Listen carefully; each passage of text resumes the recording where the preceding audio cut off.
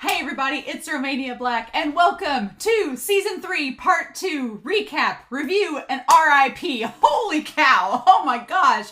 I feel like I've been in a rush the last few weeks. It's been the holiday season, it's been New Year's, I've had plans with family, I've got plans to go out of town for New Year's for the first time in like 2 years since the whole pandemic started. So I've been trying to get all of my recording done ahead of time.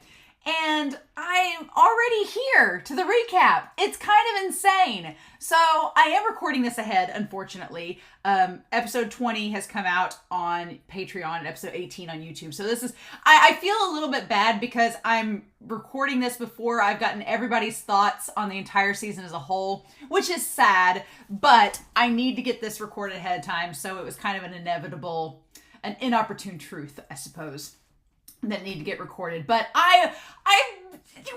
is there to say? Where do you start? Here's the thing. This series, I realized at the end of season 3, as if it wasn't apparent already, as if I've not spent hours upon hours rambling about this show, but it just came to full fruition this episode with episode 22 that I love this series, and it may be one of my favorite anime I've ever watched. Because I don't know a story, it may be one of my favorite pieces of media that I've ever come across, because I don't think I have devoted the amount of time I have delving into the analysis and into everything with this series that I have with anything else I've ever read or watched. I don't think I have. I just don't think so. Not to this extent. So it's kind of insane that we're here at the end of all things. Season 4 is next. It's the final season. It's in 2 parts, and I am gonna at least do a recap between parts 1 and part 2 of season 4, I've decided. But it's kind of insane, right? That we're already to season 4, that I've almost caught up with Attack on Titan. Insanity. So yeah, back when I was first considering putting this show on the poll was right when the last chapter of the manga came out, because I remember everybody on Twitter was like, it's the end of Attack on Titan. I was like, I'll put that on the poll and see if it wins. And here we are. So yeah, what I love about this show, though, is that it's making me question things that other shows have not made me question. And not just like things analytically or in a literary sense, but about life, about our life in general, about politics, about the way that our morals are designed, how we treat others. It's like Isayama is tapping into all of this psychological and philosophical aspects that are so crazy and doing so in a way that's really accessible and exciting and interesting and engaging to watch. And it's so powerful, this series is. And I've only teared up once, and that was in episode 18, but at the same time, the stuff I've watched from the show has resonated with me so much in the last 6 months. It's kind of insane. So yeah, what I love about the show is that it's taken a different approach with each season. Season 1 was solely an action shonen. Season 2 was that horror psychological. Season 3 was getting to mythology and fantasy elements. And then now we're in a freaking war movie in part 2. And I have a feeling that theme is going to carry over into part 4, into season 4, absolutely. But the crazy thing about this is several of you noted in episode 20, you're like, okay, episode 20 of season 3 of Attack on Titan, the prologue's over, now you can start the rest of the story. I do, and you know what? I agree with y'all. It feels like Isayama spent 3 seasons. He spent 56 episodes, 56 or 55 episodes to build up the story and the prelude to basically the final arc and the actual main event story of the series. It took him that long to do a preamble, and then here we go. It's kind of insane, but it's so true. And some of you commented on episode 20 about how the basement blew other reactors' minds or they were confused or whatever. No, the basement was the biggest Christmas present possible. It was such a justification. It's all the answers finally. And here's the sad thing. Here's the thing. Here's the thing about this. It's lulled me into a false sense of security, and I'll talk about this at the end of the recap. But now, when episodes 20 and 21 happened, you're like, oh, we've gotten answers.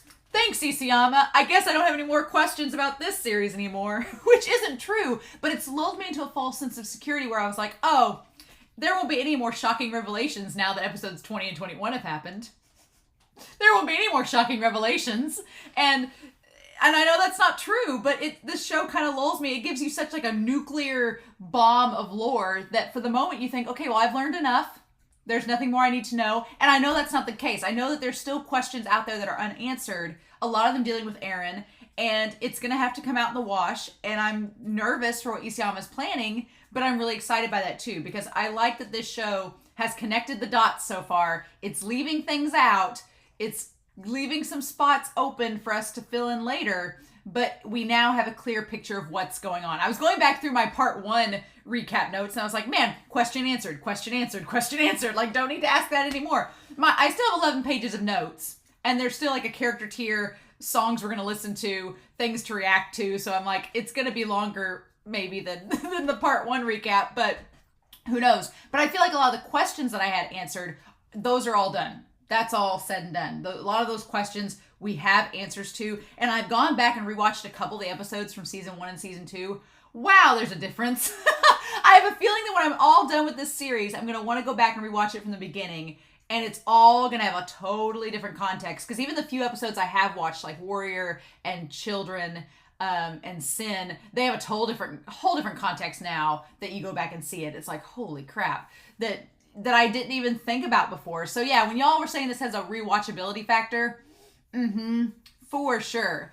But we need to talk about this part 2, because I feel like seasons 1 through 3, everything came full circle, right? In the craziest of ways. Everything tied back to season 1. It all makes sense. And it's like, okay, the whole story, circle of life, we're all done. My big question was, okay, now what? Because obviously we're setting the stage for this battle between the Eldians and Marley. How it's going to end, I have no clue. I have no clue what this battle will even look like. I have no idea. That's the startling thing. I've always had, going into this series, an idea of where we were headed. Like, even going into part 2, I was like, okay, we're going back to Shiganshina. There's going to be the basement. There's probably going to be a confrontation with Bertholdt and Reiner and the Beast Titan. What are we going to do after that? We don't know, but you expect those things. Now, with this series, going into season 4, I have no clue what to expect. There's going to be war, probably. There's going to be death, probably. What we do during that, though, not a clue. And it's the best feeling, having no idea what's going to happen. And I will say, we did it. I made it through 3 seasons without being spoiled. Please, please don't spoil me in season 4. I'm going to probably have to watch ahead. As much as I like watching in real time and incorporating the comments episode to episode, I'm going to have to watch ahead. Because, 1, I want to get closer to catching up to where season 4 part 2 is going to come out as I'm recording part 1.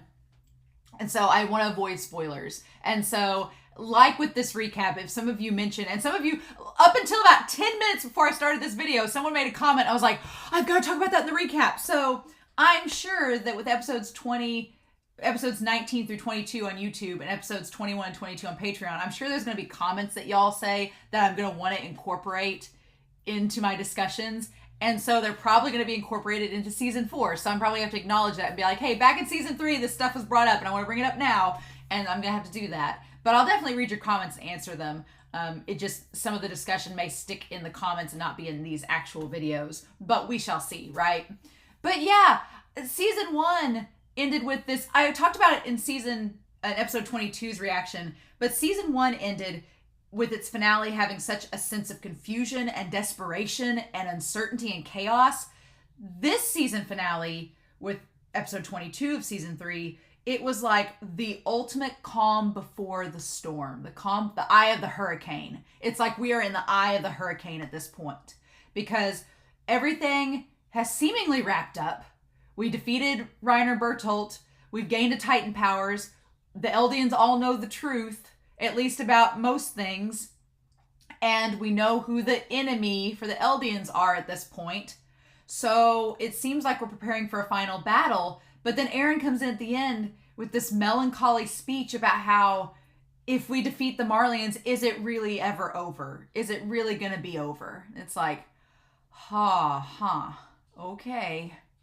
Okay. So there's a lot to talk about. There's a lot to go into. I brought Whiteboard Coon out. I'm probably in season 2 and part 3, I went ahead and wrote on Whiteboard Coon, but I'm going to probably use him in real time in this because it feels like the timeline's going to be a little bit different and stuff now that we have it all established, right? So we have a lot to go through, and I want to go ahead and get started. So God, there's so much to talk about. So much to talk about. And I talked about restructuring this recap, and I kind of have a little bit, but it's still sticking with the same. I'm a creature of habit. I'm a Taurus, so I have to stick with my guns. But we are going to recap the plot, the timeline, the questions answered from part 1 that was still being asked, expectations and theories, the themes that stood out and resonated, tying it in with the ranking of the episodes, the top 10 overall episodes. God, the ranking this season, what even is it? And then I want to rank the OVAs too, because at this point I've watched all the OVAs, might as well talk about them in full. And then the ships, obviously, Isayama's like, you ain't getting broke. I feel like Isayama was broken up with a lot, and so he's projecting his anger about his breakups in this series. And then talking about the characters, the tier ranking, who's safe, aka no one. And then character song reactions. There's a live action video reaction I want to do. And then season 4 predictions, which the season 4 predictions, I'm going to go ahead and spoil it for you. There's not a lot because we're kind of in no man's land at this point, right? We've had the history and the backstory, everything set up, and now it's time to just dive right in, say a prayer, and hope that it all works out. So yeah, why not? But all right, we need to start off though with our toasts, okay? And I've poured myself a stiff drink, a cocktail for this. Our first toast is going to be to Klaus, Marlene, and Dirk's squad from episode 16. We actually went several episodes without any losses. I was like, man, episodes 13, 14, 15, we didn't lose anybody. And then episode 16, Perfect Game, started the downward spiral of losing everyone. So Klaus, Marlene, and Dirk, we didn't really know much about their squads, except they were trusted by Erwin. And we know that Marlowe and Flock were part of their squads. That's about it. But they were 3 characters that did get names, so we ought to honor them. So cheers, 3 drinks to each of those individuals from episode 16. R.I.P. squad members. Yeah. All right. So, what's happening? I feel like the sad thing is, I don't know how long this recap's going to be, but it's going to be funny if it's not as long as the discussion for episode 20, because that was over 3 hours. I feel like episode 20 solved so much of our questions and established an insane timeline. But you know what?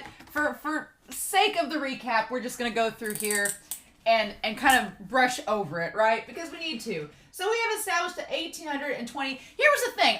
My math was off in the episode 20 because I was looking back. I was like, oh, it was 1820, and then it would have been 180 years later would have been the present time, the 2,000 years to you in the future sort of thing. So I don't know if that's suggesting that because it was like 60 years off, if like the epilogue of Attack on Titan, like at the very end, it's going to be where it is 2,000 years exactly. Because that would be like 60 years off from the present timeline. I don't know. Or 40 years off or whatever. I'm not sure if that's how they're going to do it, but anyway. So if we're looking at it, it was 1820 years when Grisha was like 10. And that was, let's say, 30. I'm going to guesstimate that we're going to say 1850 years ago. Which is funny because 850 is like the year when the whole series starts. Why not? So we have the idea of Ymir Fritz. That she makes the contract. The funny thing about this series is that we don't really fully get the idea of, is it a contract with the devil? Was it a gift from God? It depends on your perspective. But in any case, she gained the power of the Titans. However you view it, there's the power of the Titans that she gains. Now, it was established that 13 years is as long as she had the power. So we're going to say 1850 years ago. So then if we go back to that and say 1837 years, then 13 years later, Ymir Fritz dies. All right. So then, and then the 9 spirits are the 9 Titans that we know today. So we have that, right? And then for about 1,700 years, they decide to form the Eldian Empire. So for like 1,700 years, and honestly, it's a pretty veiled allusion to colonialism. It is. It's an allusion to colonialism in a lot of ways. You can, at least that's what I think. I think it is an allusion to colonialism. Now, you can argue depending on where you are located and, you know, how your history is in your culture. You can tie it to a lot of things, but I would tie it to colonialism. Seems fitting that it's alluding to that. So let's see. I'm not a math major again, so my math, 1,700 years later. So we go down to 137 years ago. Supposedly, there is a great Titan War that starts, right? Something like that. And then 107 years ago, the founding Titan retreats. And then we go back to basically, at this point, it's been 6 years, is where by the end of episode 22, it had been 6 years since Shiganshina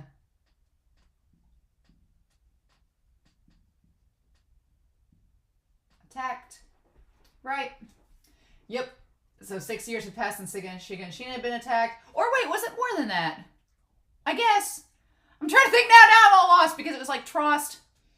Yeah, it'd been 6 years since Shiganshina. And then 5 years later, it's technically been a year since Trost. Okay. And that is where we're at now in the present time. So that's like a little highlighted thing here.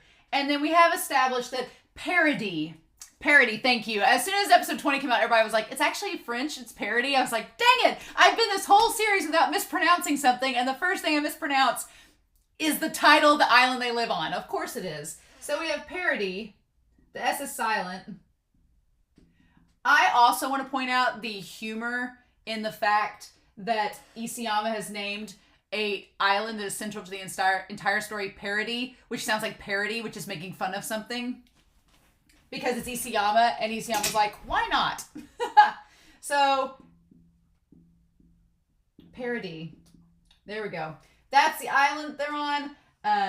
Got the 3 walls inside of it. That's where we're at. It's like a bullseye. It's like a giant bullseye. Of course it is, right? When you think about it, isn't that funny?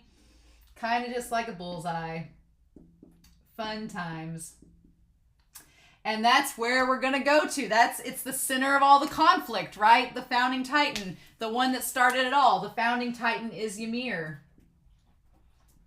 Goes back to Ymir. Now, Ymir is not the one, as far as we know, that has the whole King's Will thing imbued in them. For all we know. We don't exactly know. That's one of the questions that I have is, who was the king at the time that decided to go inside the walls in parody? Like, who was that king? And I'm assuming in season 4 we're going to find that out, because we still don't know about the king in the season 2 ED that had the 3 children. We still haven't tied back to that. And I feel like that's going to be something in season 4 that's not been answered yet, that's going to tie back to it. But yeah, the founding Titan is Ymir, and then there's the 8 other Titans that are with them as well. And so I'm going to put down them over here, right? 1, 2, 3, 4, 5, 6, 7, 8. Right? We had the attack Titan. We've got the colossal Titan. We have the armored Titan. We have the female Titan. We have the beast Titan. We have whatever the heck Marcel is. Still don't know. We have the pack mule. I'm just calling it the pack mule. Nathan Hardy called it that. Or the quadruped. And then we have the unknown Titan. The mystery flavor, right? So yeah, we have all those, and we've learned different things about what's been going on in here, that's been going on in this world. But yeah, the timeline, we've all been pretty much caught up to the present at this point. Like I said, it came full circle back in episode 20 of season 3, and now we have our bullseye, which is parody, and we've got them versus the world across the sea. But mainly Marley. Marley is our representation of the world at this point, because we don't know anything else outside of Marley, other than that is a big dominant country that takes up most of the continent. So there we go, right? So yeah, so pardon me for spelling parody wrong. It's great. Now the weird pianist noted, which I thought was really cool, that the actual map for the world in Attack on Titan, we said it was based on Earth, but the weird pianist noted that you actually, if you flip the map of the world upside down and mirror it, then you get the Attack on Titan world, which is really cool. I thought that was really neat. But they noted that basically the island of Parody is pretty much where Madagascar is, and Marley is where Africa is. Which I think that's kind of interesting because it's sort of the center of the world, right? When I look on a globe and I think of, let me throw a thing in the center, it's basically, it's Africa, right? So I think that's interesting. Very intriguing that it's based on a real world place, which is pretty cool. Now, again, as far as what is happening in this story, I wanted to make note. I went back and rewatched Warrior the other day, which was a lot of fun. And it hit me just how much the line, "you damn traitors," that Eren tells Reiner and Bertholdt, it's actually pretty true. Because a lot of people, some people in the comments were like, well, Reiner and Bertholdt, that whole line now, they weren't actual traitors. And I'm like, they kind of in a sense are though, because even though they were working for the Marleyan government this entire time, they're Eldians. That's so easy to get to forget, right? They are Eldians just like Eren and all the others. But because they're working for the Marleyan government, they've had to work against their own people. And so they are kind of traitors, right? But there's a reason why they're doing it. They quote unquote, they didn't have a choice, right? So they have things that they are a slave to, just like we are, just like the Eldian people are, you know? So it's interesting. And also, going back and rewatching, Nathan Hardy noted in episode 13 of season 3, part 2, and it blew my mind, Nathan, when you said this. You're like, go back and look, and right as they're riding into Shiganshina, there are mounds of dirt with tubes in it, and those were Eldians that were buried alive underground until the moment the Beast Titan signaled, and they turned themselves into Titans. And if you go back, there's a shot. It's like one shot. It's like 1 second. You don't even notice it unless you're looking for it. But there's a little tiny mound of dirt that they ride past, and there's a tube sticking out. They were there waiting the whole time. It's absolutely batshit insane. Which does beg the question. So the Eldians that were underground, were they told then that they had to inject themselves at the Beast Titan signal or he'd kill them? I'm assuming that's what happened. They were told they had to inject themselves. Or were they people that were of Eldian blood that had devoted themselves to the Marleyan government and were like, nah, this is just how it has to be, and they're just like suicide bombers, essentially. Very interesting, but I'm glad you pointed that out, Nathan, because I had no clue. I was like, oh my god, I can't believe this. It's bizarre, it's crazy, but that little detail, like I said, I feel like when I go back and watch this series over again, it's all just going to come out in the wash, and it's going to be like, all these things that I missed. Like, I wouldn't have even noticed the dirt mound thing if Nathan hadn't pointed it out. So, thank you. That, like, mind blown today reading that.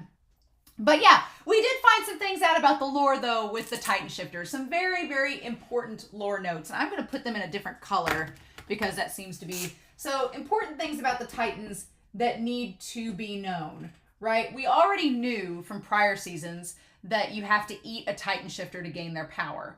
We knew that. But once you gain that power, you are only alive for 13 years as a shifter.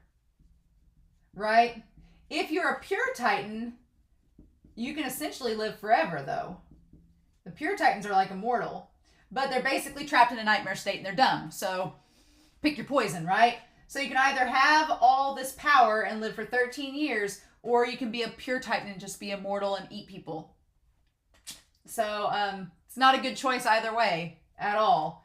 But yeah, also, if the power is going to transfer to an Eldian whether they're eaten or not.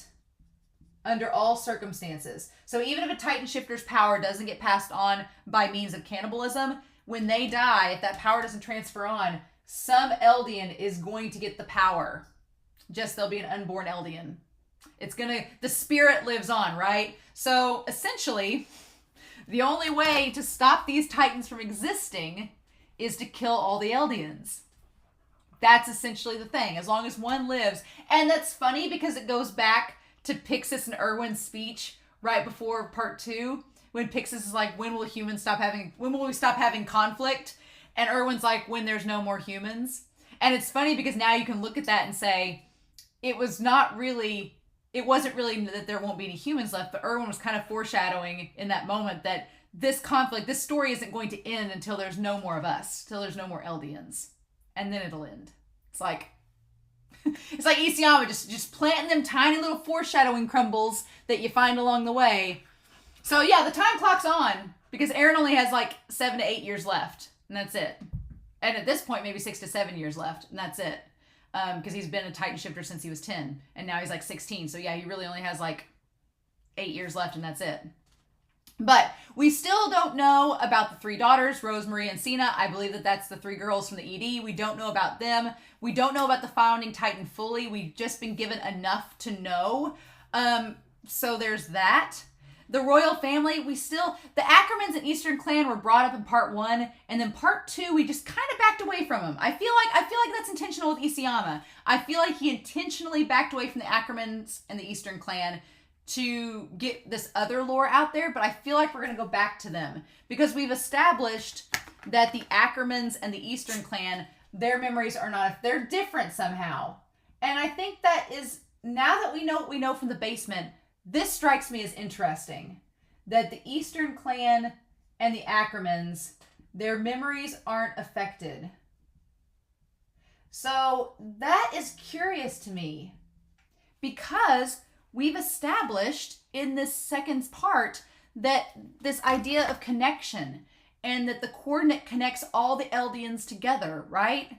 There's this established bond that they all share, especially for all of the 9 Titan shifters. I feel like they're all connected to the coordinate, right? But for some reason, so if everybody's connected, you would think that everybody's memory would be able to be altered by the coordinate. But for some reason, the Ackermans and the Eastern clans are not. So I'm curious why. Why is that? Why are these specific bloodlines not affected when we've established the idea that they're all Eldians? They should all be connected. So that's an interesting question. And obviously don't spoil me, but I have a feeling going into season 4 that's going to... Isayama has deliberately, I feel, left them out of the second part because he wants us to forget about them so that when he drops this bombshell, you're going to be like, oh! And then we're all tying back to it. So there's that. But basically, it's the world versus Eldia. It is the world versus Eldia. And at this point, we can establish the only ones who won't be affected by the founding Titan or any of the memory alteration, with the exception, well, the only characters we know of, because some of the nobles were telling Zachary that they were going to keep their memories. So we don't know exactly who those individuals are, but for our sake, we know that Levi and Mikasa are the only ones at this point that won't be affected. That feels like an important thing, since Levi and Mikasa are 2 of our most important characters at this point. Yeah. So, the coordinate. I talked about the Northern Lights deity in season 2. At the end of this season, I'm thinking, is the coordinate the Northern Lights deity? Is the founding Titan connected? Is the whole thing with Ymir Fritz, the whole thing of the ice giant, connected to... It's connected to that icy scene, the icy fields with the chasm through it. I feel like that's all connected because there was the Northern Lights above it, and then tying the whole thing at the very, very end in the post-credits with the Northern Lights coming down and going into Eren. I feel like he, as the coordinate, Eren is connected to the Northern Lights deity, or is the Northern Lights deity, because he's got Ymir's spirit inside of him. So there's that to think about. And then the idea of Eren, I'm going to talk a lot about Eren in this recap, because Eren's character has just exploded in terms of character growth and what to expect from him. But I have to say that at the start of this series, Eren has gone on a journey, right? Eren, I'm going to put him up here. And I'm going to put Eren Yeager, Eren Y, because we have Eren Krueger. But Eren has gone from feeling useless and desiring strength, right? As a kid, he wanted to join the Survey Corps because he wanted freedom. I'm going to put in freedom. He wanted strength and freedom. And he thought he was useless. To getting the Titan powers and being strong, but still feeling useless and desiring freedom. To getting to the point where when at the end of season 2, he had the strength. So having strength, resolve, and power, and still wanting that freedom. to when we got to Sin and Wish, he went through an existential crisis and realized that he had ate his dad and that things were not black and white and that things were not so hunky-dory, and went through a state where he still felt like he not only was useless, but that he also was part of the problem. And that he wouldn't get freedom because of what he'd done. Like, he had been convinced through his actions of taking the coordinates powers that this hell would never end and he wouldn't be able to get that freedom. But then, thanks to Historia and Armin and the others, he realizes, and through his mother's words of Carla saying that he's special, he realizes his worth. He's not useless. He has his resolve and is still seeking freedom. So it's one of those things where he kind of abandons the whole thing where he's like, oh, I've got to be the strongest person to succeed. It's like, no, he's like, I have a power that's been given to me.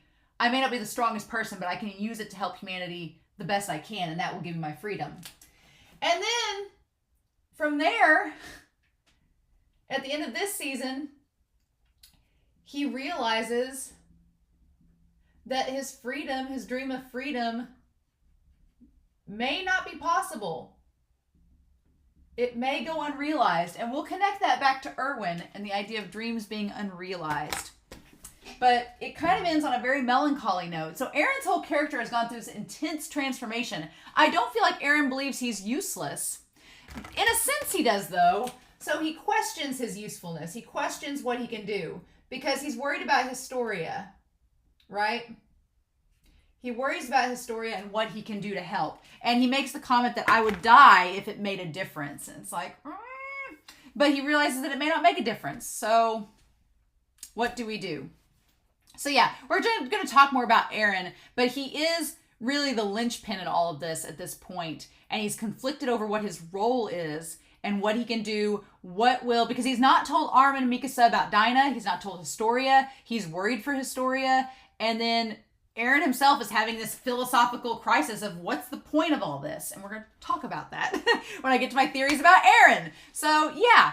And then, yeah, Historia is taken over as Queen of the Wall Kingdom.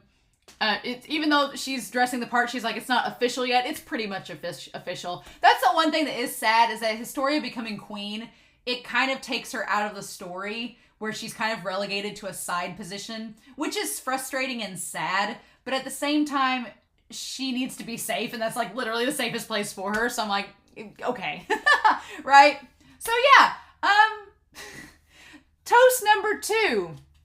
At this point, that sums up pretty much where we are. I'm going to be talking more about Zeke and what we've discovered from the basement and everything. But like I said, if you've watched my episode 20 discussion, I pretty much covered everything there in 3 hours. So if you need more discussion about the basement, we are going to recap it in here, but definitely see that discussion for the full deal. I'm already 30 minutes in, and we're only on RIP Toast 2, so we need to go. So RIP Toast 2 is Marlowe from episode 17. I was really, really sad about Marlowe dying, and I'm not going to lie, it hurts. Marlowe's death hurts a lot because he had so much potential.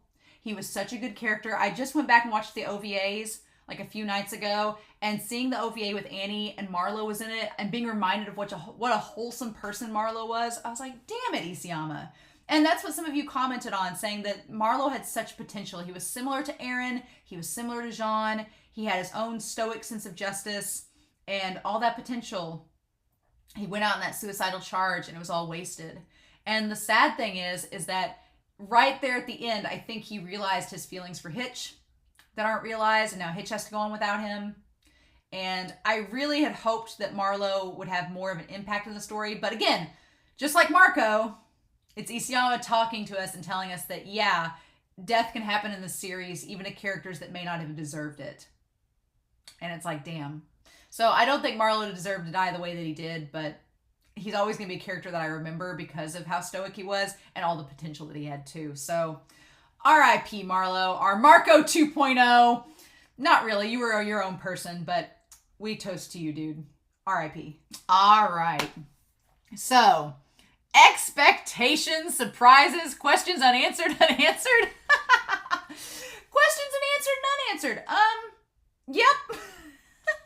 We had a lot of those. This world just gets bigger and bigger, and like a lot of you said, It's now, we've come full circle from season 1.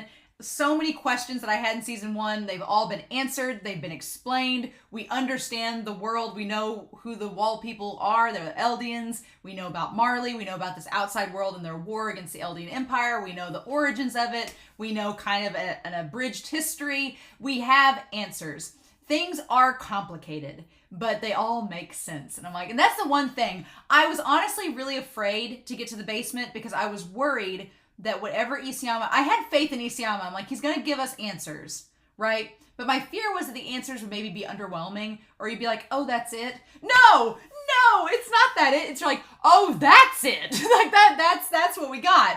So it was so much more than I could have imagined or hoped for, and I was really, really elated, and just my whole reaction to episode 20, I was just giddy and on adrenaline the entire time, because it's probably one of my favorite discussions is for episode 20, because I was just like, look at all this stuff happening. It's kind of like my discussion with Warrior, except now I went back and rewatched part of my discussion on Warrior, and I was like, oh, you sweet summer child. If only you'd known. If only you'd known. But, so yeah, this was really the preamble to the whole show, huh? Awesome. And now we have season 4 is the show. Great. Cool beans. Like 30 episodes, 28 episodes or so of things happening, which if it's 12 episodes, that's still 28. That's still a lot to go through. But yeah. So we had a battle. I had my predictions and expectations from season 3, part 1. We did have a battle. We found out about the basement. Yes. My thing is with Ymir, we don't have confirmation. I'm a stickler about, I want things confirmed. And so with Ymir, we got that glimpse in Historia's vision that Ymir had the power transferred from her to somebody else. Her Titan abilities were taken to somebody else. We got that. The question is who took her powers? And I'm assuming that she is probably dead. I'm going to consider her dead in this recap because that's as far as we've gotten with her. But I'm really sad about that. I didn't know if we'd see her this part or not. And really the only time we see her is when she gets a note to Historia. But that is really sad. Very sad indeed. Marlowe did contribute. I hadn't think that I expected Marlowe to contribute to killing a Titan shifter. He did. He did contribute in a way because he helped. If you think about it, Marlowe in the suicidal charge helped Levi get to the Beast Titan. Levi getting the Beast Titan allowed him to get back over to Eren. And from there, we had the whole thing with the Colossal Titan. So essentially, in a very roundabout way, Marlowe contributed. Even though he died trying. I had predicted that one of the Titan shifters would die and transfer power. I predicted that would happen, and we got that with Bertholdt. And maybe even 2 possibly, if you count Ymir. Had that. I feel it's fitting that at this point, we had 2 Titan shifters pass on their powers from each side. Right? That seems fitting. Connie did not die. I don't know why I had down that Connie would die. I guess I have down because I thought when he confronted Reiner and Bertholdt that would be like a fitting poetic thing for Connie to happen to him. But no, didn't happen. Connie didn't die, but 200 others did. You know, if you include the 199 scouts and Bertholdt, we had over 200 losses. Obviously, I'm not doing 200 toasts. So, but then Erwin did die. Levi did use the serum, and we got Marco's backstory. I had wanted to find out Erwin's fate, what would happen with that serum, and if we'd get any more on Marco. We did. R.I.P. finally, Marco! Don't spoil me, but I'm like, hopefully this is the last time we see Marco, because even in the Annie OVA, I was like, God, we're seeing it again. Isayama just can't let this poor boy rest. So don't spoil me, but hopefully we can finally put Marco to rest, let him rest in peace now that we've gotten the full explanation of everything with his death. I was like, okay. It's sad. I feel awful about it. I hate it, but it's done. I felt like that had resolution, finally. And then, yeah, Wall Maria getting plugged up and the others going beyond the wall. I didn't get a chance to talk about this in the one reaction. I kept saying I would, and then I realized in editing that I didn't talk about this, but there was a part of me that thought that they weren't going to go back. Or at least that Eren wasn't going to go back. Because we'd had in season 3, part 1, the part where Eren is looking out towards the sea. We had that part, and he seemed to be by himself. And so where I thought this season was going to end was that they were going to get to the other side of the wall, get to the ocean, and then Eren was going to stay behind and go and meet up with Zeke. That's what I thought was going to happen, was that Eren was going to offer himself, which doesn't make any sense, right? Because he's the coordinate, right? Well, how does that make any sense? But in my brain was like, well, what if Eren goes off on his own? Or I thought that there's a chance that Eren, maybe in the basement, there was talk of maybe another Titan shifter, like the question mark Titan shifter that Eren would go find and learn more about somehow. I'm glad I was wrong, because it doesn't make sense, because one, he's getting all of Grisha's memories. He doesn't need to go find another mentor. Grisha is literally his post-mortem mentor. But also it makes no sense for him to go to Marley by himself, because he'd just be handing himself over to the other Titans. So glad neither of those theories were true. But for a second, I thought Eren was going to end up on his own, right? Or that it'd just be like him and Armin and Mikasa. I thought for a second that maybe the three of them would stay behind because Armin's the Colossal Titan, and then something else would happen, but it doesn't make sense. So I'm glad I was wrong. But for a split second, I thought they weren't going to go back. They were going to learn something in the basement that would make them not want to go back. And we'll tie this into Eren, the theory about Eren, but because my theory with Eren is back on again. But yeah, I'm glad that I was wrong about that, and that they did end up going back to the walls. So, surprises! Surprises! Armin getting Colossal Titan powers. What the heck? If you had told me at the beginning of this series, if you had asked me who would become a Titan shifter in this series, I would have said Levi, for sure. I would have said Levi was going to be a Titan shifter. I would have said I wanted Erwin to become a Titan shifter. Funny that I wanted Erwin to become a Titan shifter for all these seasons, and now I've changed my mind. I'm like, no, they made the right decision to make Armin instead, which we'll talk about that. But I would have pegged Levi becoming a Titan shifter. I would have pegged Erwin becoming a Titan shifter. Once we knew it was Eren, those three definitely were the ones I had pegged. Armin was like at the bottom of the list, like as far away from possible. I was like, there's no way Armin will become a Titan shifter. Haha. Funny times, indeed. Yeah. So that was a huge surprise. It all makes sense now. Thematically, it's like, no, it makes perfect sense that Armin's the Colossal Titan. It all adds up with his character, everything. Because if you think about it, Bertholdt being like the quiet, calm, collected one, Armin, same deal. It's like, makes perfect sense, right? Zeke being revealed as Grisha's son. I had a theory for a while, as you guys saw in the episodes, that Grisha and Zeke were related. I thought that he was Grisha's brother. Nope, he's not Grisha's brother. He's his son. Nope, absolutely. It's like, holy crap, he's his son. Yep. So that adds a whole nother angle to it. It's also pointed out on Patreon that Zeke, Eren, and Grisha's Titans all have pointy elven ears, which I think is interesting. I went back and watched episode 20 again and 21, and Krueger does not have elven ears, so it must be a trait. And that's kind of a foreshadowing thing too, right? Because, oh my god, just thinking about it now, yeah, it's total foreshadowing, because Eren's always had the elven ears, and then Grisha's Titan in part 1 of season 3 had the elven ears, and if I'd been thinking about it, back in season 2 even, Zeke's sitting there scratching his ear the whole time like, hey, look at my pointy ears. Aren't those kind of like Eren and Grisha's? If that was Isayama's way the entire time of telling us that Zeke was related to them, Isayama, I will write you a strongly worded letter of praise. That's so bonkers. Okay. Good to note. So thanks for telling me that. The entire episode 20 backstory basically was all a surprise. The idea that Dina was the smiley Titan for one, that she was royalty, that he had a wife before Carla and a son before Eren. Yeah, all that surprising. Everything in episode 20, total surprise. The suicidal charge that Erwin had them go on in episode 16, I had not pictured that happening. That was a big surprise. That Levi actually owned the Beast Titan in battle. We need to talk about that, because you know what? I'm sure y'all were just snickering at your screens as I was sitting there being like, I don't think Levi's going to do well against the Beast Titan. And you're like, just wait. And then, yeah, he totally owns him in the most epic battle possible. And it's interesting because it totally changed my perspective about Zeke at that point. At that point, Zeke was no longer as scary as he'd once been. At that point, I was like, okay, so the Beast Titan is seeming... I started out with the Beast Titan like Mike, right? Where I was terrified of Zeke as the Beast Titan. I was like Mike in season 2, episode 1. I was like, oh my god, this Beast Titan. And then as the series goes on and we learn more about Zeke, the Beast Titan is less scary and just more tragic, right? And so I feel like we don't have the full scope of Zeke's story yet.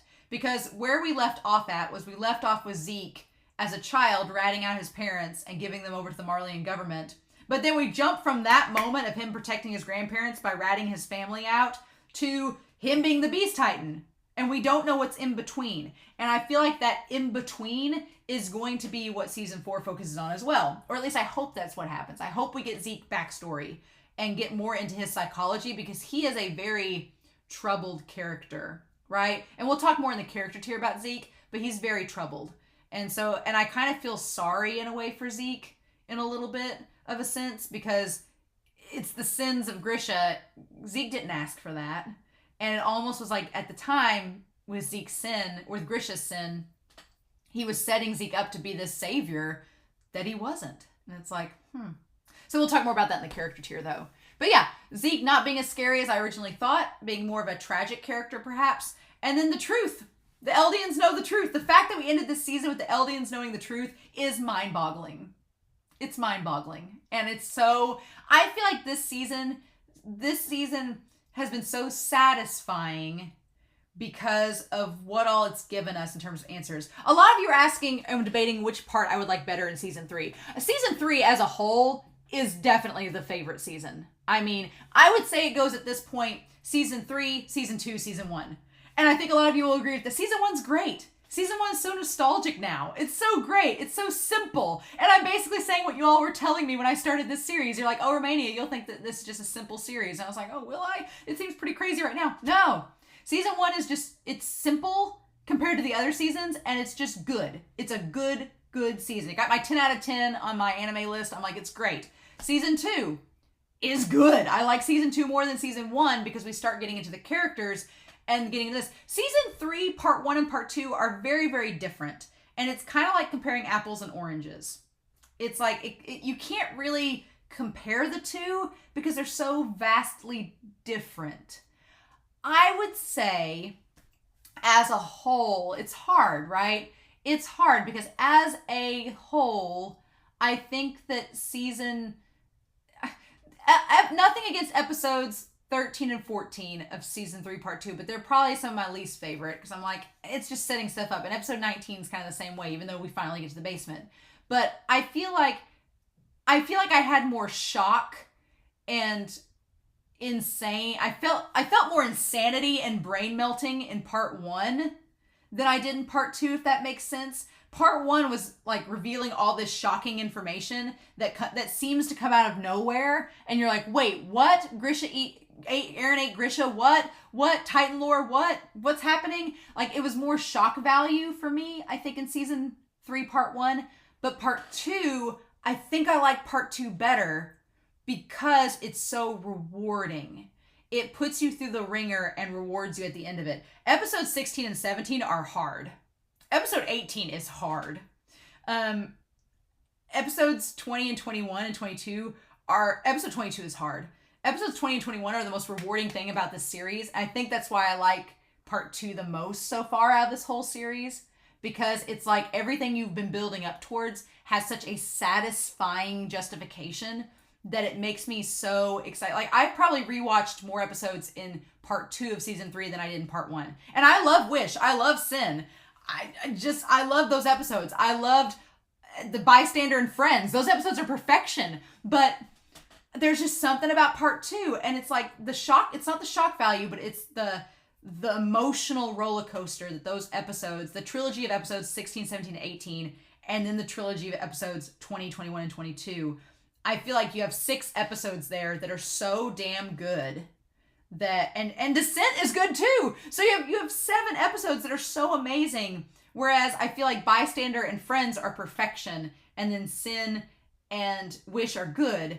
But I feel like as a whole, season 3 is amazing. But as a whole, I think part 2 I like a little bit better because it's more my jam. It's more that history, that justification, that lore, tying everything together, the story, the plot elements, the character development. It all happens more, I think, in part 2 of season 3. And that's probably why I like it a little bit more. But again, apples and oranges. And I say that and I hate saying it because I love part 1 of season 3. So as a whole, season 3 is pretty much immaculate storytelling. I think we all can agree. Whether you like part 1 over part 2 or whatever, I think as a whole, season 3 is like immaculate storytelling. and animation and action and character development, it's just leaps and bounds above season 1 and season 2 for me. But that's just my opinion. If somebody told me they like season 2 the best, I wouldn't judge you at all. Halcyon days, right? But yeah, okay. So let's get into RIP toast number 3, which is going to go into our dear sweet Moblit. Our dear sweet. Technically he died in episode 15 during Descent, but we didn't get confirmation of it until episode 18. So I put him after Marlowe. But God, Moblit. I had death flags on Moblit since season 2. But here's the thing Isayama does. When you think that a character isn't gonna die, when you think a character is gonna die and they have death flags, Isayama does this funny thing where they kind of like get you to forget about it, and then you don't think that they're gonna die, and then they do. So with Moblit, I had death flags on him, like as far back as season 2. But then Isayama had him like helping out Hanji with the investigation in part 1 of season 3. He was doing all these other things. He was contributing to the cause, and you just kind of forgot about those death flags. And then of course, he dies during a selfless act of saving Hanji. That's the thing Isayama likes to do. He's like, let's make this character do this really selfless act, and they're going to die from it. It happened a lot in this season. Quite a bit. So Moblit was really cool. He was Hanji's right-hand man. I loved his character, especially when he grabbed Sanus' hand and he was like, you don't understand, that's Captain Hanji, and did that. He's just such a fun character, and he was the long-suffering subordinate of Hanji Zoe, and I kind of shipped him and Hanji towards the end there, which again, when we get to the ships, we'll talk about how Isayama wants to crush your romance and your soul, so can't have that. But Moblit was just a really good character, and I'm really sad that he's gone now, because I feel like Hanji and Levi are kind of in the same boat, where the people they care about are dead. And it's like, welcome to Pain Town. So, R.I.P. Moblit. We love you, and you will be sorely, sorely missed. All right. So, there were still, despite all the questions being answered with Season 3, Part 2, there were still some unanswered questions from Part 1, and I want to make note of those moving forward. And I'll have more questions at the very end for Season 4 in general. But the questions that weren't answered from the last recap review on RIP that I did was, is Ymir actually dead? Are there more Titan shifters? We know that there's another Titan shifter we've not met yet, so there's that question still of who that is. Will we get to see the warrior crew's hometown? And yeah, you could argue that Marley is the hometown, but I distinctly want to know where these characters are from. And don't spoil me on this, but like I want to see if in season 4 we do any type of backstory on Reiner, on Annie. We got in the OVA glimpses of Annie's backstory with her father, but we don't know a lot about it. And then we have nothing on Bertholdt, nothing on Reiner. We know a bit about Zeke. The Pack Mule. Will we get Pack Mule Titan origins? I want Pack Mule Titan origins, damn it. I want to see what he looks like, he or she. I want to see what they look like when they're not the Pack Mule. The Pack Mule could be a woman. We don't know. Don't know. But I want to see Pack Mule Titan origin story. That's what I want to see in season 4. And so, yeah. Speaking of Annie, though, Annie is like, the OVA made me realize, the Lost Girl OVA made me realize she's still trapped. Annie, is she ever going to get out? I feel like Isayama just wrote her character off and was like, yep, she's trapped in the stone. We're not going to worry about her right now. Yeah. Is Annie ever going to be back into the story? That's a big question. She's like essentially she's a Titan shifter, so you would think they've got to get her involved back in the story eventually, even if it's for her to die. So when's that happening? I'm so curious, y'all. I'm so curious. I feel like it's going to suck if she comes back in the story for 5 minutes and then Eren or somebody kills her or somebody eats her and it's like, what even is this? So yeah. And yeah, the Beast Titan. The Beast Titan. How did Zeke become the Beast Titan? I feel the tragedy of Zeke's story is that he's kind of a self-fulfilling prophecy in the weird. It reminds me a lot of Oedipus without the incest. Well, possibly without the incest. I don't think Zeke would ever like get up with Historia, but that's creepy and weird. No. No crack pairings there. But I feel like Zeke is kind of a self-fulfilling prophecy in the most tragic of ways. Because Grisha wanted him to become, he was of royal blood, so he wanted him to become the Beast Titan so that he would be the savior of Eldia. And he ratted out his parents because it was just too much. And he didn't want to do it. And he didn't want his grandparents.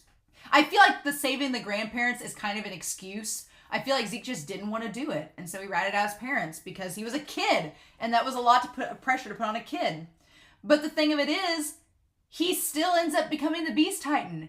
He's still going after the coordinate. He's doing exactly what Grisha wanted him to do from the start, except he's doing it for the Marleyan government instead of the Restorationists. So, in the weirdest and most tragic of ways, Grisha's desire for Zeke to go out and get the coordinate is exactly what Zeke's doing. Unless there's a third option, unless Zeke has another plan once he gets a hold of Eren. He said he was going to rescue Eren. But I'm like, if he rescues Eren, if they're going to kill him, how is that rescuing him? So the only thing I can think of is that Zeke has another plan. Zeke has a third plan that's different than the Marleyan government and maybe different than Grisha's. If he just rescued Eren to like help him, and to have Eren help him with like this vigilante group, then I'm like, you're basically the Restorationists. So Zeke's character is still hard for me to read. I definitely get more about his character now and he's more tragic, but I feel like he's a self-fulfilling prophecy and I want to know more about Zeke's life between ratting out his parents and where we started at in episode 1 of season 2. I need more context there and I'm hoping season 4 we get it. But yeah, there's still so much hype for season 4. Y'all said, some of you said that season 3 is your favorite, some of you said season 4 is your favorite, but all of you in all the comments have said that season 4 gets bonkers. And I'm like, yes, please. It's been a bonkers ride through season 3. I'm ready for it. I am. At this point, now that I know what I know, the lore nuke was activated. My third eye was open, as y'all say, and I am ready for seeing what else has been left unsaid. Because, like I said, I've been lulled into this false sense of security. This show is making me think that everything's, I've got all my answers. I don't need to question anymore, but I know that's a lie. I know Isayama has more truth bombs, and it's just a matter of when. Isayama just gave us so much he gave us so much info in 2 episodes, like it was going to tide us over. And he's like, okay, here you go. And I just have a feeling that he's got like a grenade behind his back, and he's going to throw it when we least expect it. And I'm excited for that, but I'm also very nervous. So there's still so much we don't know about the entire situation. And so I'm curious going into season 4, like the hype is real. I'm really excited to get into that and see what all happens. But yeah, so with that being said, we need to talk about dear old R.I.P. Toast number 4, Bertholdt from episode 18. Bertholdt, my dude, where do we even start? I'm going to talk about him in the character tier, so I'm going to keep our toasts for the Fallen relatively short, but I feel so bad because at the beginning of this series, I was making fun of Bertholdt being like, he has the personality of a wafer cracker. Like, what the hell is Bertholdt, you damn lackey? Like, where's he in the story? Like, season 1, he was mostly absent from, and I was like, where's Bertholdt been? And then season 2, Bertholdt came back, and we find out that he's the Colossal Titan, and then since then, Bertholdt, I feel like I felt bad for Bertholdt at the end. Because it seems like Bertholdt, he had the horrible task of keeping Reiner in check with Reiner's multiple personalities, and he loved Annie but couldn't tell her because there was the mission. So he had unrequited love. He had to keep a guy with multiple personalities in check. He had the burden of being the Colossal Titan, one of the strongest Titans with the most power. And he also had to help be like analytical. He had to deal with Marco's death and the burden of that.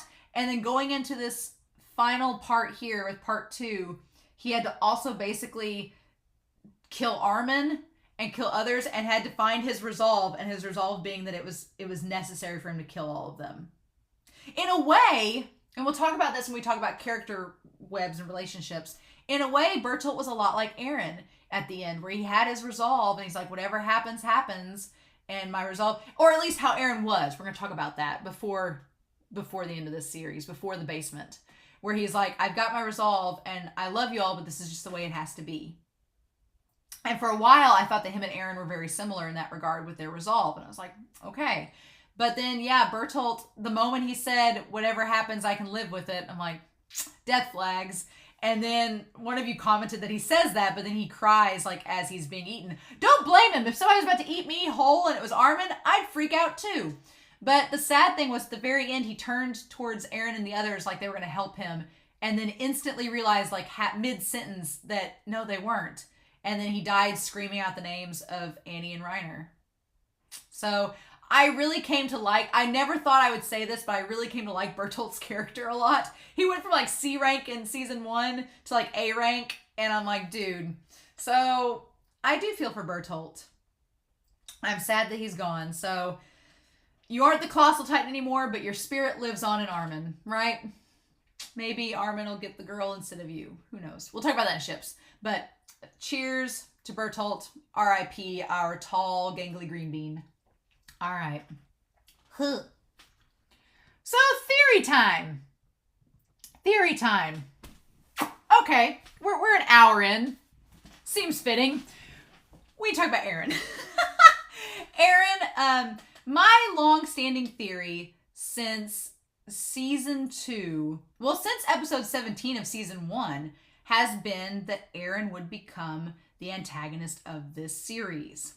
Season 2 and season 3 part 1 kind of put a big damper on that theory because Eren went through massive character growth in this series. Season 3, I'm kind of amazed, and I'll talk more about Eren as a whole in the character tier, but season 3 has made me fall in love with Eren's character a lot, and I also feel really bad for Eren's character a lot. And at the end of season 2, my antagonist theory, like the damper was put on it, and then by the end of part 1 of season 3, I was like, man, I really don't know if Eren's gonna become the antagonist anymore. I guess that theory was just bollocks. Nope, we're back on! Because at the end of this season, I was like, oh, nope, Eren is going to become the antagonist. So hear me out. This is my long-winded Eren is the antagonist part 3, 3.0 theory. We're going to talk about this. So, let's establish a couple things about Eren, first and foremost, that we have had explained in more detail in this second part of season 3. The one thing I really like about Eren's character that we've developed in this season is that he cares a lot for Armin and Mikasa. Thank God, because it's been known that Eren has cared for Armin and Mikasa this whole time. Like we've known that, right? We've known that Eren cares for Armin and Mikasa. But the thing about it is that Eren's not up until season 3, Eren was not a emotional person except when he was in rage mode. Like season 1 and season 2 Eren, for the most part, when he was in rage mode and was really angry and frustrated, he was very emotional. But otherwise, he didn't really express to us, the audience, express his compassion and concern for the other characters. Now, we see through flashbacks, starting at the end of season 2, that he does care a lot about them. And it's great that we see that.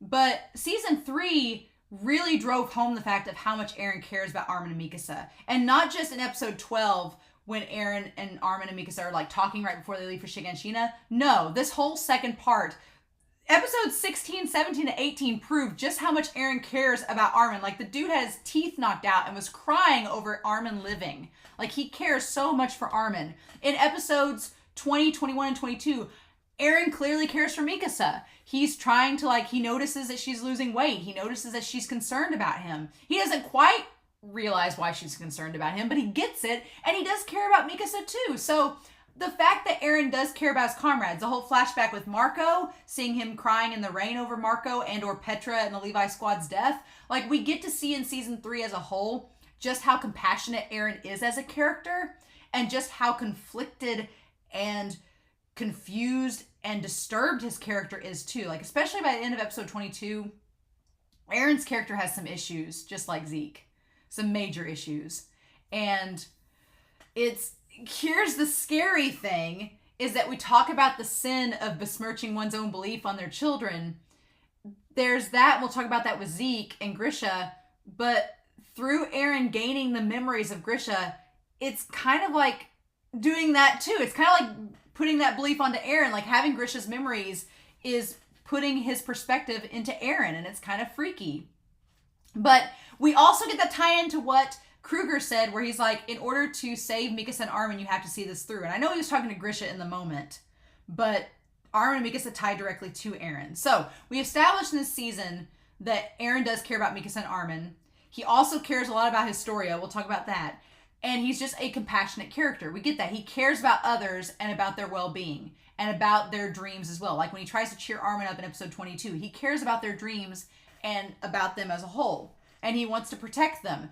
All I could think about after episode 22, all I could think about was that, has there been any AMVs of Eren to Gangster's Paradise? Because, don't link me, I don't want to be spoiled. But all I could think about is the lyrics from Gangster's Paradise. Because if you think about it, when Eren's supposed to die, he's going to be 23. And so all I could think of was that Coolio song. He's like, I'm 23 now, but will I live to see 24? The way things are going, I don't know. I was just like, that's all I could think about with Eren as a character, is he's going to die by the age of 23. So the death flags are set for Eren. He's going to die. He's not going to make it to his mid-20s. We've established that by the end of this season, which is terrifying. So they're on a ticking time clock. So Eren only has a limited amount of time left in this world. He only has 7 to 8 years, which is not a very long period of time. And so the idea that Eren can die, that threw a whole wrench into my theory originally too, because I talked about in previous recaps how, what if it was like a Code Geass situation? And just skip forward 30 seconds if you don't want Code Geass spoilers, but starting now. But in Code Geass, Lelouch basically convinces the entire world, and I talked about this in the last recap, to make him the enemy, and then he dies so that both parties get united that way. But as we've seen established, end of Code Geass spoilers, as we've seen established in this series, just because Eren dies doesn't solve the problem. If Eren dies, it would be one thing. It would be one thing if Eren dying would solve the whole issue of the founding of the coordinate and the attack titan. That would be one thing, right? That would be one situation, correct? If that happens, then fine. That you could argue that, okay, Eren's going to die and he's going to solve the conflict that way. And he'll be like the end all. I had the thought running through my head. I'm like, okay, what if the only solution to this whole problem is that Eren dies and that'll solve the story, right? That if the founding titan dies within Eren, then the game is over. There's no more founding titan and the other titan spirits like die away or something like that. Maybe that's the case. Like all the founding titan spirits. It would make sense that all the spirits are connected through the founding titan. Like that's the Aurora Borealis deity. All the 9 founding titan spirits are connected, and the center of it is the founding titan themselves. So for a while, up until episode 21, where we get to the reveal about the titans' powers passing on, when episode 20 hit, I was like, okay, in my head I was thinking, if Eren dies, then he has the coordinate and the attack titan powers. When the coordinate dies and doesn't pass on, that's it. Game over. All the other titan spirits will die. That will be the end of the series. And at that point, I was like, okay, Eren's going to die. But then episode 21 happened, and we get the reveal that Eren's only going to live 7 or 8 more years, and then he will die. But it won't matter, because even if he dies, the power goes on to an unborn Eldian child. And I was like, so that doesn't solve the problem. So Eren dying is not going to be the end-all be-all. Like, normally in a typical shonen or another story, that would be the end-all be-all, and then the game would be over. But that's not the case here. So the only thing that is questionable about that is, will the coordinate powers go to some random person that's not related to the Fritzes? That's the only question at this point. But assuming that that's the logic, yeah, it would. The founding titan powers would just go to some random person who could scream and control the whole population. That's terrifying, right? So, yeah. So that kind of tampered with my theory just a bit, right? So I don't know exactly how that's going to fit in. Eren is going to die. It's not a matter of when, it's just a matter of how at this point. So, but getting back to my antagonist theory, Eren has carried the savior of humanity boulder for like most of this series. And now that we know that Eren literally means saint, I'm like, okay, there's like a Christ metaphor there. There's a Messiah metaphor. I get that. It's not lost on me. But I'm like, here we go again. The big question now is that Eren, that since he has Grisha's memories, Eren's concept of freedom, we're going to talk about that in the themes here in a little bit, is being questioned and being tweaked and re-altered. And it's like, the big thing now is, can Eren find the answer to solving the conflict? It's not, will Eren solve the conflict? It's, what's the answer? What is the best way to go about this? Because that seems to be what Eren is questioning at the end of episode 22. He's questioning, okay, how do I solve this problem? how do we keep history from repeating itself? Because at the moment, it seems like history is about to repeat itself and people are going to die in a war that's not going to solve anything. So what's the answer? And so that ties into the whole idea of Eren caring for Historia. Eren has been established to care for Armin and Mikasa, but he also cares for Historia, and he wants to keep her safe. And now that Ymir is supposedly gone, it's like Eren's kind of Historia's only friend left. Because, I mean, yeah, Historia is friends with other members of the Levi Squad, Mikasa and the others, sure. But the closest people she's been with throughout this whole series have been Ymir and Eren. And so now that Ymir's gone, and Historia, even if Ymir's not dead, Historia thinks that she's dead. So now it's like Eren is the closest person to Historia, but Eren's keeping things from her.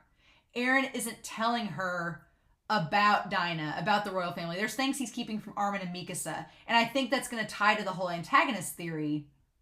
Because the question is, if Historia dies, where's the coordinate powers going to go to? Because the only people left are Zeke and Historia, right? And you could argue that Zeke could have a child, and that child could gain the coordinate powers. You could argue that. Or Historia will have a kid, and that kid could gain the coordinate powers. There's that. So we just don't know, right? But I talked about in the last part, in season 3, part 1, I was like, when I was talking about shipping and Eren and Historia together, I was like, what if Eren and Historia got married? What if they had a kid? But now that we've seen Grisha's flashback, I'm like, would Eren actively repeat the same? Because we've established that whole thing. It is a terrible sin to besmirch your own beliefs on your children. That seems like a big theme from Isayama. So I'm like, that throws a whole wrench to my idea of Eren and Historia having a kid together. Because I'm like, one, it would directly parallel Dina and Grisha. Weird. But two, I'm like, would that kid end up being like a Zeke 2.0? Would Eren put that same burden on his own child if it was with Historia that Grisha put on Zeke? The idea of gaining the coordinate powers. It's like, what do we do with that? So, I don't know. I feel like that's not going to be the case. And plus, I don't think Eren would want to have a kid with Historia and for that kid to gain the powers, because then it's going back to the whole King's Will thing. That kid is just going to be controlled by the King's Will all over again. So that whole theory is kind of, the whole theory about Eren and Historia having a kid together, I'm dropping it for now, or I'm putting it off to the side because I don't think that's going to happen. Because one, there's too many parallels to Grisha and Dina and Zeke. And two, it's not going to solve anything because we're just going to go right back to the same problem with the King's Will. So tossing that aside for the moment. But I do want to comment on, since Eren has gained Grisha's memories back, when Eren, and this is all related to the antagonist theory, I swear, it's all coming back to it. But since Eren became humanity's ace, and he gained back the memories from Grisha, and he's seeing how history is repeating itself, I'm wondering, and this is tying to Eren becoming a third-party antagonist, if Eren is not necessarily going to inherit the King's Will that the Fritz and Rhys family would inherit, but if Eren is slowly creating his own King's Will, if that makes sense. Because if you think about it, Eren is gaining Grisha's memories and he's seeing how history is repeating itself. And I wonder if Eren's going to put 2 and 2 together, that maybe the founding Titan over the course of 1700 years, really, because if you think about it, the founding Titan transferred from person to person for 1700 years, for at a period of 13 years. So if we think about that, if we do the math for 1700 years before it went to the founding Titan that went into the walls, before we got to that part, if I'm doing the math here, 1300 or 1700 divided by 13, it went through over 129 different holders. 129 different people saw the same thing happen over and over and over again for 1700 years. Yeah, 129 people saw the same, 129 generations. So essentially there's been 130 generations of Titans that have seen the same thing over and over again. And so at that point, it makes sense that the king, the founding Titan, was like, screw this. I'm at least gonna, if nothing is getting solved, I'm gonna run away. Because that's my only option at this point that I can think of. And we'll just try it and see if it works. So I'm wondering if, even though Eren can't access the memories directly from the founding Titan, if he's slowly realizing through accessing Grisha's memories that history is repeating itself and maybe coming to the same conclusion that Uri and the founding Titan came to. And so my question is Eren going to form his own version of the king's will that he thinks is trying to solve the problem. The whole idea of no good deed goes unpunished is so visceral in this series, especially in this season. The idea of Grisha's sin, the idea of the good deeds of Krueger, of everything, it's all coming full circle. Of Erwin, of Levi, everything's coming full circle in this. And Eren having this new outlook on what's going on between Marley and Eldia, this new outlook. He knows the truth. He knows the truth, right? The Krueger says there is no truth, but Eren at least knows the lowercase t truths that have been told throughout Grisha's timeline. It's altered Eren's perception. And back when part 1 started, Eren was like, I just have to kill Reiner and Bertholdt and the Beast Titan and we'll be free. But by the end of this season, Eren is seeing the flaws in that logic. He's seeing like, no, it's not going to be enough, because now we've expanded that. It's not only that we have to kill Bertholdt and Reiner and the Beast Titan, now there's other Titans we have to take too. Now it's a whole population of people. It's a whole government. It's a whole civilization. It just keeps expanding bigger and bigger. And Eren's realizing that these 2 people that I thought I could kill and get away with and it would solve all our problems and we'll be free, that was a lie. That was the joke. The joke is that it's just going to keep getting bigger and bigger. It's going to be an endless amount of people to slaughter for you to be free until there's just Eldians left. It's the Eldian Empire all over again, right? And Eren's having to deal with that, right? And so we see Eren going through the motions with this information in the last episode. And if we take what Eren knows about himself, he knows he's not special, even though Carla's words kind of contradict that. He knows that Grisha has been established as special in Eren's eyes, and Eren has the backstory in his family origins. Eren is this saintly metaphorical representation for Eldia at the time, right? And then we have the scene with Eren and the Titan in the ground. The scene with the Titan in the ground with Eren is what, and I swear I'm getting back to the antagonist theory. I've talked about it for like 20 minutes. It's fine. I'm getting back to it. But here's my point. I had to do all that backstory of how Eren's character has grown this season to get to this point. But my point is that in that scene in episode 22, when Eren sees the Titan in the ground that's basically been sludging itself through the dirt to get as far as it had gotten, and he keeps Flock from killing it, and he says, don't, this is a fellow patriot. It's tying to Eren's understanding of the big picture and seeing that killing something like this is not solving the problem, so just don't, right? And so that idea that Eren's starting to connect the dots and see the bigger picture is crazy, because it's getting to a point where it's like, okay, Eren is starting to realize kind of maybe what the Founding Titan was getting at and why the Founding Titan went and hid. And not that it was cowardly, but because the Founding Titan just didn't see any other way. And we don't know the circumstances.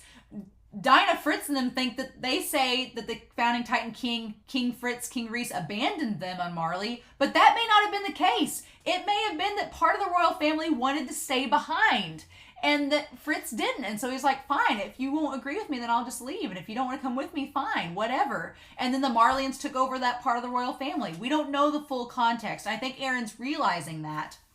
But the problem is that I think this is setting up that Eren is going to want to talk to Zeke.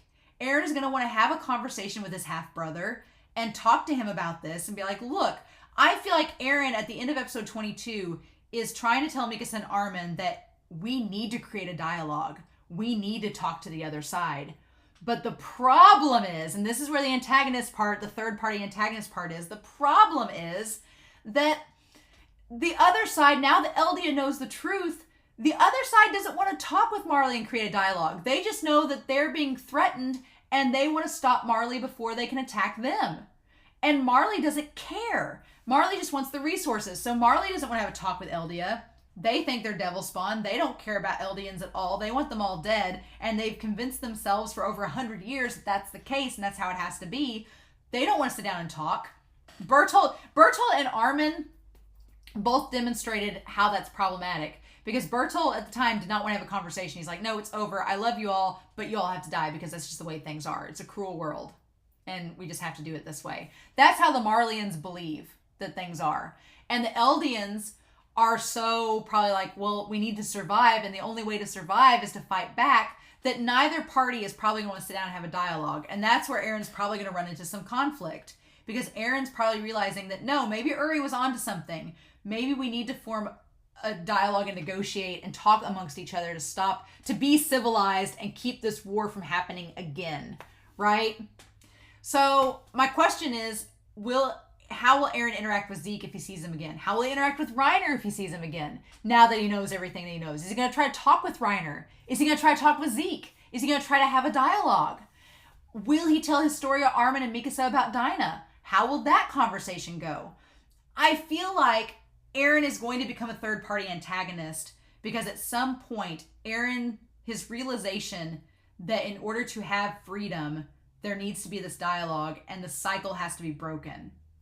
And he's going to come in direct conflict with not only Zeke and Reiner, who don't believe that, and have convinced themselves at this point and have resigned themselves to the fact that, no, this is just how the way things are. We've just got to do it. We've got to destroy the enemy, and that's all there is to it.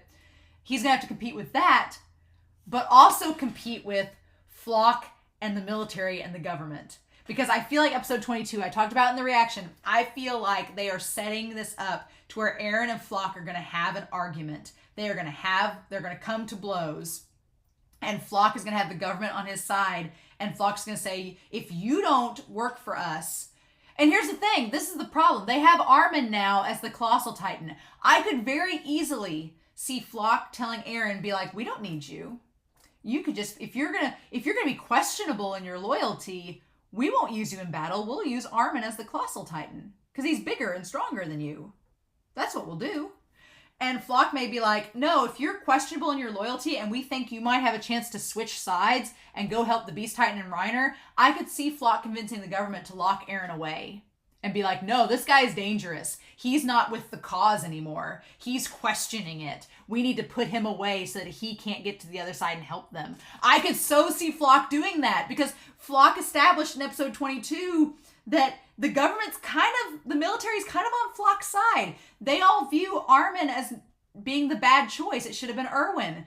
And that Eren and Mikasa were directly influencing their decisions. And so I could see Floch convincing the military and being like, no, Eren's making all this crazy talk. Eren's talking about how we need to sit down with Reiner and the enemy and talk with them. And he's not wanting to attack them. Like, Eren's a traitor. Like, I could see Floch, because he's a little shit and because he's a coward and he leans into it. I could see him convincing the government to lock Eren away because they think that he's a problem and he's not going to be loyal to the cause.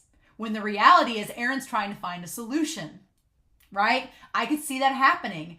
And that would force Eren to become that third-party antagonist where he's not working for Marley, he's not working for Eldia, he's trying to find a way to stop the conflict and find that third option, right? Because whenever there's a black or white discussion, there's always that third option. And I feel like Eren, after episode 22, he's trying to tell Armin and Mikasa that. He's like, what we're doing now isn't going to work. It's just going to further the cycle. We have to break away from it. But he doesn't know how. He's just telling Mikasa and Armin that there is a problem and they have to fix it. And so, yeah, I see in season 4, him and Floch coming to blows, and Floch trying to use his persuasiveness with the military to put Eren away. Or to drive Eren out. I don't think they'll drive Eren out because then he would go over to the other side. I think they'll try to imprison Eren. And the question, though, is what will Mikasa and Armin do? Because I could see Armin agreeing with Eren that there needs to be negotiation and there needs to be a dialogue, because Armin was trying to do that with Bertholdt. My only fear is that since it failed with Bertholdt, that Armin's going to tell Eren, well, it didn't work with Bertholdt, so it's not going to work with these others, so why even try? That's my fear, is that Armin does believe that Eren's right. If Eren's like, we need to create a dialogue, and Armin's like, no, you're right. But that since Armin saw it failed, he's going to question if it's even worth trying, and he's not going to go along with it. And then Mikasa said she'd follow Eren to the death, right? So I could see Mikasa trying to stay with Eren and get on board, but she has the resolve too. But the problem is that Mikasa has the resolve that the only way to solve the problem is to get rid of Bertholdt and Reiner and the others. So that's where I think it's such a visual metaphor at the end of episode 22 when Eren is like forward in the ocean and Mikasa and Armin are like leagues behind him. and there's that separation. I feel like Eren, in his quest to find that third option, to find the truth, and to find a way to save the day for everybody, that Eren is going to alienate himself and make himself a third-party antagonist. I say antagonist because I don't think Eren will become a villain. I don't think Eren is evil. I don't think he is a villain. But if we view the Survey Corps and Eldia, here's the thing. If you view Eldia and the Survey Corps as the protagonists, if you view them as the protagonists, or if you view Marley and the Marleyan warriors as protagonists, either way, Eren's views as they're developing in episode 22 are directly contrasting both sides. If you're contrasting your protagonist or being a hurdle to them, that's being an antagonist. And so that's where I think Eren is going to end up at in this next season. I think Eren, as he delves more into his father's memories, he's going to realize that, yeah, the way we're doing it right now is not helping. We have to find a third option. But what that third option is, I have no clue. But I could see Flock. The writing is on the wall that Flock is going to become... We have Reiner. Reiner and Zeke are like Eren's antagonists from the Marley side. And I see Flock as Eren's antagonist from the Eldia side. And I can just see Flock being like, this guy's crazy. Eren's crazy. He's spouting nonsense about these... Because that was another thing that was foreshadowed too, right? When Eren just spoke up in the middle of the trial and was yelling things, and everybody was kind of like, kind of crazy there, Eren. And then Eren, when he kissed Historia's hand, he was acting kind of odd, right? I could totally see Flock bending the truth and spinning that to where he'd be like, well, Eren's gone crazy. Inheriting the Founding Titan's memories incompletely and inheriting his father's memories has drove him crazy. And now he doesn't know what he's talking about. And now he's not supporting the cause. He's not being loyal to Eldia anymore. He could potentially switch sides and help out Marley. We need to lock him away and keep him away from everything. I can just see the writing on the wall. Like, it's all being foreshadowed. I feel like Flock is going to have a major part in season 4, or at least that's my prediction. I could be totally wrong. He could die in episode 1 for all we know, right? He could die in episode 1 of season 4 and I have no clue. But I just see Flock being that catalyst because he's a coward and he leans into it. And I could just see Flock just being a coward and influencing the situation to the point where it's detrimental to Eren and he has to break away from the Survey Corps.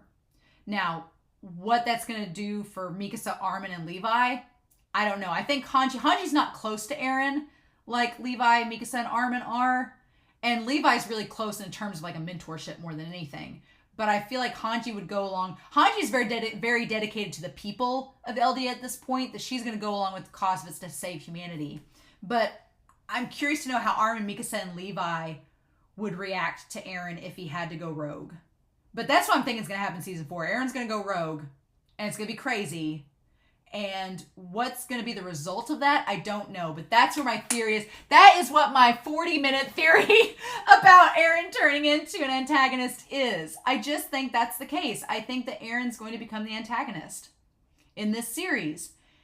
Now, whether or not Eren ends up becoming the savior of it all at the end because of those actions, who knows? But I'm sweating, so enough of this. Enough of this. It was good while it lasted, right? Okay.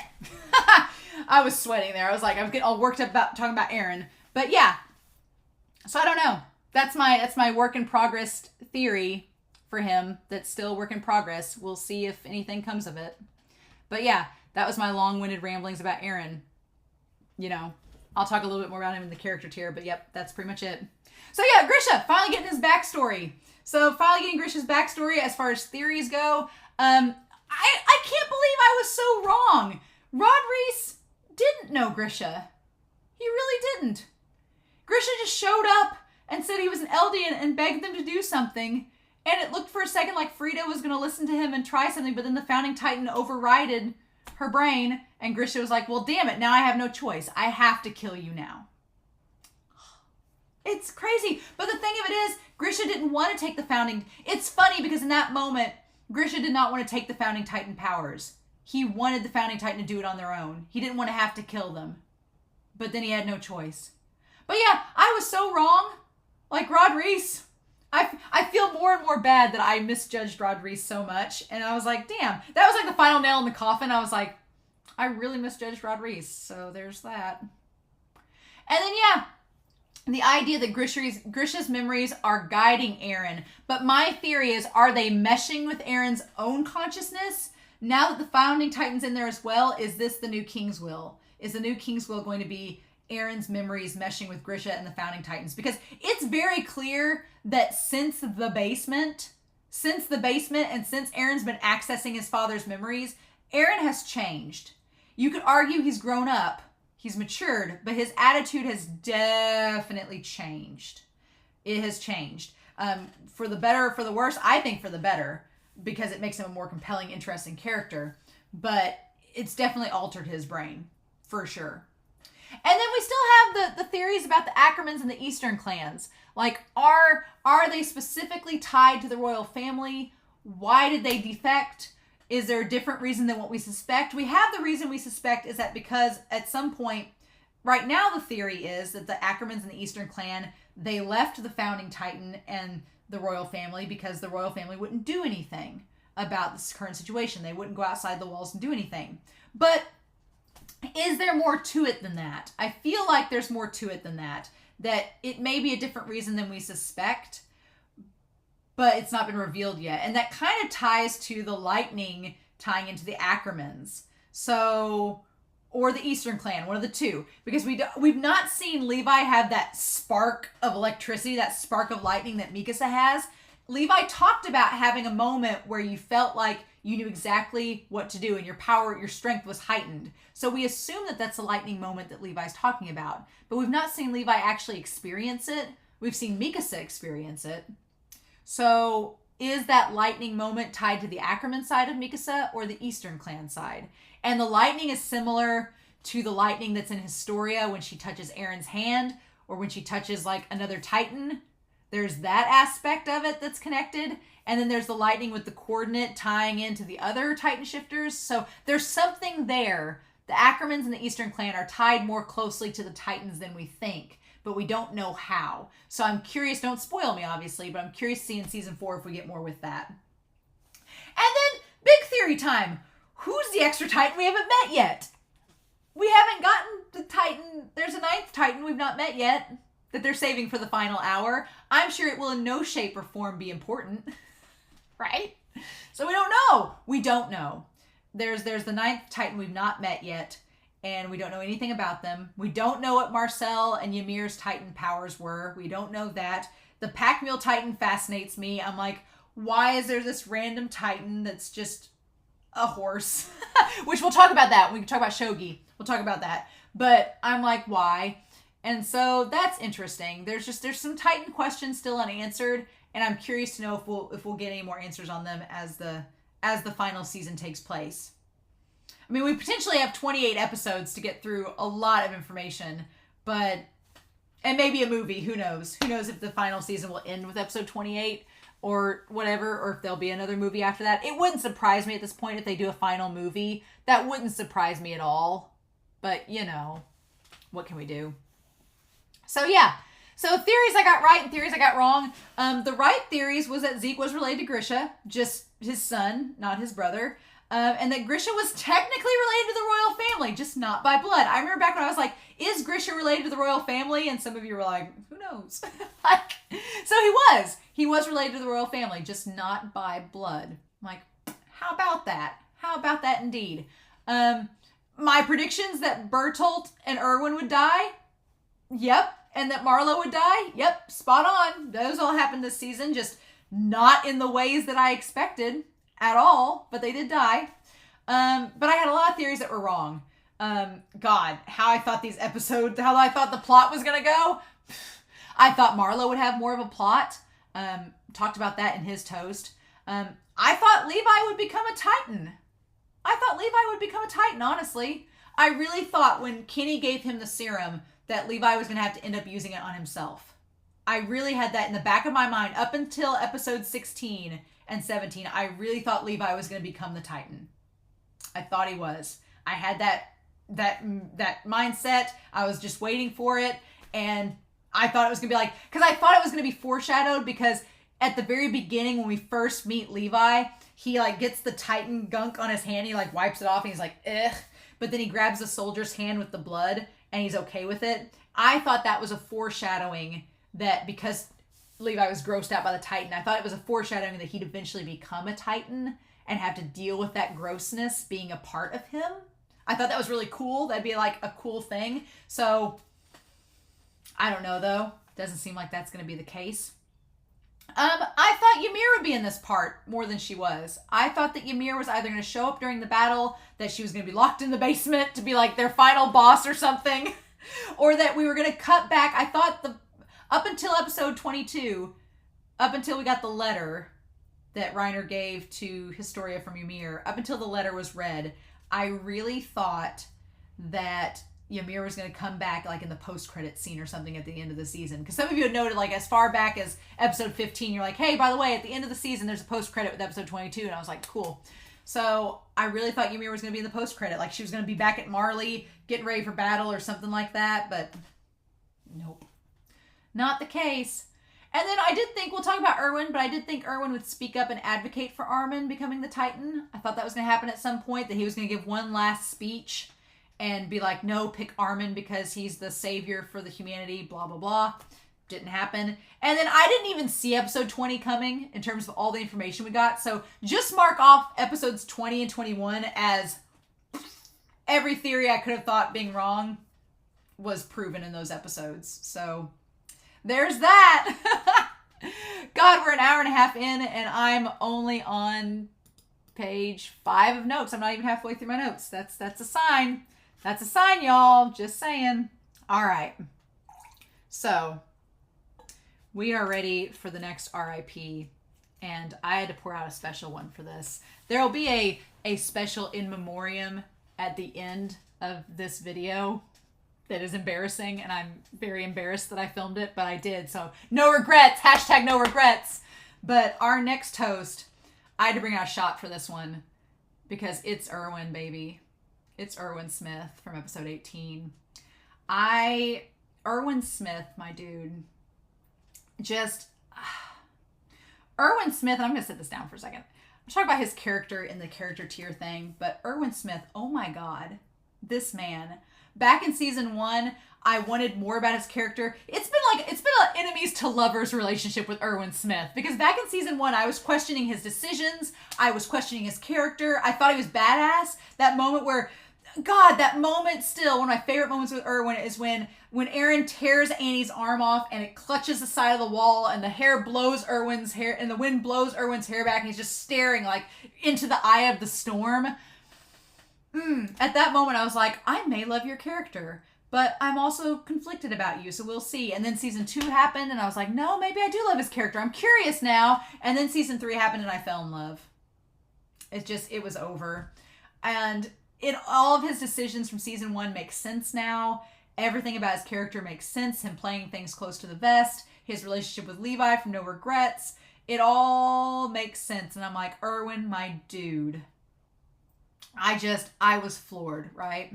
Just floored by his character and like being the most badass captain. It all makes sense now. Back in season 1, I was being conflicted about Erwin and y'all were like, just give Erwin a break. And I was like, why? And now it all makes sense. But the fact that he went out, that's the thing. He went out on his own terms. And I think that's one of the reasons Levi chose not to bring him back, because Erwin went out on his own terms and he was happy with it. He was relieved and pleased knowing that was how he was going to go out. And it's like, I wanted Erwin to become a Titan shifter so badly.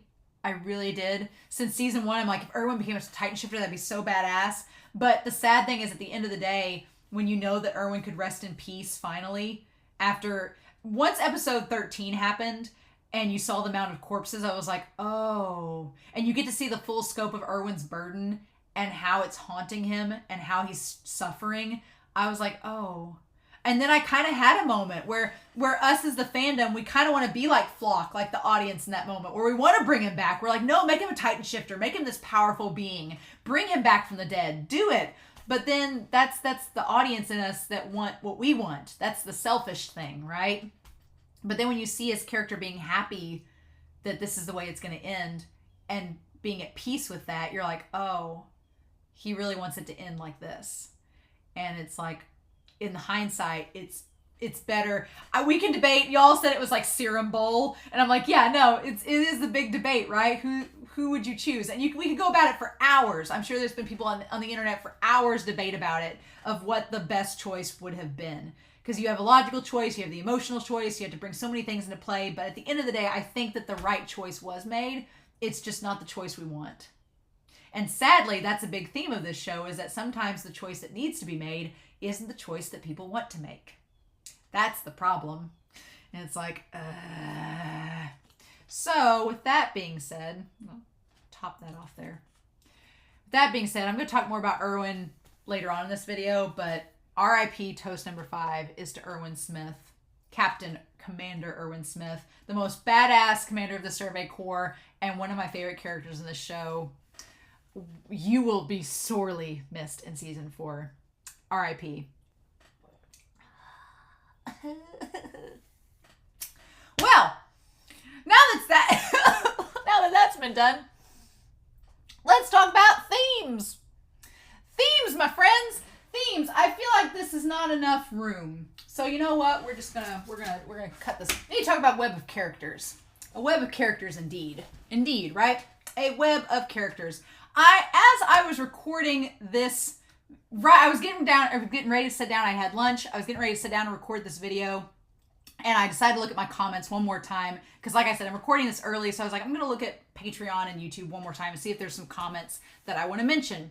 And Gabriel oh God, I'm going to mispronounce your name so badly. I'm sorry. But Gabriel Apercido, maybe I said that right. I'm not going to say it again because I'll probably get it wrong. But you had this quotation about episode 20 about General Gross that I thought was so profound, and it basically says everything I want to say about this series. And so I'm going to read it word for word. So this is a direct quote from Gabriel's comment. One thing that always struck me was Gross's speech at the wall about how people feel about this need for cruelty and horror when they live in relative peace. The dialogue between him and Grisha is almost a direct hit to the viewer, and Gross does speak looking directly at the camera, talking to us. Grisha's question about the pleasure on watching people being eaten by titans can also be asked to us that watch the show. And it strikes me how we are so grossed out with Gross's speech on how he can reason and accept giving people to titans, and then a little later, we cheer for when he's thrown to the titan. In a way, the show calls us out on our hypocrisy and the double standards, the same way Gross creates this double standard for the Eldians and Marleyans. Yep, that's the show. That's it. And that just floored me because I was like, oh my God, yeah. We sit here and we talk about how awful it is, the things that Gross is doing, but then I was cheering when Eren sliced open Bertholdt's neck and drug him out. I was cheering when Mikasa stabbed Bertholdt in the neck back in Warrior. And I was cheering when Gross got thrown down into the sand to get eaten by the Titan. It's the same thing. And that kind of goes back to when Krueger says, is it really that interesting to watch?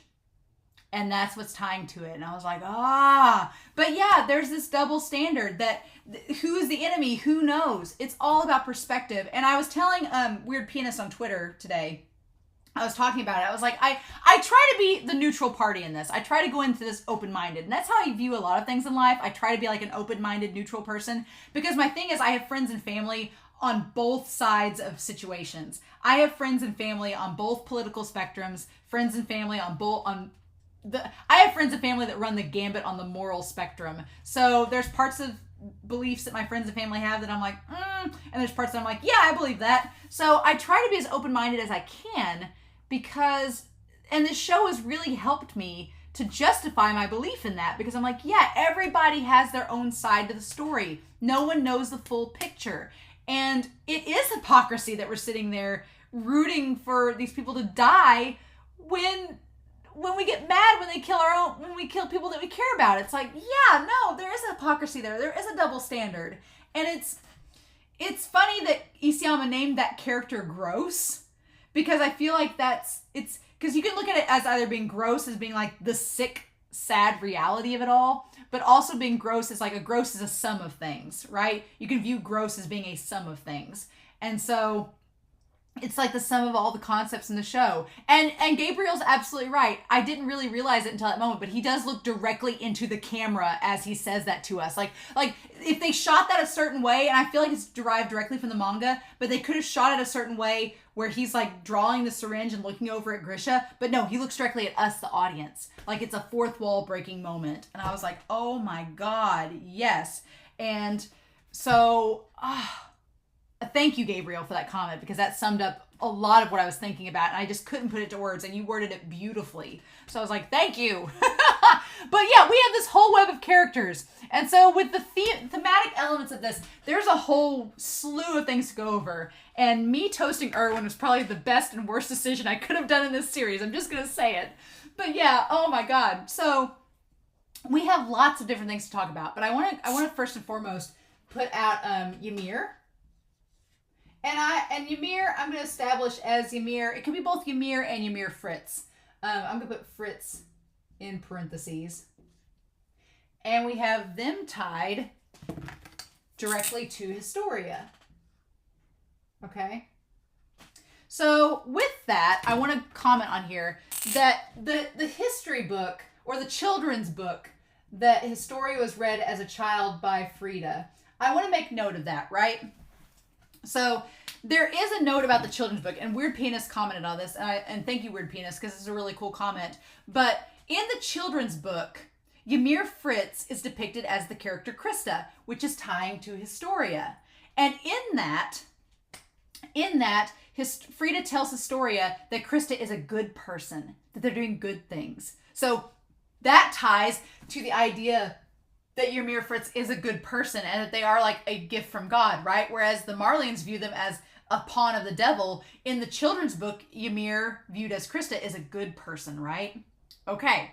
And so I also like the idea establishing with Ymir, like our current present time Ymir with Historia, both of them adopt fake names as a persona. Like Ymir, we don't know her actual real name. We just know she adopted the moniker Ymir after Ymir Fritz. And Historia adopted the moniker of Krista, which was another allusion to Ymir Fritz. So that's a funny connection between the two of them. I really liked that. But I like the idea of the symbolism of Ymir Fritz being a good person in the children's book that all of these Eldians read. It's a nice contrast to the Marleyan textbook that presents kind of the exact opposite idea, right? So yeah, there's that aspect. But then there's the concept of the hero. There's the concept of the heroes in this story, right? In this second part, we have a lot of heroes. And I'm probably going to stick to one color because it'll be easier that way. But yeah, so we have lots of heroes. Eren, we can argue that Eren is a hero in this because he does get Bertholdt in the end. Armin's name means hero, and he's definitely the hero of this arc, right? Armin is the big hero. But also there's Levi, there's Erwin, there's Hanji. Technically, there's Moblit included in there too. There's Mikasa. And you can even argue that there's also Flock.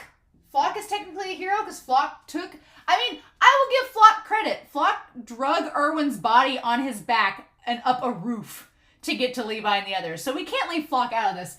And you know what? For the sake of the Titans side, for the warrior crew, I'm going to put the Pack Mule Titan.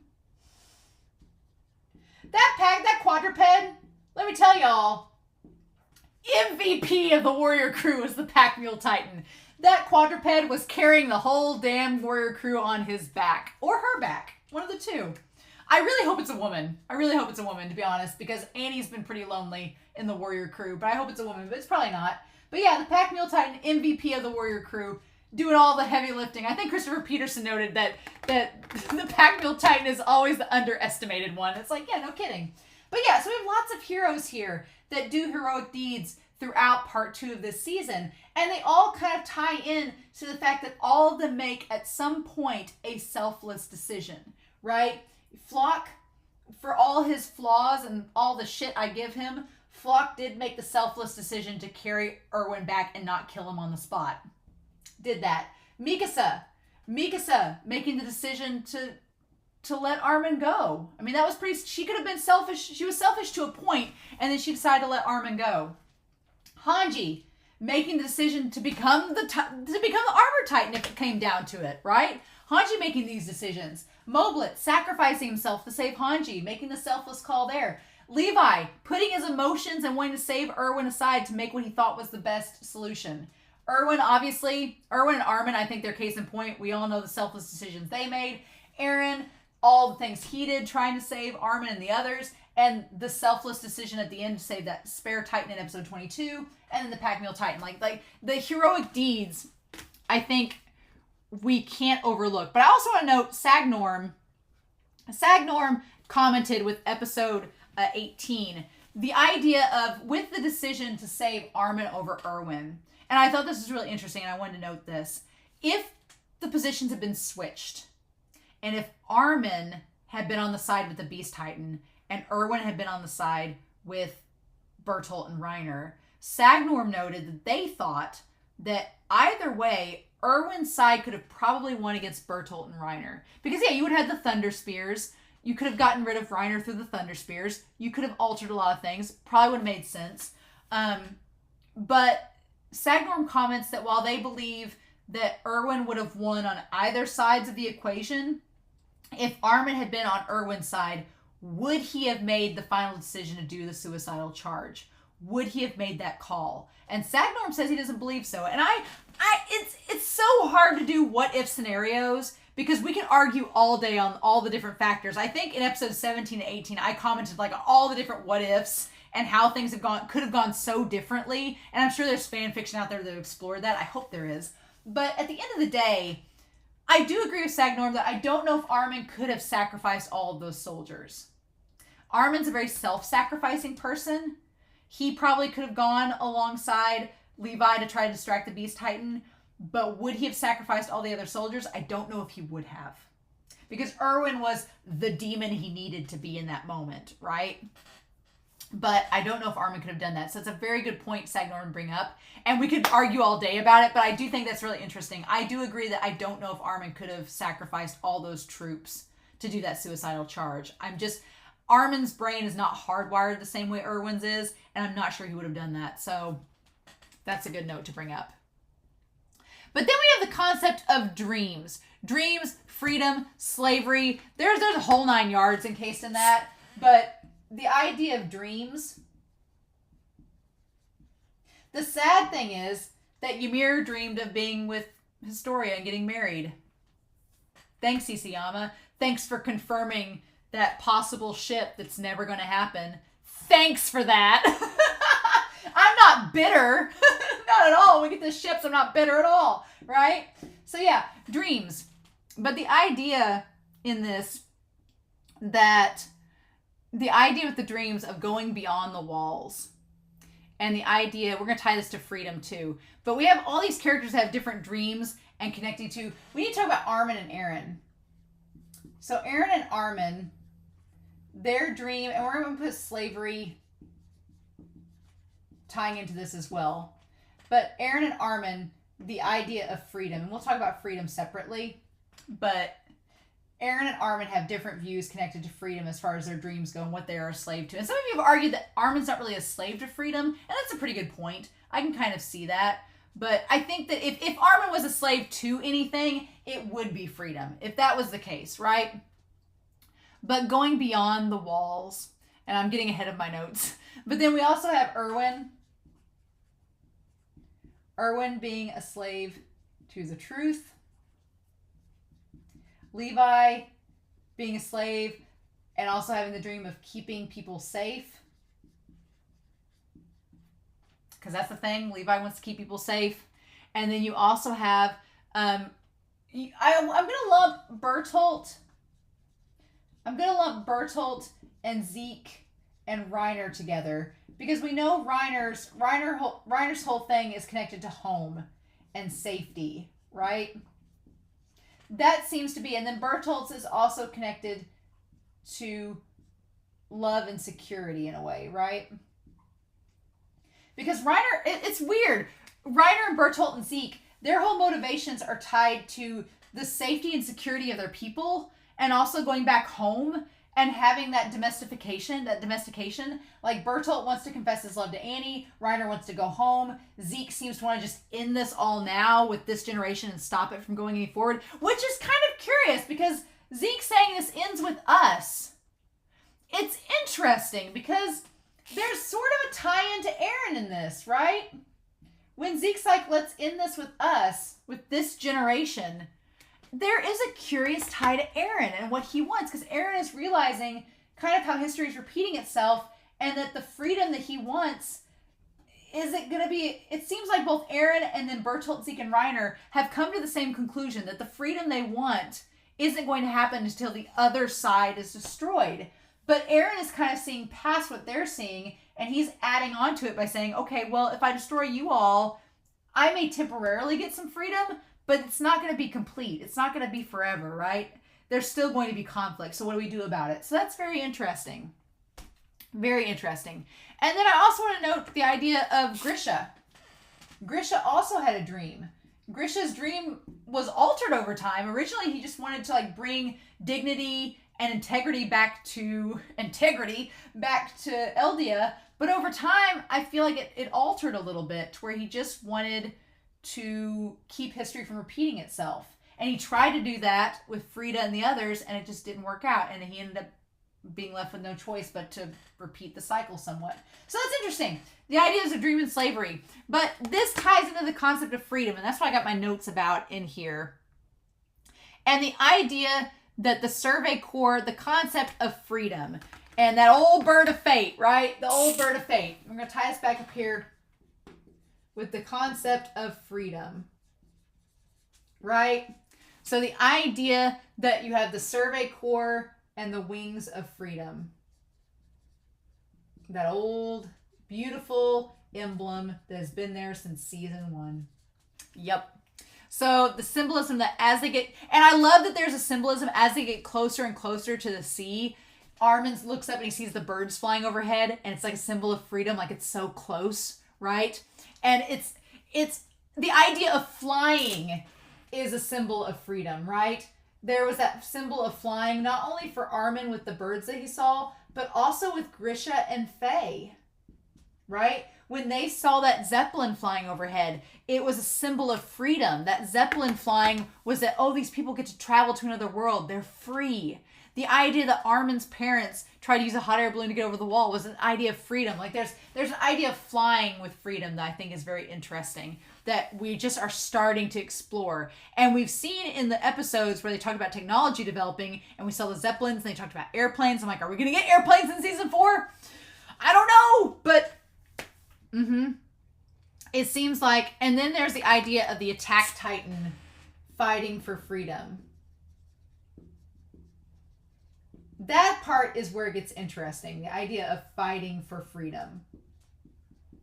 That you have to fight for that freedom, right? Because that kind of flies in the contrast and flies in the face of paradise, right? Of paradis. Because as Uri set up with Paradis, Uri set up that if they just stayed within the walls of Paradis, they could have freedom because it was keeping all the Titans in. It's just nobody from the outside is going to get in and we can be free that way. But as Grisha and Krueger note with the Attack Titan, that they're always fighting for freedom, that may not be the case, right? And Eren's starting to realize that the way they've been doing things is maybe not working. So there's that. But that ties into the idea of Eren and Armin's dreams of going beyond the wall.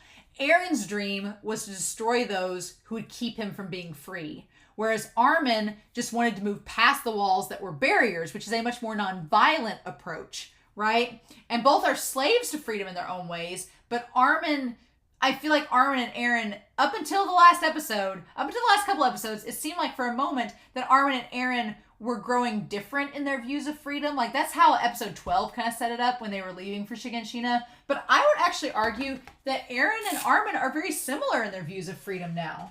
That Eren and Armin are maybe seeing that dialogue and a discussion is the nonviolent way that we can gain freedom. Maybe they're both kind of starting to get on the same page. I don't know. Because here's the problem with it all, and this ties back to my theory about Eren breaking away, is that Armin had that moment where he tried to prove that a dialogue was the answer. He had that moment with Bertholdt in episode 15, and it didn't work. And so my fear is that if Eren's like, well, we need to create a dialogue and talk to the other side about things, my fear is that Armin is going to be like, well, I tried that, it didn't work. So what are we going to do? And I feel like that would cause a rift between him and Eren. I don't know if that's going to be the case, but I feel like that's going to cause a rift. Because Armin's going to be like, I tried what you're wanting to do and it didn't work. So are we going to try it again? And I don't know what's going to happen with that. But I feel like that they both have the same idea of freedom in mind. It's just how do we get to it now? And Eren's realizing that it's a lot more difficult than what we originally thought. Right? We can't just, leaving the walls themselves is not the solution. There's a lot of problems beyond that we hadn't taken into account, and now we have to face those problems, and what are we going to do about it? So it's like, the world's just gotten a lot bigger and a lot more complicated, so there's that. But, okay, also I want to talk about the idea of humanity in a cage, connecting back to season 1 and the E's and the ED. And through the ED, the idea, or season 2, oh my God, season 2's ED may be my favorite. I love the song of season 3 part 1 ED, and I love the song of season 3 part 2 ED. I love both those. Season 1's ED is probably my least favorite, if I'm honest. But I really like the songs and the singing in part 1 and part 2 of season 3's ED, but the visuals of season 2, that ED, I love it. I absolutely love it. But the idea of humanity in a cage. And we've gone back to that, and about Uri's wish for parody to be a paradise. It's like, well, it's all getting challenged now. Now that we're outside the cage, was that a good thing or was it a bad thing? So since season 1, we've wanted to be outside the bird cage. Now we are. Is that a good thing? That's the question, right? Is that a good thing?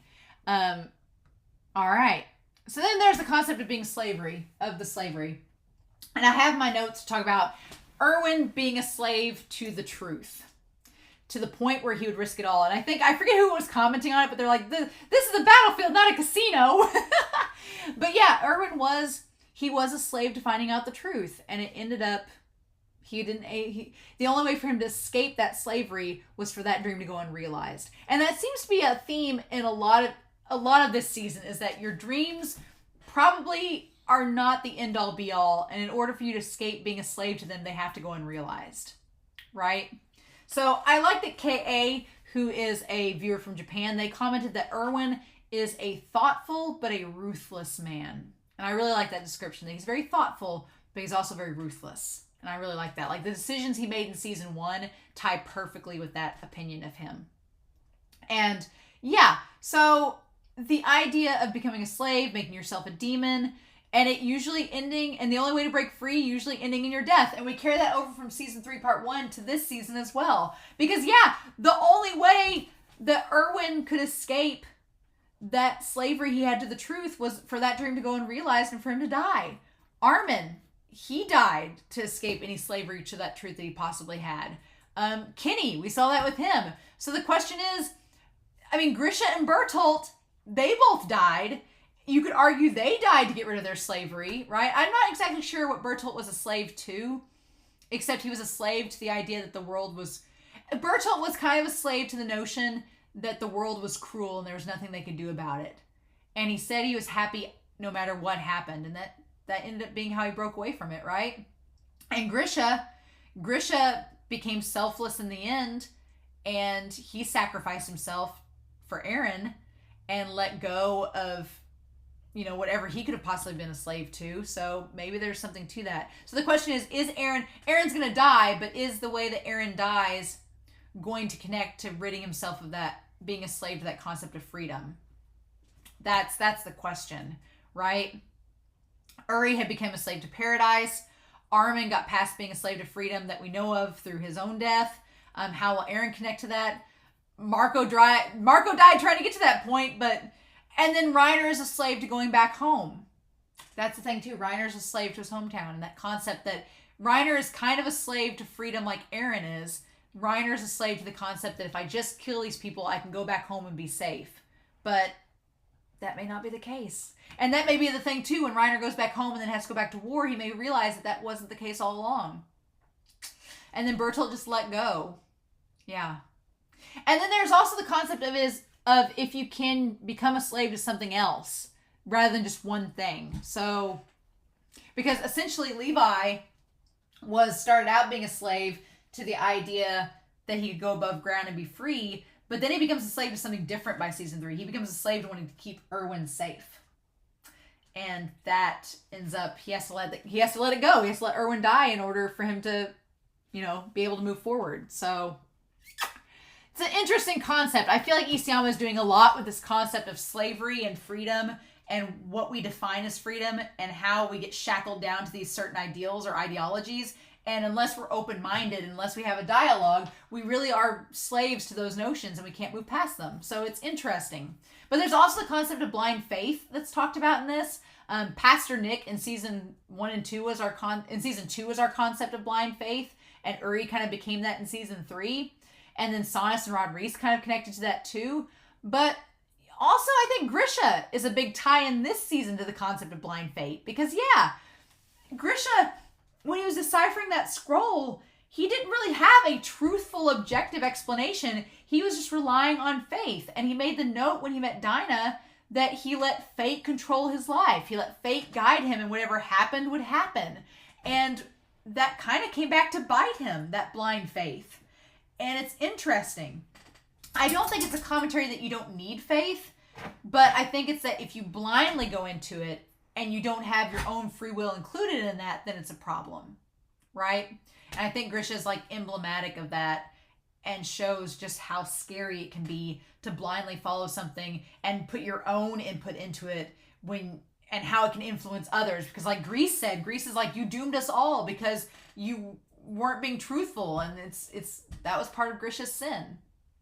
So there's that. And then that ties to the idea of just being selfish versus selfless. And I love the concept of a Midnight Sun in the interviews with Isayama that you all have sent me.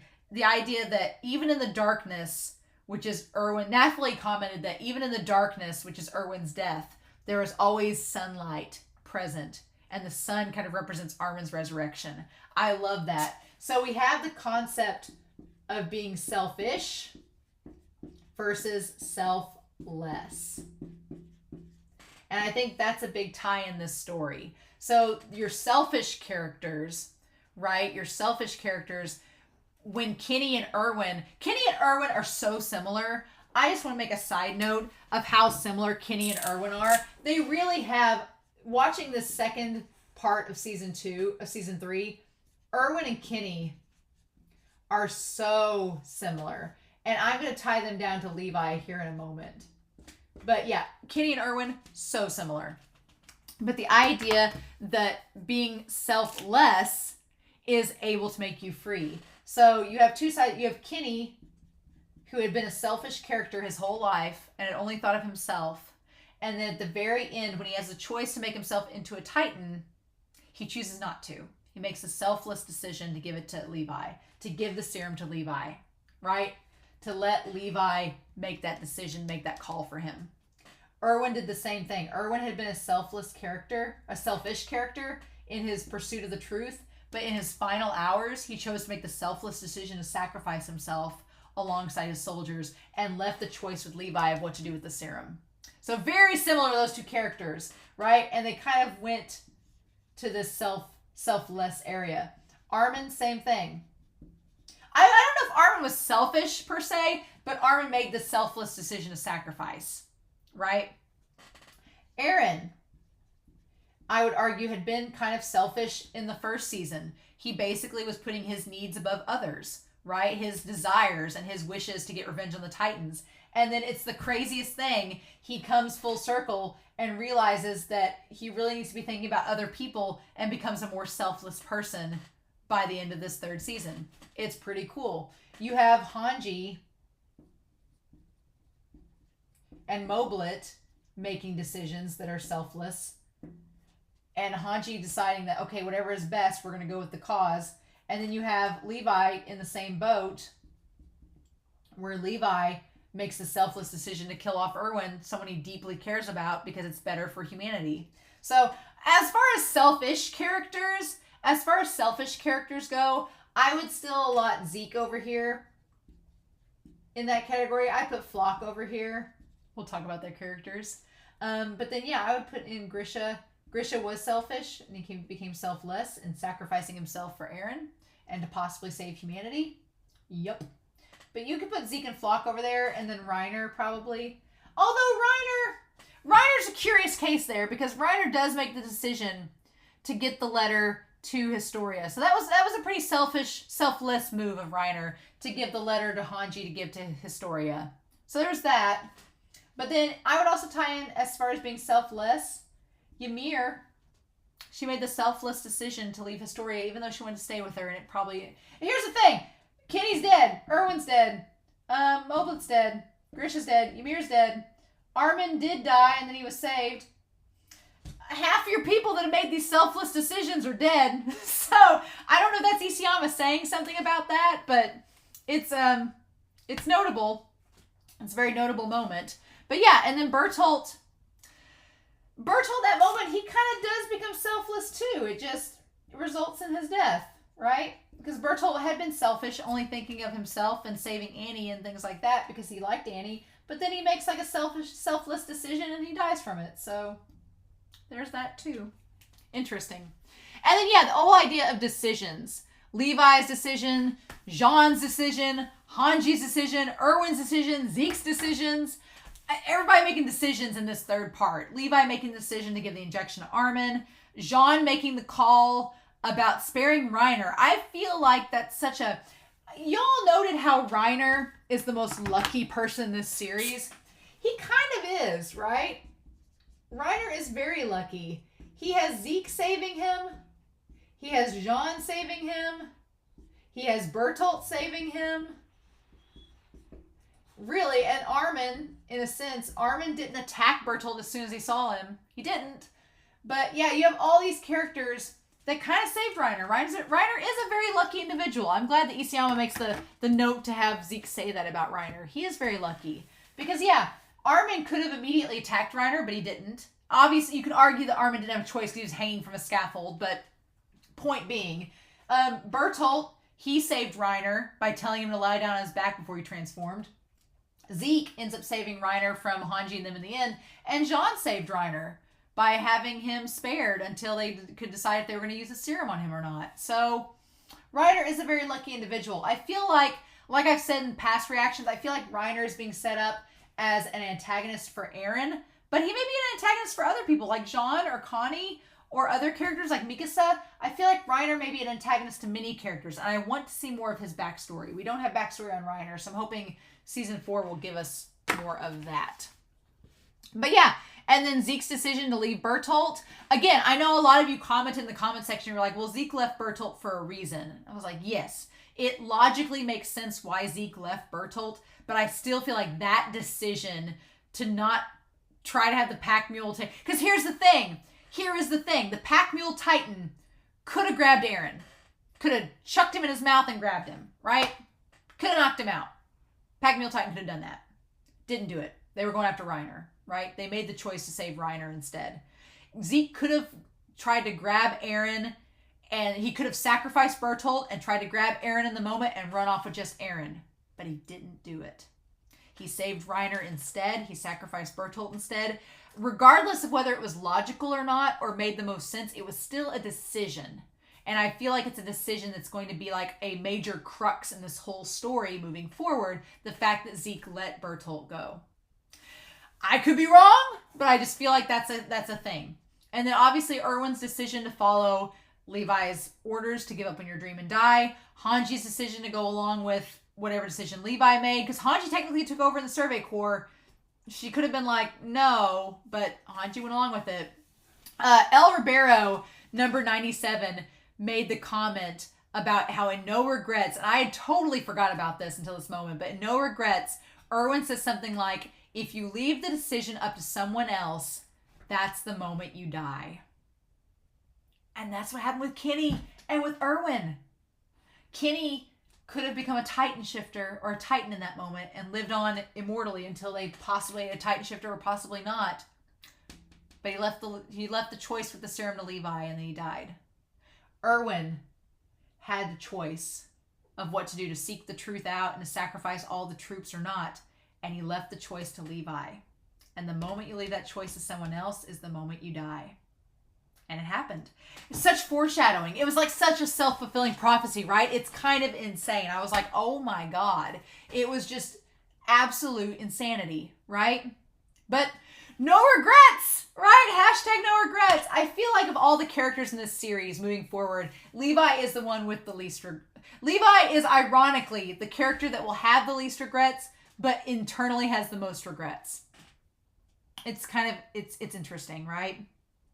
And then there's the idea of who is the enemy, right? Who's the enemy? And I absolutely love this conversation of who is the enemy in all this. And I'm going to put enemy in quotation marks because that's what we have to do at this point.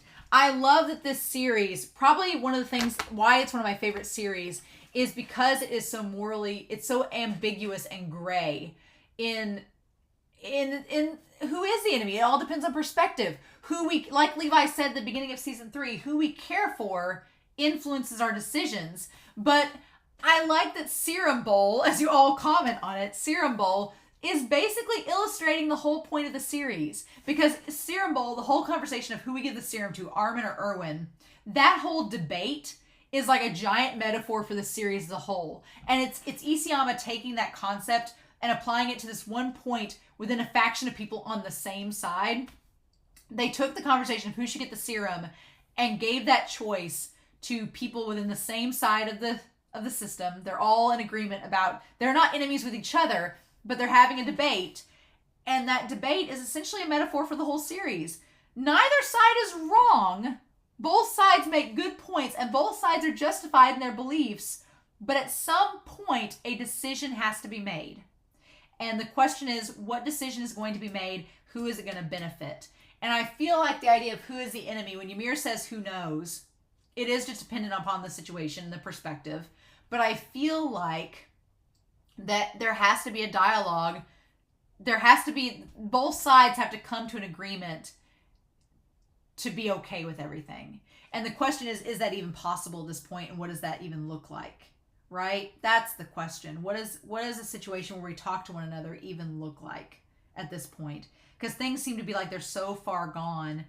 What can we do? And I think that's the dilemma that Eren is facing, is how do we get to this point now? I feel like Eren is realizing all too late what needs to be done.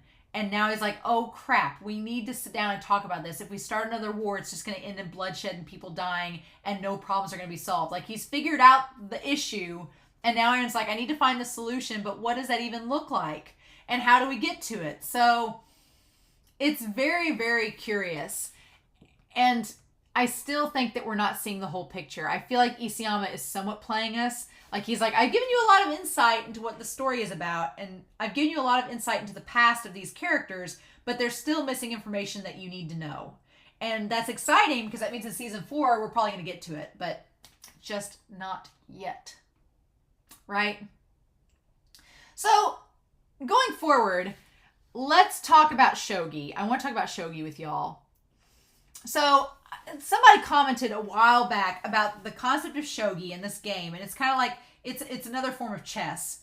But essentially, Isayama is a big fan of it and wrote even like a little side manga about Shogi before they created Attack on Titan. And I'm like, okay, that's pretty cool. So I did want to make a note that in the game of Shogi, there are 8 essential pieces, right? There's 8 essential pieces. There's the king, the rook, the bishop, the gold general, the silver general, the knight, the lance, and the pawn.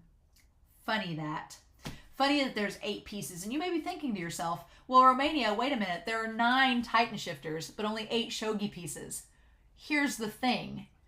There are only 8 Titans right now because Eren has consumed 2. Eren is the founding Titan and the attack Titan. He's basically a 2-for-1. So there are really only 8 Titans left, and there are 8 Shogi pieces.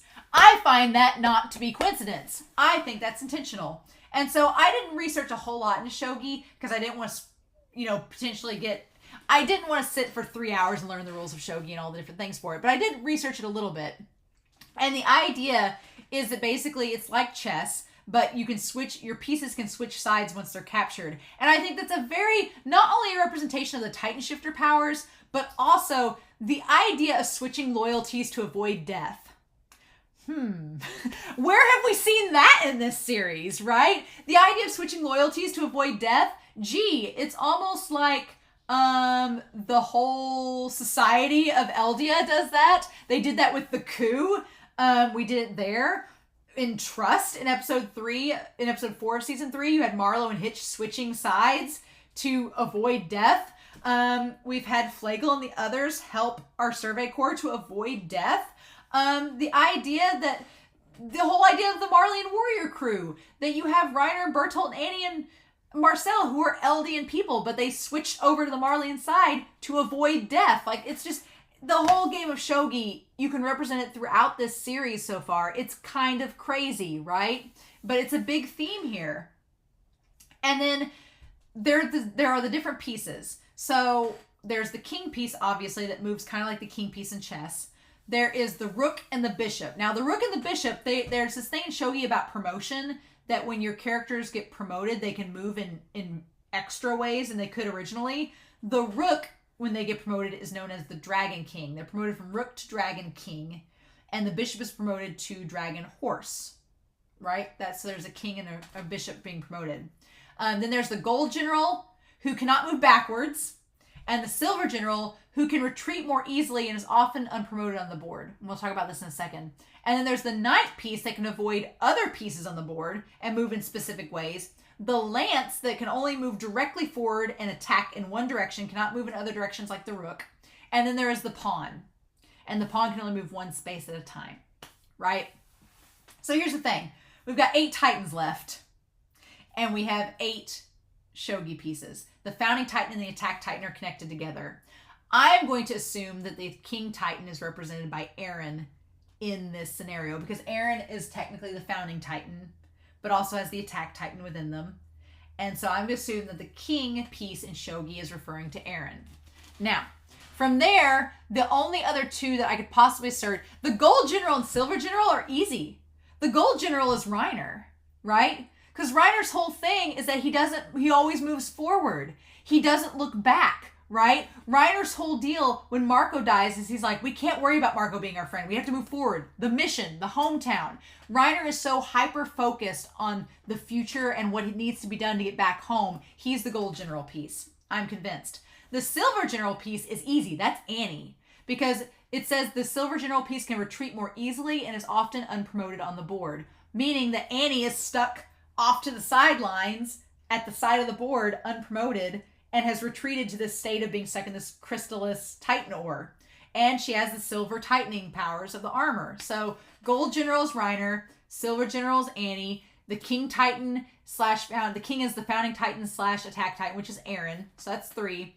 The Bishop, I believe, is the Pack Mule Titan, because at first I was like, well, who would the Bishop be? Because they move from side to side.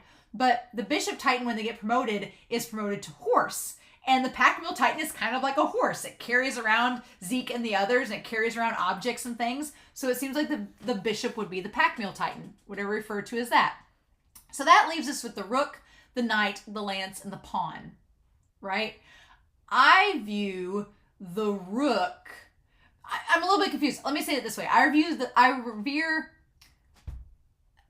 This was a bad choice. I view the Knight as Marcel / Ymir, because the Knight can ignore other pieces and kind of move in very intricate, odd ways, and ways that are different from the other pieces on the board. So I view that kind of like Ymir, because Ymir can kind of dance around and move into other places. Like, we don't know what Marcel looked like as the Titan when he was the Titan Shifter, but Ymir I view as the Knight, right? And it makes sense because Ymir is Historia's Knight in shining armor. It all ties thematically in. So Ymir is the Knight, Annie is the Silver General, Reiner's the Gold General, the Bishop is the Pack Mule Titan, Eren is the King. So that leaves us with 3 other pieces. That leaves us with the Lance, the Rook, and the Pawn. Now, we don't know what the ninth Titan is. We don't know what that shifter is. That's the problem. I've got on here that the lance can only move forward, so maybe that's the mystery Titan. But then there's the pawn. I'm like, is the beast Titan like the pawn? Or is the beast Titan like the rook? I wanted to say the colossal Titan is like the rook and is promoted to Dragon King. So I want to say the Armin is maybe, but then the Dragon King, I'm like, that ties kind of more, I feel like that ties more to the beast Titan because Zeke is of royal blood. So the rook being promoted to Dragon King, I'm like, okay. So my theory at this point, overall, if we're comparing Shogi pieces to Titan characters, is that Eren is the king piece, the beast Titan is the rook, the pack mule Titan is the bishop, the gold general is Reiner, silver general is Annie, the knight is Ymir / Marcel / whoever's gained this. I think whoever the lance is the Titan we don't know about. And the pawn is Armin. The pawn is Armin as the colossal Titan. Because the colossal Titan you think of Armin as like, oh, he's just a pawn in all this, but then he becomes the colossal Titan. Like all the potential is there. So it's a very flawed metaphor, a very flawed illusion. But as soon as I was reading the piece titles in Shogi, I was like, oh, especially the gold and silver general. I'm like, that's clearly Annie and Reiner. Clearly. It's just all there. So it's so good. But yeah. Wow, that was a long time to get to RIP toast number 6. So RIP toast number 6 is Grease. Grease from episode 20, which was the restorationist that got Grisha involved. Grease has a really important part in all of this because without Grease, Grisha would not have joined the restorationists. He wouldn't have met Dina. Basically, Grease is kind of like the Keith of season 3, part 2, right? Keith and Grease both seem like bystander characters that have no major impact on the plot, but they're actually catalysts for the entire plot of the series happening. So we didn't know Grease for very long, and he unfortunately died being eaten by Titans. But Grease, dude, you're part of the reason this whole series exists. So cheers to you. Oh dear God. How do we rank these episodes? How is that even possible? How do we rank season 3, part 2? I will say this. There are 3 episodes that are clearly at the bottom of this second part. And from then on, it's really whatever you want to do. So it's really whatever you want to do from here on. But my lower 3, I am very much set in stone about my lower 3. And I'm like, nope, lower 3 is set in stone. It is what it is.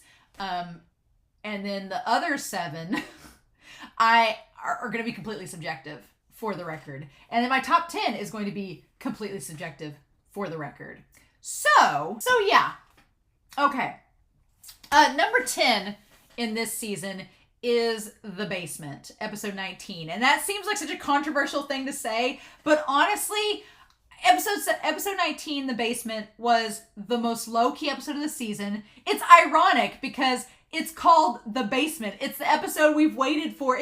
When you see the title, The Basement, you get so hyped because you're like, oh, you've been waiting for this moment the whole time. But there are 3 reasons why it's at the bottom of this list. 1, because it is the most low-key, slowest episode of the season. 2, it feels a little bit stretched out. I commented in the comments section. I think it was both on Patreon and on YouTube. But this episode feels a little stretched out. One of you on Patreon commented and said that this was like 1 chapter stretched out for an entire episode. And it feels like it. It feels like an entire chapter stretched out. It feels like they stretched it. It's the first time I've ever watched Attack on Titan and I was like, this feels stretched out. That's the only time I've ever felt that way. And so it had to be at the bottom mainly for that. And that there just isn't, there is the reveal of the basement itself, but it's such a tease. We don't get anything. We just get like the portrait and that's it. And we get the start of the episode and that's it. So it had to be at the bottom of the pile just for that reason alone. Episode 14 is number 9, Thunder Spears. Thunder Spears, it's a transitional episode. It's got lots of action in it. The only thing that saves it above the basement is that the whole monologue, the soliloquy of Erwin and the Mountain of Corpses, that is an amazing soliloquy and it definitely elevates it above the basement. and it's a great moment, but that's probably the only moment. I mean, yeah, you have them attacking with the Thunder Spears. It's cool. It's action-oriented. But at this point in the series, the rest of the season is so much character development and mind-boggling lore that it just doesn't quite compete. So Thunder Spears is number 9. Number 8 is episode 13, The Town Where Everything Began. It was a great start to the series, but it was just the start. Like, all the rest of these episodes just get batshit crazy, and The Town Where Everything Began is good. It's a great episode. It just isn't as good as the other episodes. And it sets some great things up. The Beast Titan popping up, the reveal with Reiner in the walls. It's a wonderful episode. I love it, but it's not as good as the others. So it's still somewhat of a setup episode, but it was a great way to start out the second part of the season. It's number 8. And then the rest of the 7 episodes, I have gone back and forth on. Up until I started recording this, I was still debating them. I was like, I don't know. Ugh. At this point, no, I'm regretting my decisions now. I'm looking at this list going, can we just tie all 7 together? It's hard. So I know you all will agree with me probably on many of these choices, but at this point, the top 7 you can swap out in multiple ways. And I'm changing my mind like right now as I'm talking to you all. I'm looking at this list going, I'm changing my mind right now. But yeah, God, this is so hard. It's so hard. Okay. Number 7. Damn, no. Number 7, 6, and 5 are really hard. I feel like I'm torn because I want to do like a 3-way tie. A 3-way tie for number 7, 6, and 5. Okay, 3-way tie for 5th. 3-way tie for 5th. I'm going to talk about Descent. Descent was my original number 7. Descent. I love Descent. It's so good. There's so much talk between Armin and Bertholdt. We get the backstory with Marco. We get the setup of Bertholdt overlooking the city. And it's a cruel world. Bertholdt gets his resolve. It's such a good episode. And the tragic thing is that it's such a good episode. And it's not even the best one. Descent is so damn good, but it's just not. It's not up there for me. It's number 7 only because the other 6 episodes, if you can believe it, have more symbolism, more epic moments, and more shock value. And I can't believe I'm saying that because Descent is so damn good. But that's where we're at. Yep. And I'm gonna tie in with Descent the idea of episode 7, which is The Other Side of the Walls. I really like it. I originally had episode 7 and episode 15, or my number 7 and my number 6 were switched. So I may, God, when I get to the top 10 overall, I'm going to probably be changing this. So just ignore me. But again, we're tied. Tied for 5th place is Descent, Attack Titan, Other Side of the Walls. I talked about Descent. Attack Titan is such a good episode. I friggin' love Krueger. He's great. The extension of the backstory, we get more Titan lore. We get connections into the idea that their memories might all be connected. We tie back to the present timeline. I think that it's a little bit more of a disjointed episode. I'm going to change my mind in the moment. No, I'm going to make Attack Titan number 7. Changing minds. And I'm going to move Descent up to number 5. So ignore what I just said about Descent. It's number 5. Attack Titan's number 7. It's a really good episode. We get more lore. We get more thematic elements. It's a great episode, but it's a little bit more disjointed than the other episodes, if that makes sense. And it's just finishing off the exposition that we got from episode 20. So Attack Titan's number 7.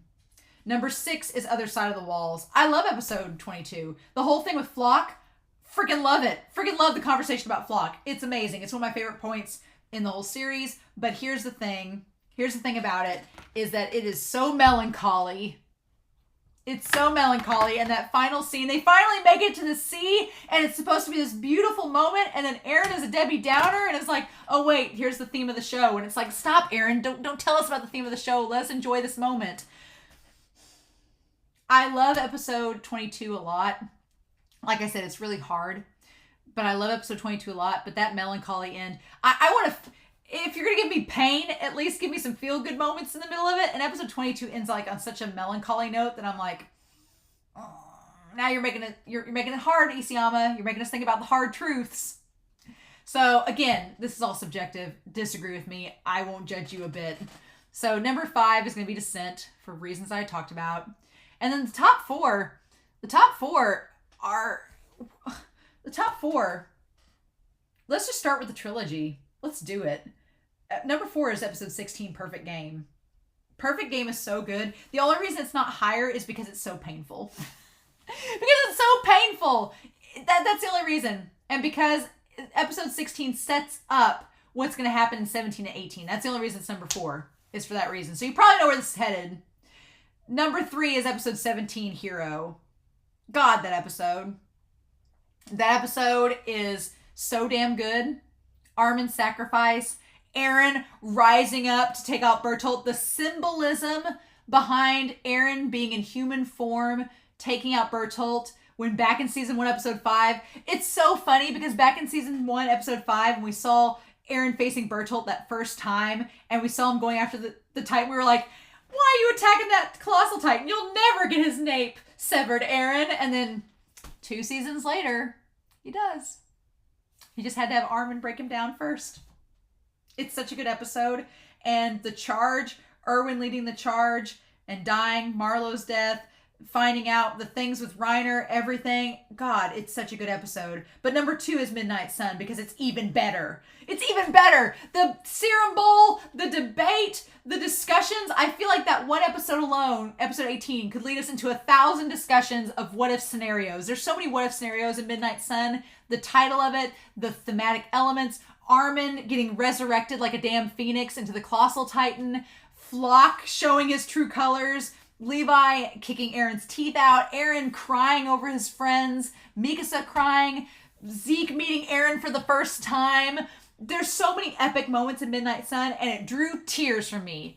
I did not think I would ever cry in this series. I was like, I'm too hyped on adrenaline to cry. And then Hero happened, and then Midnight Sun happened, and Midnight Sun drew fresh tears from my tear ducts. So I'm like, damn it, Attack on Titan, you did it.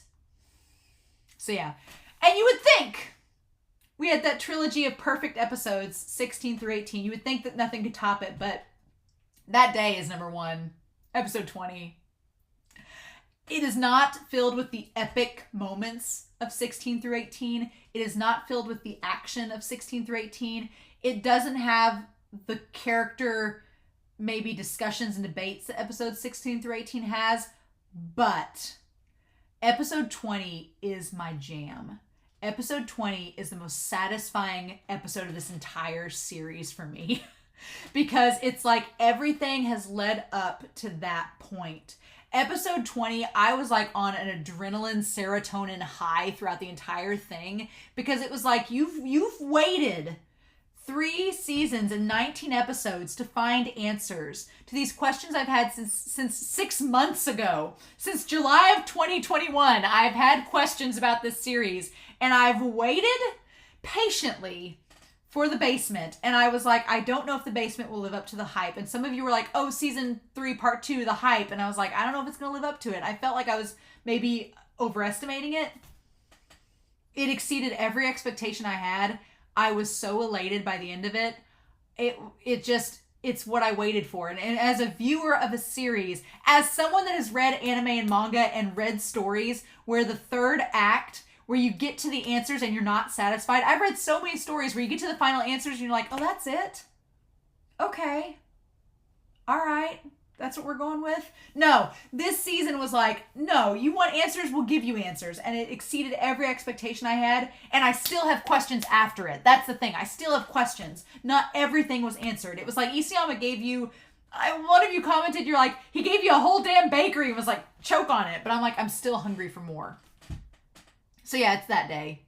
I love that episode. But it and Midnight Sun are really, really close.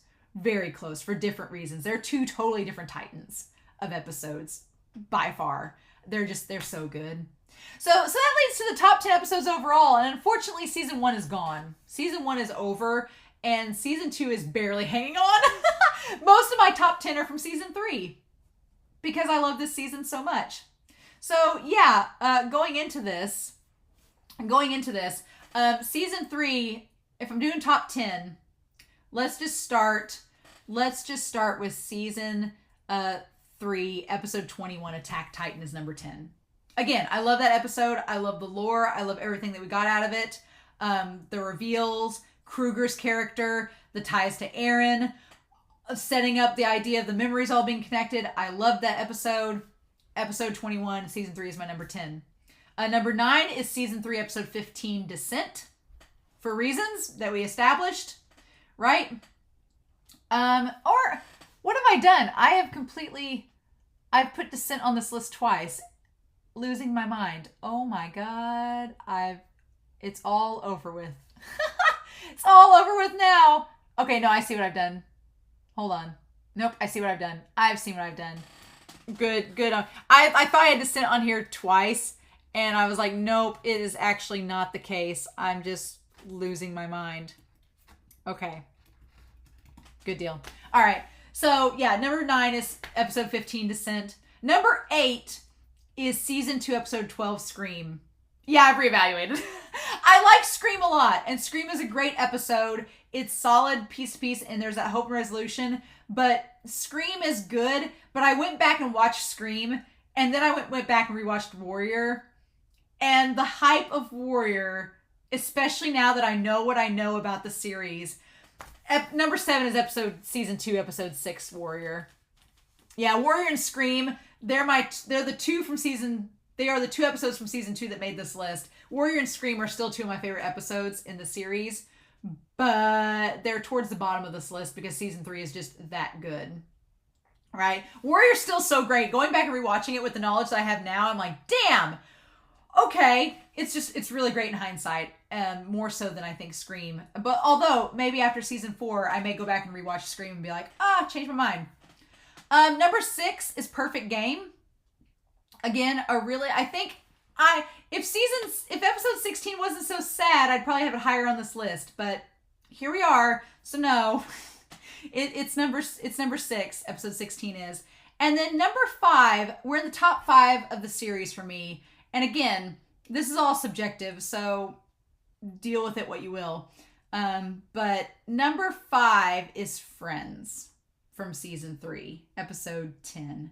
I love Friends. Friends is number 5, and number 4 is Bystander. And those 2 episodes side by side, I have to keep them side by side because they're such perfect complements to each other. They go back to back so well that I couldn't separate them. I thought about putting Bystander a little higher, but I was like, I can't separate Bystander and Friends. They're perfect side by side, and they're perfect episodes. There's nothing wrong with them. But the other 3 episodes in my mind are perfect too. So I'm like, what do you do? When you have to choose between perfection, I feel like the top 5 episodes are perfect. And Perfect Game, number 6, could be tied in with them too. So at this point, your top 6, I feel like you could rearrange these in any order for whatever reason, and we could argue about them all day, and we're all winners. We're all right in this case. So yeah, number 5 is Friends, number 4 is Bystander, number 3 is Hero, number 2 is Midnight Sun, and number 1 is That Day. It's just the top 5 episodes from season 3. They're so good. They're so good. I've rewatched That Day like 4 or 5 times now because I love it so much. It is straight up my jam. It's everything I want in an episode. It is backstory. It is character development. It is romance. It is drama. It is heartbreak. It is hope. It is everything I could want in an episode. And you could argue Midnight Sun is the exact same thing. I'm just, the one edge that Day has over Midnight Sun is that it involves a flashback. I am a sucker for a flashback episode, and that's all episode 20 was. So that is my subjective bias. If you're like, well, Midnight Sun did all those things that Day did, the tiebreaker is that it's a backstory episode and it's a flashback. That's the only reason. That's the only way I can justify it. But yeah, it's so damn good. So damn good. I love it. I absolutely love it. So yeah, those are my top picks. Now I do want to talk about the OVAs really quick before we get into RIP number 7. I want to talk about the OVAs really quick.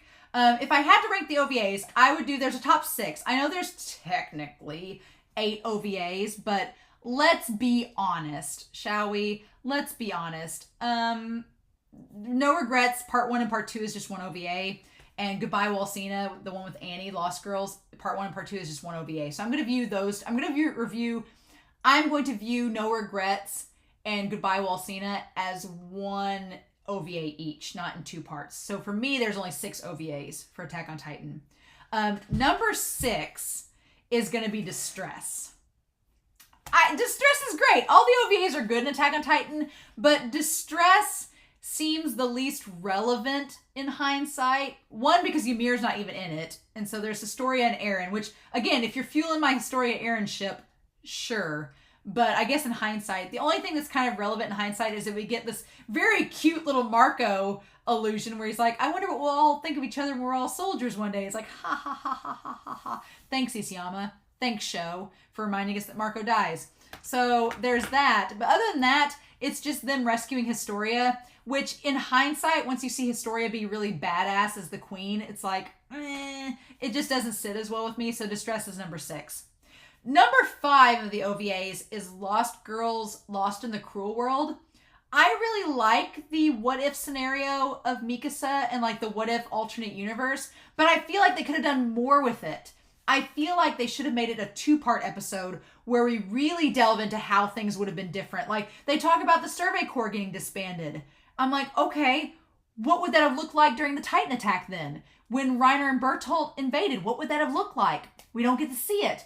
Would Carla have still died in this universe? Would Mikasa have lost her parents in this universe when Bertholdt and Reiner attacked? We don't get to see it. I feel like Lost in the Cruel World has so much potential to be a really good OVA if they'd made it into a 2-parter like they did with Goodbye Walsina, but they don't do it. And so I'm like, it just feels like there's a lot of wasted potential with that OVA, and and Mikasa's not even one of my favorite characters, but I liked her in that OVA. I just wanted to see more.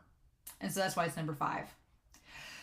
Number 4 and number 3 are a tie because I can't make up my mind. There's parts about Goodbye Walsina and about Sudden Visitor that I really like, but I guess as much as I like Detective Annie and I like the tie-in of Annie's moral, her trying to play soldier before she goes on that mission in season 1, I'd have to put Goodbye Walsina parts 1 and part 2 as number 4 because it felt, of all the OVAs, it felt the most like filler.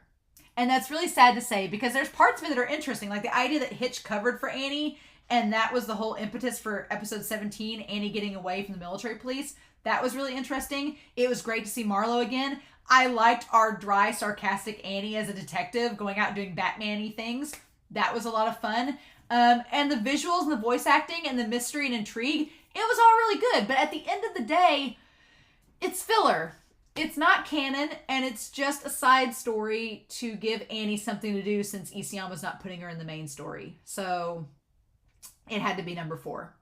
Number 3 is A Sudden Visitor, our King John. The fact that John has his own intro, that they took the OP for season 1 and altered it to be formatted around Jean was amazing. I loved it.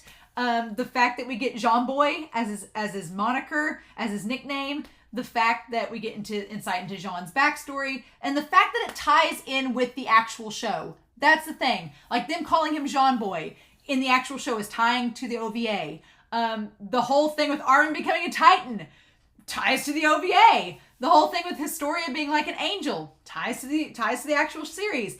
The Food Wars part doesn't. And the part with Pixis doesn't. But I feel like it's the one time in Attack on Titan that the show gets to be really funny in its weird, dark sense of humor. And the character development between Jean, Armin, and Eren and Mikasa and everybody kind of ties in. And plus we get to see Jean interacting with Potato Girl, with Sasha, that we see later on in season 3. And it actually starts to, assemble the chaotic gremlin trio of Connie, Sasha, and Jean together. So I really liked Sudden Visitor as an OVA overall. It's my number 3. Number 2 and number 1 should surprise no one. Number 2 and number 1 should surprise no one. And that is the idea of number 2 is Elsie's Notebook. Elsie's Notebook, it's canon. It ties to the actual story. After you watch season 3, someone was like, go back and watch Elsie's Notebook after you watch season 3. I did. It all makes much more sense now. The whole subjects of Ymir, the whole thing with Ymir and with the girl with the blonde that kind of revered her, everything. It all ties back and it's wonderful. It's great. It's wonderful. And the only reason it's number 2 is because No Regrets is better. No Regrets is easily, as soon as I was like, let me rank the OVAs. Well, No Regrets wins. It's Erwin and Levi's backstory. It's the start of their ship. It's Levi's origin story, his connections to Isabel and Farland, connecting to Armin, Mikasa, and Eren later on. There's so much from No Regrets thematically, symbolically, and plot-wise that ties back to season 3, part 2, that it's kind of insane. It's kind of crazy how much ties back from that series. And I know I've talked about it in the reactions themselves, so I won't elaborate and repeat myself, but it's just so damn good. It's so good. I was like, yes, please. Thank you, Isayama. Though, what bothers me the most, and what I'm so sad about, is that there were so many people that were like, I didn't see No Regrets before I saw season 3. And I'm like, how? I feel like if you didn't see No Regrets before watching season 3, you missed out on so much symbolism, connections to the characters. It's kind of insane. So I'm glad that Funimation at least has them up now where people can watch them. So I'm like, good, you can see the OVAs before you watch season 3. Like, it's a must. I would say even before season 2, you need to watch No Regrets because it ties into everything. So yeah, it's good stuff. Good stuff indeed. But yeah, so now that we've ranked everything, we're on to RIP number 7, which is Dina Fritz.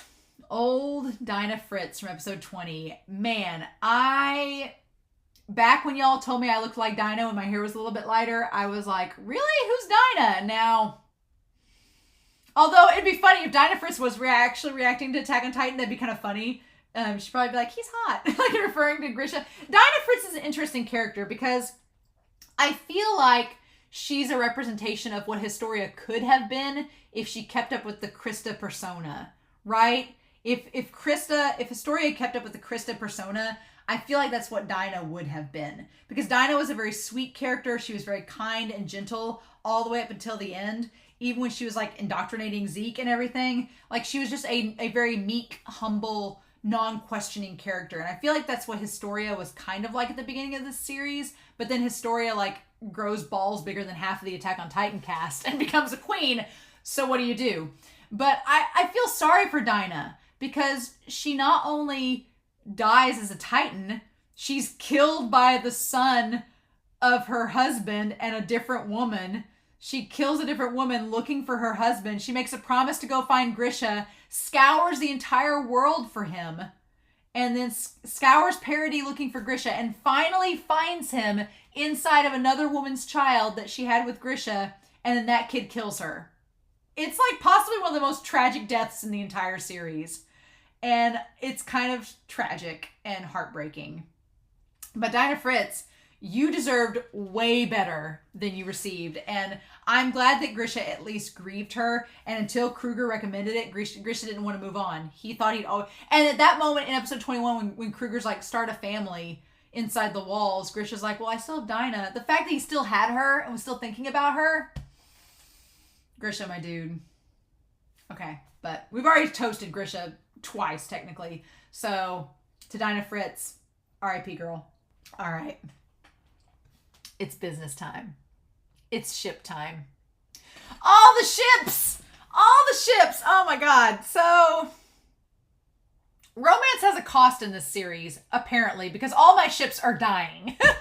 My ships are sinking left and right. And I get that it's the final season coming up, but Isayama, my dude, you're killing all the ships. No! Bertholdt and Annie. I'm glad y'all didn't spoil me, because for the longest time, I was like, man, ever since finding out in season 2, I was like, Bertholdt and Annie, maybe they'll get together. And everybody in the comment section was like, what? No, they are no longer a thing. No longer a thing. Sadly, R.I.P. Bertholdt and Annie ship. I'm still going to look up fan fiction for them, so hopefully it's still out there. But that's crushing. There was like little hints of Reiner and Historia in this season, but it really, the whole thing was that Reiner wanted to get Ymir's letter to Historia. That was the real center of it all. It wasn't that Reiner likes Historia. It was that he wanted to get Ymir's letter to her. So there's that. But the Levi and Erwin ship, I will go down with this ship. It's the most tragic damn thing in the whole series. There is nothing more tragic than Levi acknowledging his feelings for Reiner, being self-aware of them, and still knowing and having to tell the person you care about, whether you view it as platonic or romantic, either way, having to tell someone you care about that they have to die. And not that they're going to die, but that they have to die to save everyone. That is gutting. That is cruel. That is heartbreaking, Isayama. That Levi has come to care about Erwin throughout this entire series. And the heartbreaking thing is, I commented about in the reactions, but the fact that Levi back in No Regrets was like, I'll be the one to kill Erwin Smith. And he was the one to deal the finishing blow, not once telling Erwin to give up on his dream and die, but twice in letting him die and giving Armin the injection instead. It's like, Isayama just wants to make Levi suffer so much. He just lost his uncle like a month ago, and now you're going to have him lose his best friend. God. But yeah, the Levi and Erwin ship.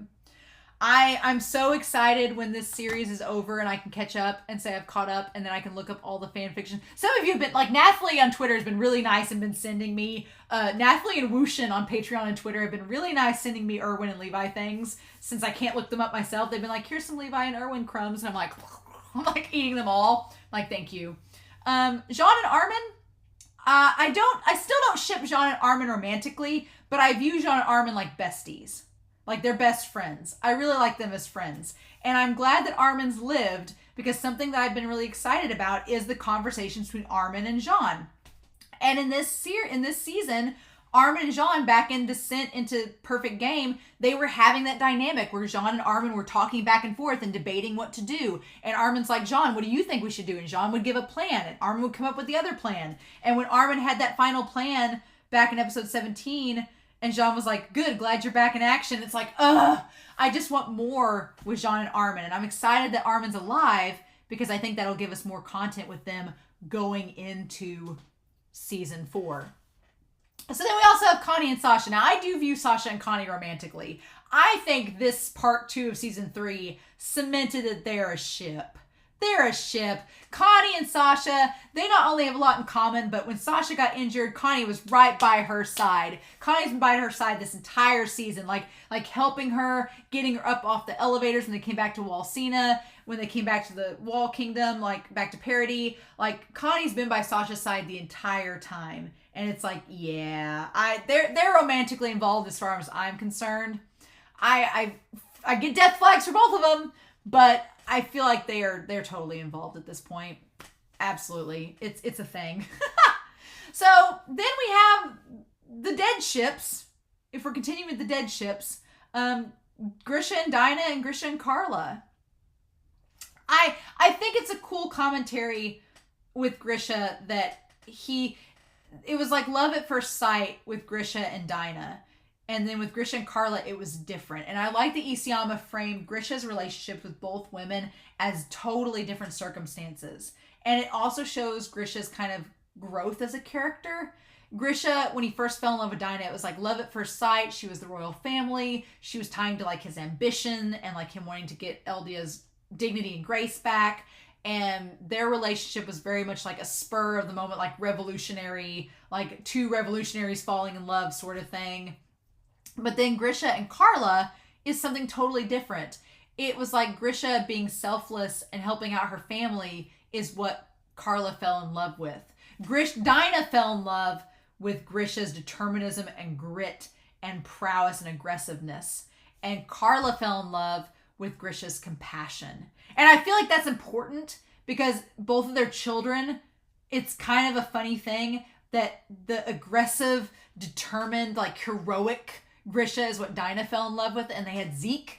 And then the compassionate, caring, loving Grisha is what Carla fell in love with, and they had Eren. So it seems like it's a commentary on. There's some commentary in there about that, but I like that Grisha didn't just fall in love with the same woman twice. Or he didn't fall in love with Carla because she was like Dina, I guess is what I'm getting at. He fell in love with Carla for her own traits, not that she was a carbon copy of Dina, right? So his love for Dina wasn't replaced by his love for Carla. They were two separate things. And I kind of love that about that relationship. But speaking of Grisha and Dina, so Ymir might be dead. And if Ymir's dead, then my OTP of Ymir and Historia is no more. And I'm really bummed about that. I'd say that that's probably Marlowe's death, Erwin's death, and Ymir's possible death are like my top 3 sad moments in this series, in this season. Obviously, Erwin's death is like my saddest moment because Erwin's death, not only is it sad, but it's even more sad because it's justified. It's like, and then Marlowe's death is really sad because it came out of nowhere, right? It came out of nowhere and you're like, oh crap, he's gonna die. And then Ymir's death is sad because it was inevitable. And you knew it was gonna happen, it was just a matter of when, and then it does happen and you're like, crap. And the fact that Ymir told Historia she wanted to marry her, I was like, holy shit. Are you kidding me? Ugh. It's so tragic. It's so freaking tragic. And I hate it. I hate that Ymir's possibly dead and Historia knows it. I'm glad that Historia got that letter from Ymir and that Ymir basically confessed her love to Historia and wishes that she could marry her. And I'm like, Isayama, how could you do this to us? How? There's like a 1% chance, there's like a 1% part of me that hopes that Ymir is still alive, but I'm like, it's not true. It's not happening. And it's freaking sad. But the only thing getting me through knowing that Ymir may be dead and Historia is having to deal with that is the possible ship of Historia and Eren. I'm still on the line. Some of you are like, I don't ship Historia and Eren, and I totally get that. There's a part of me that does, because Eren and Historia have such great natural chemistry. But then there's a part of me that gets kind of weary about it because I'm like, is it like Grisha Dina 2.0? Is it? It's not, because Historia is a totally different person than Dina. Totally different. And Eren is a very different person than Grisha. So I don't feel like it's a Grisha Dina 2.0. But I also, if Eren and Historia are just friends, I'm fine with that. I love that Eren cares for Historia. And in this season, especially towards the end of it, he's like, he clearly cares for Historia and he doesn't want her to get hurt. He doesn't want her to get hurt. And he realizes by the end of it that if it's true that a royal family member made into a Titan he can connect with, he's like, if the military finds out, they're going to turn Historia into a Titan. And he's like, I don't want them to do that. Because essentially, they can't make Historia into a Titan shifter, because that would be like the founding Titan, right? And that would be, if they made her into a Titan shifter, it's like Eren doesn't want Historia to get hurt, one. Because their options are either make Historia into a Titan shifter to connect with Eren, which there are no Titan shifters around except Armin. They're not going to do that. They're not going to kill Armin to make her the Colossal Titan, although that'd be a funny roundabout way. Essentially, Rod Reese wanted Historia to become the Colossal Titan, kind of, by giving her that special serum, but then it didn't happen. But we don't want Armin to die. We just got him back. Why would we want Armin to die? Although I could see the military wanting Historia to become the Colossal Titan because she would deserve it more than Armin, but that's not the point. But Eren doesn't want her hurt, because either the options are she becomes the Colossal Titan or she just becomes like a dumb Titan that Eren uses for the means to an end. And Eren doesn't want to do that. Eren does not want to use Historia. He wants her to be safe. And so I love that about Eren in that moment. Especially in episode 22, he's like, I want to keep her safe. And I'm like, that kind of fueled my shipping of both of them. But at the same time, if they're just friends, I'm totally on board with that too. I feel like Eren and Historia have so much connecting their lives together and paralleling their lives that it makes sense, right? But yeah, so there's that. And then here's the thing, y'all. Here's the thing. I want to like Mikasa and Eren as a ship. I do. And for 3 seasons now, I have tried to get on board with Eren and Mikasa as a ship. But there's just something about it that it doesn't resonate. Like, Eren and Historia have such great chemistry, and they instantly connect, and I get it. And I'm like, I could totally see them as a ship. Every time I see Mikasa with Eren, I want to ship them together, because I feel like that's what the mangaka wants to do too. But I feel like the mangaka, like me, is hitting a wall. Literally. Like a literal wall. Eren clearly cares about Mikasa, and this season made it very apparent that Eren cares about Mikasa. He does. And the OVA with Eren, with him wrapping the scarf around her and wanting to protect her back in season 2, Eren cares about Mikasa. But I just cannot get the romantic aspect of it. Try as I might, I cannot get it to be romantic. It's romantic on Mikasa's side. It's very romantic on Mikasa's side. Like, she loves Eren. She wants to be in a relationship with Eren. But Eren, I just don't get the vibe that Eren wants to be in a romantic relationship with Mikasa. it just isn't hitting for me. And I've tried. If you like the ship of Eren and Mikasa, I totally get it. I get it. And I think that Eren does care for her, but I just can't get on board. And that may change in season 4. It may change, but I just can't get on board. I can't really ship Eren with anybody except Historia, just based on their experiences with one another. But I want to ship Eren and Mikasa. I do. I just haven't got to that point yet. I don't know what to say about that, but I'm keeping an open mind as best as I can for season 4. And then there's the idea of Armin being a ship. Armin and Jean I talked about. Could Armin and Annie be in a ship if Armin ever sees Annie again? If anybody ever sees Annie again, she's just trapped in ore somewhere, being a giant lantern. You know, if we ever see Annie again, maybe I could ship her with Armin. There was a moment at the end of episode 22 where Mikasa looked at Armin in the ocean and they both smiled and blushed at each other. And that one moment I was like, because I talked about in the part 1 recap that if Eren dies or if Eren becomes the antagonist, if Isayama's setting up Mikasa and Armin as being a ship, and I was like, I don't see it, but maybe it could happen. There was one moment in episode 22 where Armin and Mikasa looked at each other and they both were so happy in the moment. And I was like, oh, I guess I could see if you were going to ship Armin and Mikasa based on that 2 seconds of interaction. That was maybe romantic, that I could see that. But I still don't, I can't really ship Mikasa with anybody right now. And I want to ship Armin with somebody because I think the boy deserves some love, but I just haven't gotten there yet either. If Annie would be involved in the story, I think it could be cool if Armin and Annie were shipped together. I think that could be really interesting because there's something there. There's like a setup there. I'm like, okay, can Armin and Mikasa be shipped together? Interesting, but I don't know. But it depends on if we see more Annie or not. At this point, I've resigned myself to the fact that we're never seeing Annie again. The series is going to end and she's going to be buried in the basement of Shiganshina somewhere, or in the basement of Tross somewhere. We're never going to see her again. But maybe season 4 I'll be wrong. So as far as other ships go, Hanji and Moblit, again, this season killed my ships. I was just starting to get behind the idea that maybe Hanji and Moblit were a thing. Nope. And Moblit died saving her, so maybe they were a thing, and maybe they could have been a thing, but Moblit sacrificed himself to save her. So nope. And I cannot ship Levi and Hanji together. I've seen people ship Levi and Hanji romantically. To me, they're best friends. Levi and Hanji are besties. They're kind of like, it's kind of like how I view Armin and Jean. Armin and Jean are besties. Levi and Hanji are besties. I kind of view, Eren and Mikasa as besties, and Eren and Historia as besties. Eren and Historia and Mikasa are their own thing, but kind of like, just like I ship Armin and Jean as best friends, Hanji and Levi are kind of the same thing. I don't view them romantically interested in one another. They're just best friends. And then, so, Zeke, we haven't shipped with anybody, but again, I'm going to talk about the fact, I talked about it in episode 21 and 22, that I don't think the government knows that Zeke has royal blood in him. Otherwise, I would imagine they would want Zeke to hook up and have kids with somebody so that they have other descendants of the royal family waiting in the wings for when Zeke uses up his time as the Beast Titan. Because Zeke's on a time clock too now. We don't know how long. We don't know when Zeke became the Beast Titan, but we know he's on a time clock, and at some point he's going to die. So part of me is wondering if Zeke had any children to take his place, essentially, when his time is over. And maybe that's why he's like, this has to end with us, because he doesn't want any of his kids to be killed either or turned into Titans. Maybe that's the case. I don't know. But I don't know if Zeke has any kids, but I guess we'll find out in season 4. I'm thinking he doesn't, because I guess the government doesn't know that he's royal blood, but we'll find out in season 4.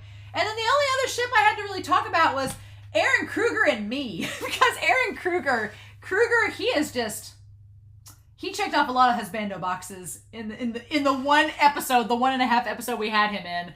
Tall, dark, and handsome, with a mysterious past and a strong conviction and a badass entrance. I'm like, okay, the owl. I also like owls, so maybe that's the reason too. But yeah, that was pretty much it. So that's it for the ships. So yeah, well, we're at 3 hours. And we're not even close to being done. Oh God. This is going to be long. So anyway, before we move any further, I'm going to have to get another drink.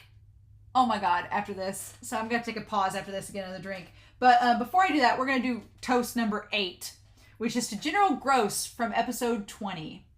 Old General Gross, I'm glad we got his name because he had a very epic scene where he basically expositioned the entire thesis of this show and the comment from Gabriel that I mentioned earlier. But General Gross, a very interesting character that killed Faye, Grisha's sister, by giving her to his sons and their dogs to kill, trying to teach his sons a lesson about how awful the Eldian people were and their place in society. His connection with Grisha, how Grisha swore revenge against him, the fact that he led most of the Restorationists to becoming Titans and dying, and the fact that he basically spouted off the theme of the show about the idea of who's the enemy and the idea of human nature desiring destruction and cruelty.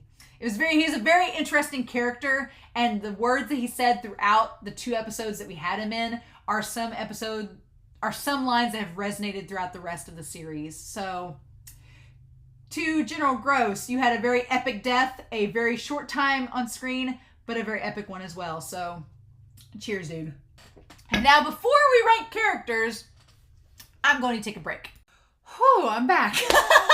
Man, yeah, note to self, taking a shot in Erwin's honor, the best and worst decision I've ever made for this recap. I was like, oh, honey. So I took a break. I drank some water. I did get another drink for toast ready, but I drank some water. I had a sandwich. I feel a lot better. I was like, oh, okay. And I realized that I've already recorded for 3 hours, so why not? But man, oh, buddy, that was, woof. Erwin Smith, worth it. Worth it for Erwin. Worth it for Erwin. But yeah, we need to talk about character ranking. Tier time, baby. It is time for the character tier. I've missed this from the part 1 recap. I want to do a character ranking for part 1, but I didn't think there was any way I could find a character tier for just part 1. I knew it was going to have part 2 in it, so I was like, I'll just wait, because you never know if new characters are going to get introduced, which there were new characters. It's like, okay, but it is time to rank these suckers. So, you know what? Let's just get one out of the way right now. Eren Yeager he's S tier. It was like, Eren Yeager, oh my God, he's S tier. I was like, it's so funny because I've been hesitant with Eren up until season 3. I've been hesitant. Season 1 Eren, he was so bratty at times. And he's a 15-year-old kid. So the argument is, yes, of course he's bratty. But he was so bratty at times. And I was like, why are you like this? And I was just like, because I heard a lot of people say that they loved Eren's character. And I was like, I like Eren. And he's fun. And he's a good protagonist. But I was like, love Eren? Because when he gets in like rage mode, I don't know. But then when you get into his character in season 2, I was like, okay, I'm starting to see it. And then season 3 happens. I'm like, okay, no, I get it. I get Eren's character now. His character's gone through so much massive growth and change. It's like he's got like sage wisdom now. He's got Grisha sage wisdom going on. And I guess you could see that as a good and bad. There is a part of me that's like, Eren becoming this like wise sage in episode 22. I'm like, which granted 6 to 8 months have passed. And so I tell myself, okay, 6 to 8 months have passed with Grisha. Grisha's memories have been guiding Eren for the last 8 months before episode 22. So of course, he's changed a lot since then. So I'm like, maybe that has given Eren even more insight, things like that. But I'm very curious to see what season 4 is going to do with Eren's character. I'm very curious. And so I guess we're going to find out and see where all that goes. But I love Eren's character. He's like in my tops now. It just took 3 seasons to get there, but I'm glad we made it. So yeah, Eren's character, it's great. His whole spiel, like to defend Armin, was wonderful. And then the last couple episodes, like the moment where he touches a Titan and he's like, he's a fellow patriot. I was like, Eren Yeager went from season 1 where he was so cocky and being like, I'm going to kill all the Titans. And he like charges headfirst at Bertholdt and he charges headfirst at the Titan that ate Thomas and ends up getting himself eaten. Goes from that character to season 3 ending and he's touching a Titan in the face gently, telling him, let's not kill him. He's a fellow patriot. And showing how much compassion he has in that moment and actually is able to tackle the colossal Titan with the help of his friend and then pleads for his friend's life. And it's like a totally different character. And you can definitely say this about Eren's character. He is not one of those protagonists that that keeps the same character throughout the entire story. There's been other protagonists in other anime and manga that you can argue their character doesn't change over the course of the series. Eren Yeager is not one of them. And I could not love him more for it. So get Eren out of the way. You know who else we're going to get out of the way? You know who else we're going to get out of the way in this jazz? We're going to go ahead and put Levi up in S tier. Levi's back, baby. He got booted down to A tier. He got booted down to A tier in season 2 because he didn't do anything. And then it's like Isayama was like, hey, yeah, I realized I didn't have much for Levi to do because he was injured in season 2, but now he's going to come back in spades and do all the things. He's going to have all the responsibility. He's going to be in charge of determining people's livelihoods. He's going to be able to fight the Beast Titan. He's going to do it all, and we're just going to give all of the things to him. And it's like, okay, cool. Glad we decided to do that. But yeah, Levi's character, he's right up there with Eren. I definitely see now. It's really funny because when I started Attack on Titan, the only characters I even knew about were Eren Yeager and Levi Ackerman. That's the only characters I knew about just from people just talking about Attack on Titan. I'm like, oh, Levi and Eren. But I thought they were like same age characters that were rivals. No, that's not it at all. Levi is more of a mentor to Eren than anything. And now he's kind of like a friend mentor and his commanding officer. So the dynamic is not at all what I expected. And it's really kept different than what I expected either. I keep thinking that Levi is going to become Eren's enemy at some point because of my whole antagonist theory. But at the same time, I don't ever see it happening because Levi always seems supportive of Eren. And he goes out on a limb for Eren, even if he's not vocal, open about it. He does certain things that you're like, you care about Eren, you just don't want to admit it. And I think it's because Levi sees a little bit of himself in Eren, then he just doesn't want to say it out loud. So it's like, okay. But yeah, Levi's character had so many great moments in this season. From episode 1 to episode 2, that amazing animation, to fighting the Beast Titan, that animation in episode 16. Holy crap, episode 17. Oh, I have no clue what they're going to do with Levi's character either, but I'm really excited. I'm very excited about it. Absolutely. So let's see. Let's those two are obviously S tiers. I was like, let's just get it out of the way. We could also get out of the way a couple other characters. I'm gonna put Pixis in A rank. I love him. I love me some Pixis, and I am very glad that Pixis has not disappointed me. I was starting to have my doubts in season 2 about Pixis, and y'all were like, don't doubt Pixis, it's fine. He's got some more tricks up his sleeve, and he does. I was really, really happy with Pixis. And especially in this last episode, like Pixis just coming in and basically just coming in and proving his salt, right? Proving his worth. And I like that Pixis is still an adamant player on the chessboard.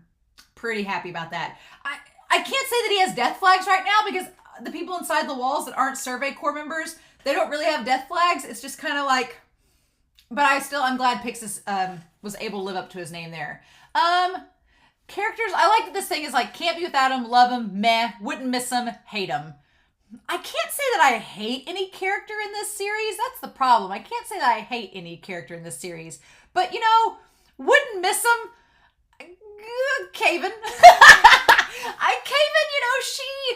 I feel like there are some characters in this season that had a lot of potential. And I guess it was just red herrings, or Isayama was just building them up and then didn't do anything with them. But Kaven was one of them. Kaven had potential. I was really excited. I thought that Kaven's character, her and Kenny, I guess, were maybe a thing. I thought that she'd be like Kenny's right-hand woman and like go on this quest to track down Levi and stuff. And I thought, in my head, I'd built up this scenario that Kaven was like gonna be about to shoot Levi, and Kenny was like, no, don't do it. And then was like, nah.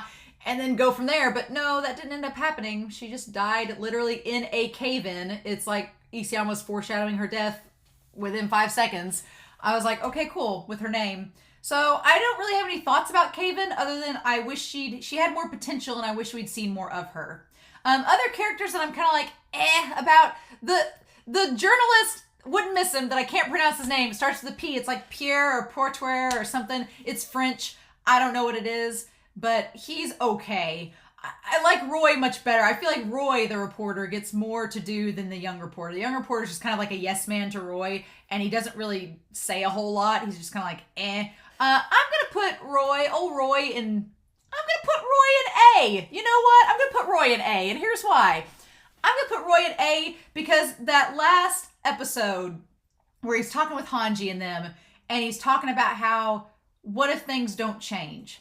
What if history's just repeating itself, and we're going into a battle that even if we win, it's not going to change the outcome of how things are for us. And like his hands shaking on the teacup. And then we get into Roy's backstory where we find out that he's connected to the reporters. He knows the reporters that questioned the miner back in season 1 that died. He knows how dangerous the military police are. He's afraid to speak up and speak about the truth because he knows there could be dire consequences to it. Roy's character, for being a side character, had surprisingly a lot to do with the story, and I really liked his character. The guy working under him, he's not proven his salt yet. If Roy passes in a terrifyingly tragic event, then maybe the other guy will step up. I don't know. Other characters that were surprising were Flegel. I'm going to put Flegel in meh.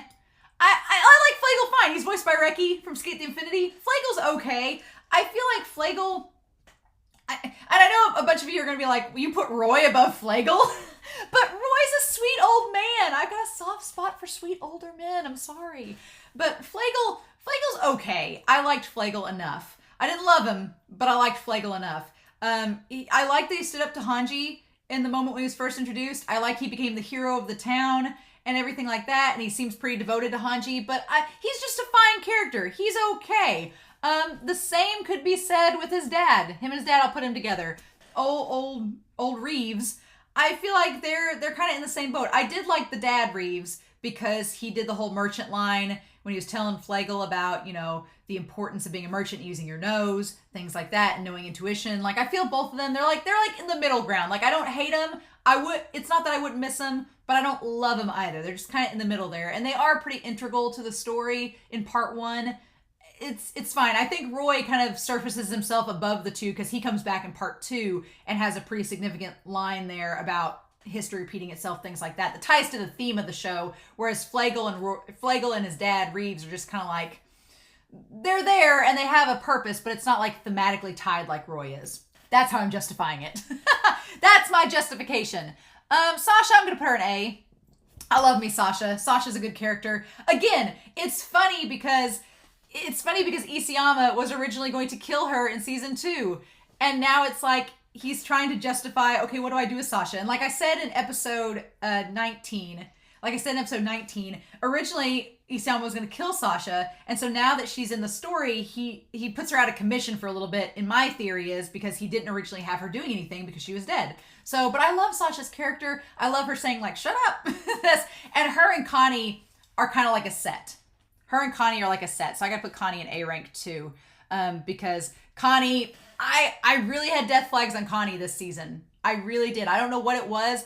I think what it was that him and Reiner had been set up to have that confrontation, and they do back in episode 11 charge, but I kept thinking that Connie hesitates and he doesn't want to kill Reiner, and it's like, yeah, him and Sasha like hesitate and they don't want to kill Reiner, and Jean has to kind of pep talk and motivate them into doing so. But I feel like Connie, I thought he was going to die, and then he didn't. And he could have died when he went after Zeke, but he chose not to, which is funny. But Connie and Sasha, they're like a pair now. They're chaotic gremlins alongside Jean, and I really, really like Connie's character. And I'm excited to see, now that we know that Sasha and Connie are alive during season 4, supposedly, unless they die in the first episode, as long as they're both alive, I'm like, what are they going to do? What are they going to make Connie and Sasha do? So I'm very, very curious to see what their role in all of this is. That seems like it's going to be interesting. So other characters in the series. You know what? Here's the sad thing. I'm going to put Annie in B because I haven't seen Annie. Annie's been just absent. I really liked Annie, and I liked Annie in the OVA, but then the OVA ticked me off because I was like, well, where the heck is Annie now? So it's kind of like one of the Levi things. It's like Levi bumping down to A rank in season 2. I've got to bump Annie down to B in this season because she just wasn't even there. I think she was only there in the flashback. That's why she's on this tier. She was only there in the Marco flashback, and that's it. And I feel bad for her. I feel bad for her knowing that Reiner made her kill Marco and basically take his ODM gear and stuff, made her have a direct part in it. I felt for her, and I felt sad for her, and I felt like she was genuinely grieving Marco. I went back and watched episode 13, by the way, and a lot of you were debating on whether Marco was the body she was apologizing to. After watching that episode in the OVA, the Goodbye Walsina OVA, I think it is. I think it is Marco that she's saying goodbye to. And it's like, So I feel for Annie, but I've got to put her in B rank because she just wasn't really there during the season. She didn't really do anything. I'm hoping that after 3 seasons, she comes back, or after 2 full seasons, she comes back in season 4. That'd be great. I don't know how they're going to get Annie out, what they're going to do, what's going to happen with her character, but I want to see more Annie, especially after the OVAs. It's just frustrating because what are we going to do? And then, man, I feel like I'm going to have a lot of S tier characters in this season because a lot of characters just rose above the ranks. It was like, I feel like the B tier is a lot of, the B and C tiers are lots of either potential or just I feel like this yellow one is not, I feel like this is not meh. I feel like the orange category, the B tier, is more like potential, but they just haven't done enough. And I feel like this C rank is like, I wouldn't miss them, right? So with that being said, I'm going to put, as far as potential goes, I feel like I'm going to have a lot. I'm going to put old Alma in C rank for meh, because I really hated how she was to Historia. I get why she was like that, and I hate that she had basically this troubled past of being forced to keep Historia and have her, and then deal with the fact that there's this child you didn't want, and there's like all this mystery and intrigue. The royal family's not keeping you, they're only keeping her involved because she's the biological mother and they're afraid she'll tell somebody. So I felt bad for Alma's character, like Annie, but whereas Annie, at least in the OVAs, did something for season 3, I feel like Alma, she was just cruel to Historia, and then she died. She didn't really have much of a stake in anything. I wish that during the flashback with Rod Reese and her, we'd gotten more into her character, and maybe I would have placed her higher, but nah. And you know what? I'm going to put Gross in meh, too. You could argue that I could hate Gross, but I don't know. I feel like I don't want to put any character in D rank now, because it's like, it's one of those things where I feel like Isayama's going to make me eat my own words, right? So I didn't like Gross's character at all. He was very cruel, and the whole thing about feeding Faye to dogs was awful. But in the same vein, and also Faye's not in this character tier, so that's really sad. I would have put Faye in B rank. She had potential if she hadn't died so young. But with Gross's character, I can't hate him because he does bring up the whole thing about the hypocrisy of it all, and the whole thing about Eldians and Marleyans being somewhat similar in their ideologies. But he's also a prick and a jerk, and I don't like him. So he's in C rank, or he's in C rank. All right, so also I'm going to put, who else can I put in there? Grisha's mom and dad, I'm going to lump them together and put them down here as well. They're just characters that didn't really have a whole lot to do, and the dad's character was a good representation of, in Grisha's mind, someone that didn't want to stand up and fight for their beliefs. He was just subjected and subjugated by the system and just crushed by it. And so, again, I feel bad for him. I feel bad for his character, but he didn't really have much of a contribution except to just remind Grisha about that part moving forward, right? So then, oh God, this gets so hard. Potential characters. You know what? I'm going to put the pack mule in B. The MVP of the warrior crew, that old quadruped, that pack mule titan, I feel like he's important. I want him to have a role in season 4. I don't know what that's going to look like, but dear God, I want to see what the pack mule titan looks like as a human. I do want to see it. I want to see what they look like as a human. I need to see it. Hopefully we will in season 4, but MVP of the warrior crew, just coming out, being all weird and creepy like a quadruped can, and just intriguing. His character is intriguing. I'm like, okay, all right. We'll see where it goes in season 4 with you, but limitless potential, right? And you know who else has potential? Hitch. I'm not ready to put Hitch in A rank yet. I had Hitch, I think, in C rank back in season 1 in C rank, but I don't hate Hitch's character. I don't. I like her character. And I feel like in season 3, we definitely got more with her. And her character, like in the OVA and everything, she's different. She's kind of runs that flock vibe, right? Where she's a different kind of character. And she's kind of not spiteful, not self-loathing, not hateful. She's just kind of, sarcastic, I guess, is her character design. She's just really, she comes across with a persona of being indifferent, but then once you get to know her, you realize, no, she cares a lot. Like, she wanted to become Annie's friend, and she cared a lot for Marlowe. Like, and I think the best representation of her is that when her and Marlowe are talking back in episode 4, she's talking about how she's being really sarcastic with Marlowe and teasing him and everything. And then when Marlowe dies, it's revealed that she was staying up waiting by her window, like waiting on him. Like, what she presents to the outside world is a persona, and it's different than how she actually feels about something. And so I kind of like that about her character, because there's not really, at first in season 1, I thought there was maybe some malicious intent behind her character, but that's not the case at all. Like, no, she's one of those characters that has a very hard exterior and a very soft interior. And it's like, aw. And then we have the polar opposite. So I'm going to put Marlowe in B2. He's the exact opposite of Hitch. He has the soft, she has the hard exterior, the soft interior. Marlowe looks like he's a weaker character on the outside, but he has such great resolve and loyalty and honor inside. It's like that hard interior. It's like, ah. And man, what potential. Marlowe had so much potential. I loved his character, I loved how innocent he was, but yet was fierce and loyal. And then he just died. I would have put him in A rank, but there's so much squandered on his character potential-wise. I was like, damn it. It's very, very sad. I wish Marlowe had been in this series more, but that's just not the way war works, right? Anybody can die at any given moment in this season, and Isayama just had to use Marlowe as the proof of that. Which, honestly, rule of Mars. Marlowe's died, Marco's died, Marcel's died. Is Marley next? I don't know. We'll talk about that here in a minute when we get to the safe thing. But yeah, other meh characters, Dina Fritz. I'm gonna put Dina in there. I can't believe I had her down in D rank when she was the smiley titan that killed Carla. I was like, screw her. And now I'm like, shit, no. I was like, dang it, Dina. Yeah, I felt really bad for her character and her death. The fact that she told Grisha, she's like, I'll follow you and find you again one day. It's like, sad.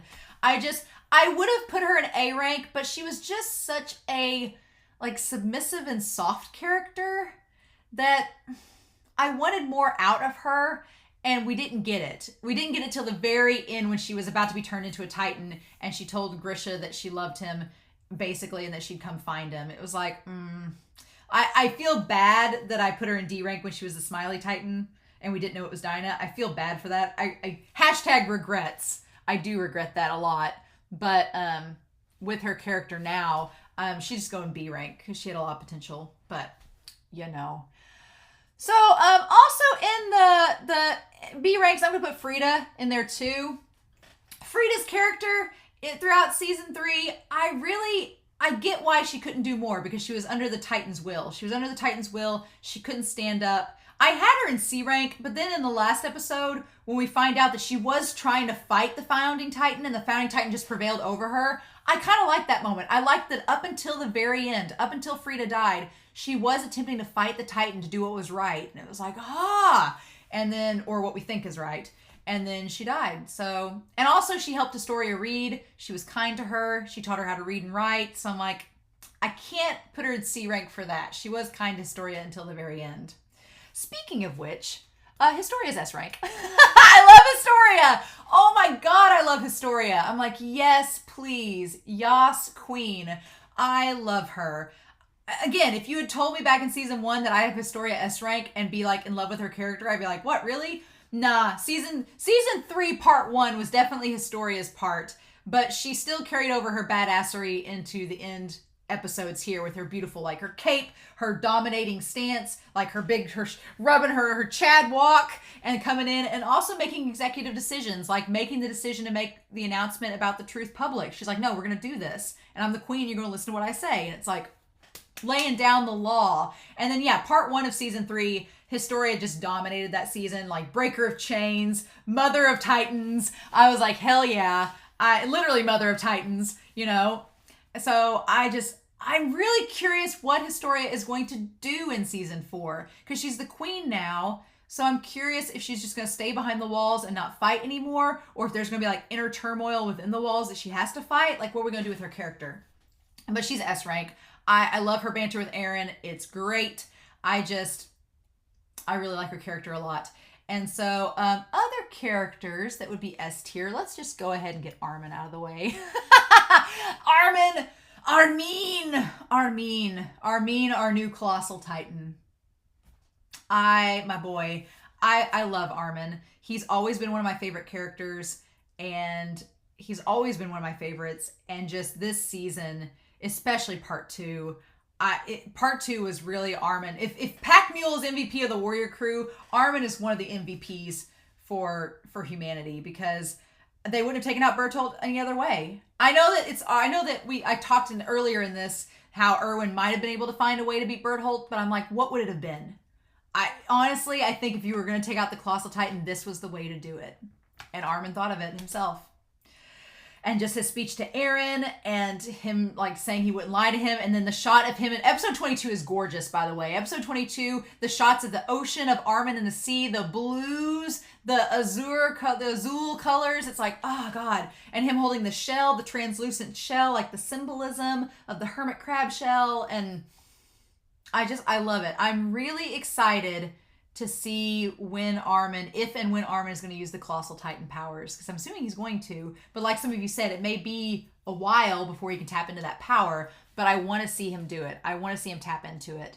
And it's going to be so epic when it happens. It's going to be so epic, and I'm so ready. So, yeah.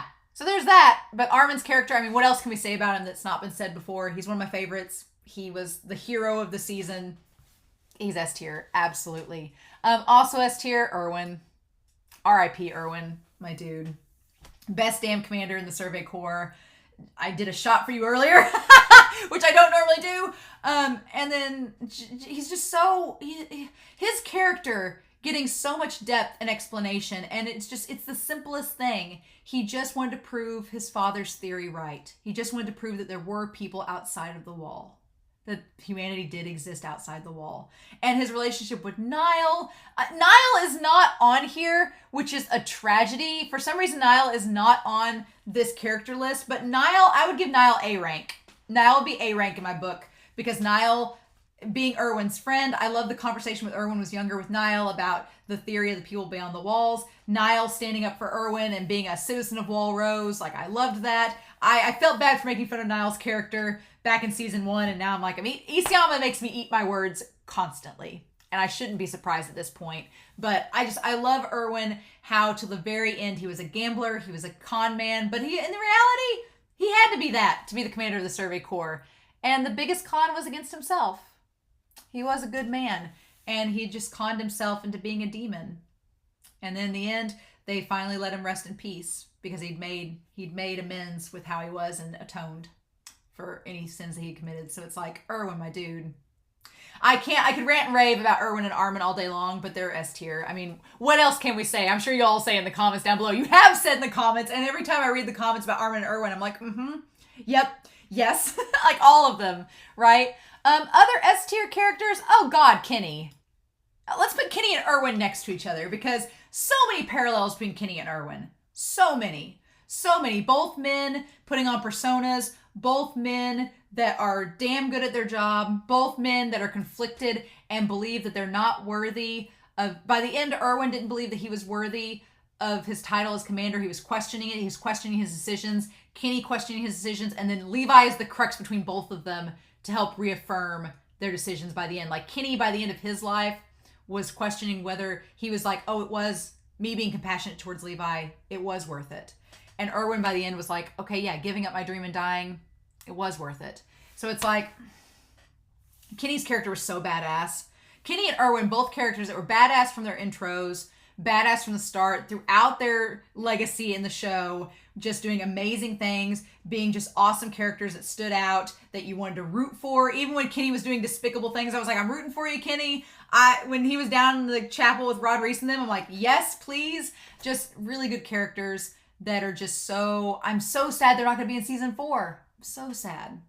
Season 3 was better off for them. Yeah, there's definitely a hole, Phil. There's definitely a hole in the Survey Corps now that that Erwin is gone. And it kind of sucks because, yeah, you can't replace, like Levi said, you can't replace Erwin. And I don't think any character is going to replace Kenny. It's too good. I feel like Zeke was maybe trying to replace Kenny in Isayama's mind with like the, oh, it's hot sort of thing. But no, they're very different characters. Nah. So speaking of Erwin's replacement, I'm going to put Hanji in A rank. I'm going to put Hanji in A rank. I think about that. No, wait. No. I'm going to put Hanji in A rank. I'm going to put Hanji in S rank. Girl, no, what am I thinking? I was thinking of Hanji in season 3, part 1. In season 3, part 1, I would have Hanji in A rank. Hanji does a really good job. I like her scenes with Flegel, her rallying up the team together. But season 3, part 2, when she comes in and surprises everybody to help Mikasa get the Thunder Spear in Reiner, that was so good. And I love Hanji's talk with Armin about her filling in Erwin's shoes and how Hanji feels pressured about that and how they can relate to Armin. It's just Hanji. I think if anybody would replace Erwin at this point as the commander of the Survey Corps, it needed to be Hanji. It needed to be. I definitely see that now, and so I really like Hanji's character in this season, and I would bump them up into S rank. Yeah. So I'm curious. Hanji has an eye patch now, so I guess that's official. I guess Hanji just lost that eye or lost sight in it completely. So, and it's so sad Moblit's in the background with Hanji. Moblit doesn't have his own thing on here. So I'd put Moblit in A rank if I had to rank him. Because Moblit was just, I think that's Moblit, or it might be Mike. Oh, damn it, it's Mike. Dang it, no! If Moblit was on here, I'd put Moblit in A rank. Because Moblit, till the bitter end, did his job as a Survey Corps member and saved Hanji's life. So that was really sweet and was a selfless act. So R.I.P. Moblit. But yeah, Hanji's S rank. As far as other characters, I have so many. I'm trying to see if there's any C rank characters I want to include in here. I'm going to put Zachary in meh. In the B rank of being like, he's okay. Zachary's such an odd character. He surprised me a lot in this season. Like when he came in to like during the coup d'etat, Zachary surprised me quite a bit. And his character is fine. I feel like his character is a little one-dimensional because he seems like he's just focused on making the nobles suffer. Because he like kind of overlooks everything else that goes on. He's like, Astoria, what do you think? Okay, we'll go with that. Oh, you want to give Levi this term? Okay, cool. My chair. Like he's so focused on making the nobles suffer that it makes him a little bit one note. I do like his conversation with Erwin back in the episode, where they have the coup d'etat. But other than that, I think that his character is falls a little flat after that. But I do like his character, so he's going to stick right there in the B rank. I'm curious to know what's going to happen to him in the next season. So he's got potential there, right? Ymir's S rank. God, Ymir, R.I.P. girl. I had Ymir in A rank this season because she hadn't really been present at all. But then she wrote that damn letter. She wrote that damn letter to Historia. I'm going to put Ymir over here by Historia because it's the last time they'll probably see each other. I had Ymir in A rank going into this recap up until I watched episode 22. And then when the letter came out, I was like, damn. Maybe it was episode 21. Either way, when the letter came out, I was like, girl, you just wanted to marry Historia and live happily ever after. Tale as old as time, song as old as rhyme, Beauty and the Beast. And we just can't have nice things because it's a cruel world. So I hated that for Ymir. I think Ymir is dead. But if she's not, then she better be getting back up with Historia by the end of the series. But I think she's dead, which is sad. And it's sort of like the situation with Erwin in that they both get to go out on top. One of you commented in the YouTube comments that it would have felt cheap if Erwin came back, which I guess you could argue the same thing for Armin though, right? You could argue with Armin that he comes back after that epic speech too, so it's kind of the same. But Armin, I don't think Armin hadn't really made peace with his death. He just accepted it because there was no other choice. Erwin had made peace with his death. So, and I feel like Ymir had done the same thing by the end of this. Ymir had made peace with the fact that she was going to die. She just wanted Historia to know that Ymir loved her and that she always was going to be with her and to always be herself. So I feel like it was an appropriate send-off for Ymir, as sad as it was. And if Ymir isn't dead, it might feel a little bit cheap, especially after that letter that she gave her, but I'm still putting her in S rank because I like Ymir. Ymir is one of my favorite characters in the show, and I'm really sad if she got off-screened. But I get it. At least Historia didn't have to see it. That's the thing. Levi had to watch Erwin die. Historia did not have to see Ymir die. Well, she kind of did, but she didn't have to actually see the physical thing. So, our King Jean is still an S tier for me. I love Jean. He's still my S tier boy. Jean actually had lots of stuff to do this episode. I like when Armin put Jean in charge to think of something. And Jean is honest. Jean is an honest coward, right? Jean is like, I can only do so much. He's like, I can help you, Armin, in this moment. I think it was during episodes 16 and 17. Jean's like, I can help you in terms of like my intuition and stuff. He's like, but I'm not a strategist, so you got to come up with a plan. And I like that Jean was honest during that moment. And then Jean's conflict of whether or not to kill Reiner or to spare him to use a serum on him. And then Jean, like him and Hanji having that moment afterwards. I'm really glad that Jean lived through season 3. Thank God. I've also heard that Isayama and Jean's one of Isayama's favorite characters. So I'm like, well, I have to keep him an S tier. It's for Isayama. But I'm really curious what Jean is going to do in the 4th season. I want him and Armin to work together more. And I want Jean and Hanji to work together more. Because I think they're setting stuff up with Jean working with Armin and Hanji in the Survey Corps. I think they're setting stuff up with Jean, and I'm really happy. But you know what? You know who's like the nega Jean? You know who's the nega Jean? Flock. And this may surprise you, but I'm putting Flock in A rank. I am. Not because I like Flock. He's a very controversial character, I feel. I feel Flock is very divisive, and already in the comments, I'm seeing some people like Flock, some people hate Flock. I don't hate Flock. I have a love-hate relationship with Flock. I love what his character represents.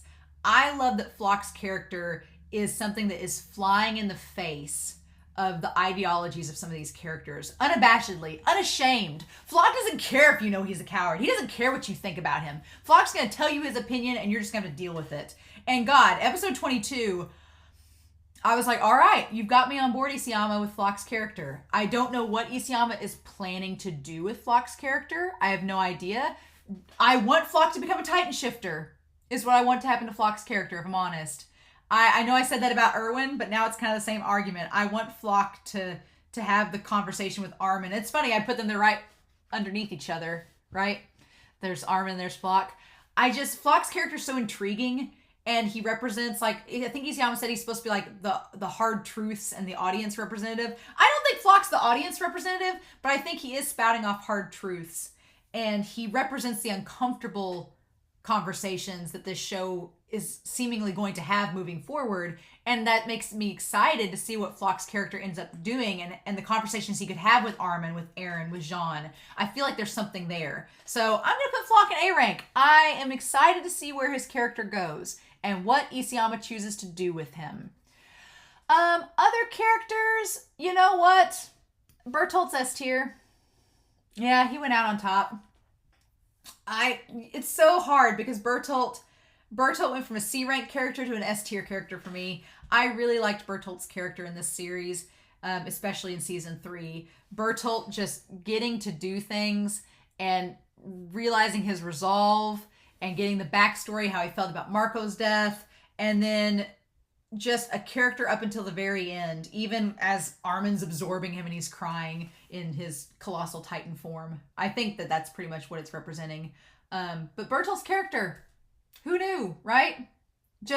I really liked Bertholdt's character, and I'm sad that he's no longer in the story, because I feel it's sad that he's not going to get to tell Annie that he loved him, that he loved her, but also because Bertholdt, I don't think, he wasn't like a mean-spirited character. He was just a character trying to do what needed to be done.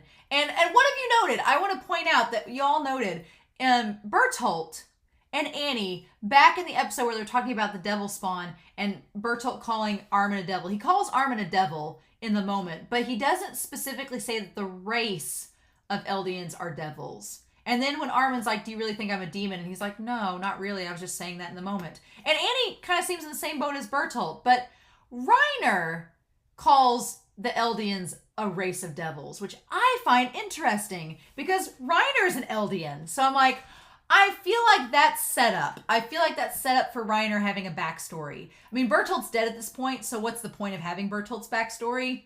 Maybe there'll be something in the manga fleshing it out. I don't know. But I feel like Annie could have potential backstory because we're not done with her character. And I feel like that moment where Reiner, where some of you commented that, and I was like, oh yeah, Reiner did call their whole race a race of devils. I feel like there's some connection there to something in Reiner's past. And I want to know more. So Reiner's character for me flirted between A and S tier. And I'm going to put him in A rank for this season. And don't judge me. Don't judge me. Bertholdt had his big moment, right? Bertholdt had his big moment where he realized his resolve. He had the big epic monologue. He got to see it through to the end, and then he died an epic death. So Bertholdt had his big going out with a bang moment. Reiner, I don't have anything against Reiner's character, but I will be honest with y'all. The plot no jutsu, the plot armored titan, I feel like I wanted more with Reiner's motive. It's frustrating because I can see, if you want to put him up in S tier, the only thing that would put Reiner up in S tier for me is the fact that he kept the letter for Historia. The fact that he kept the letter that Krista wrote and he kept his promise to give the letter to Historia.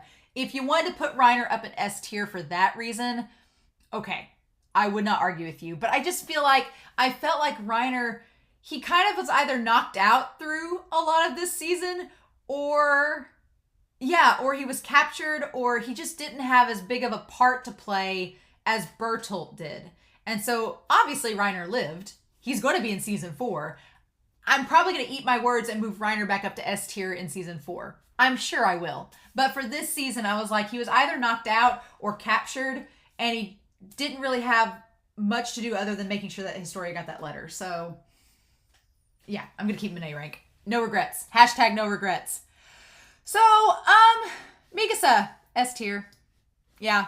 And I'm not just doing that because it's Mikasa and I want to keep her and Armin and Eren together, but we got more expression out of Mikasa this season than we have the entire show. Like her crying over Armin, her wrestling with Hanji, her with the bedhead, and wrestling with the fact that her 2 best friends are on a time clock to die within 8 to 13 years. I mean, just Mikasa going through the gambit of emotions in this season, and also showing her character growth. Because yeah, there was a moment where when Bertholdt had Reiner and Eren cornered, there was a moment where Mikasa considered going to help them, but she didn't because Eren and Armin told her that they had it. Stay put and help get Reiner. And she did what they asked. She didn't run in gung-ho. She actually thought about the situation. And in the moment, Mikasa always has the most epic lines, because in the moment of season 1 where Annie's about to fall and Mikasa's like, fall, and like knocks her down, we had that same exact moment with Reiner where she's like, Reiner, come out. And it's like, yeah. So I really liked Mikasa in this season.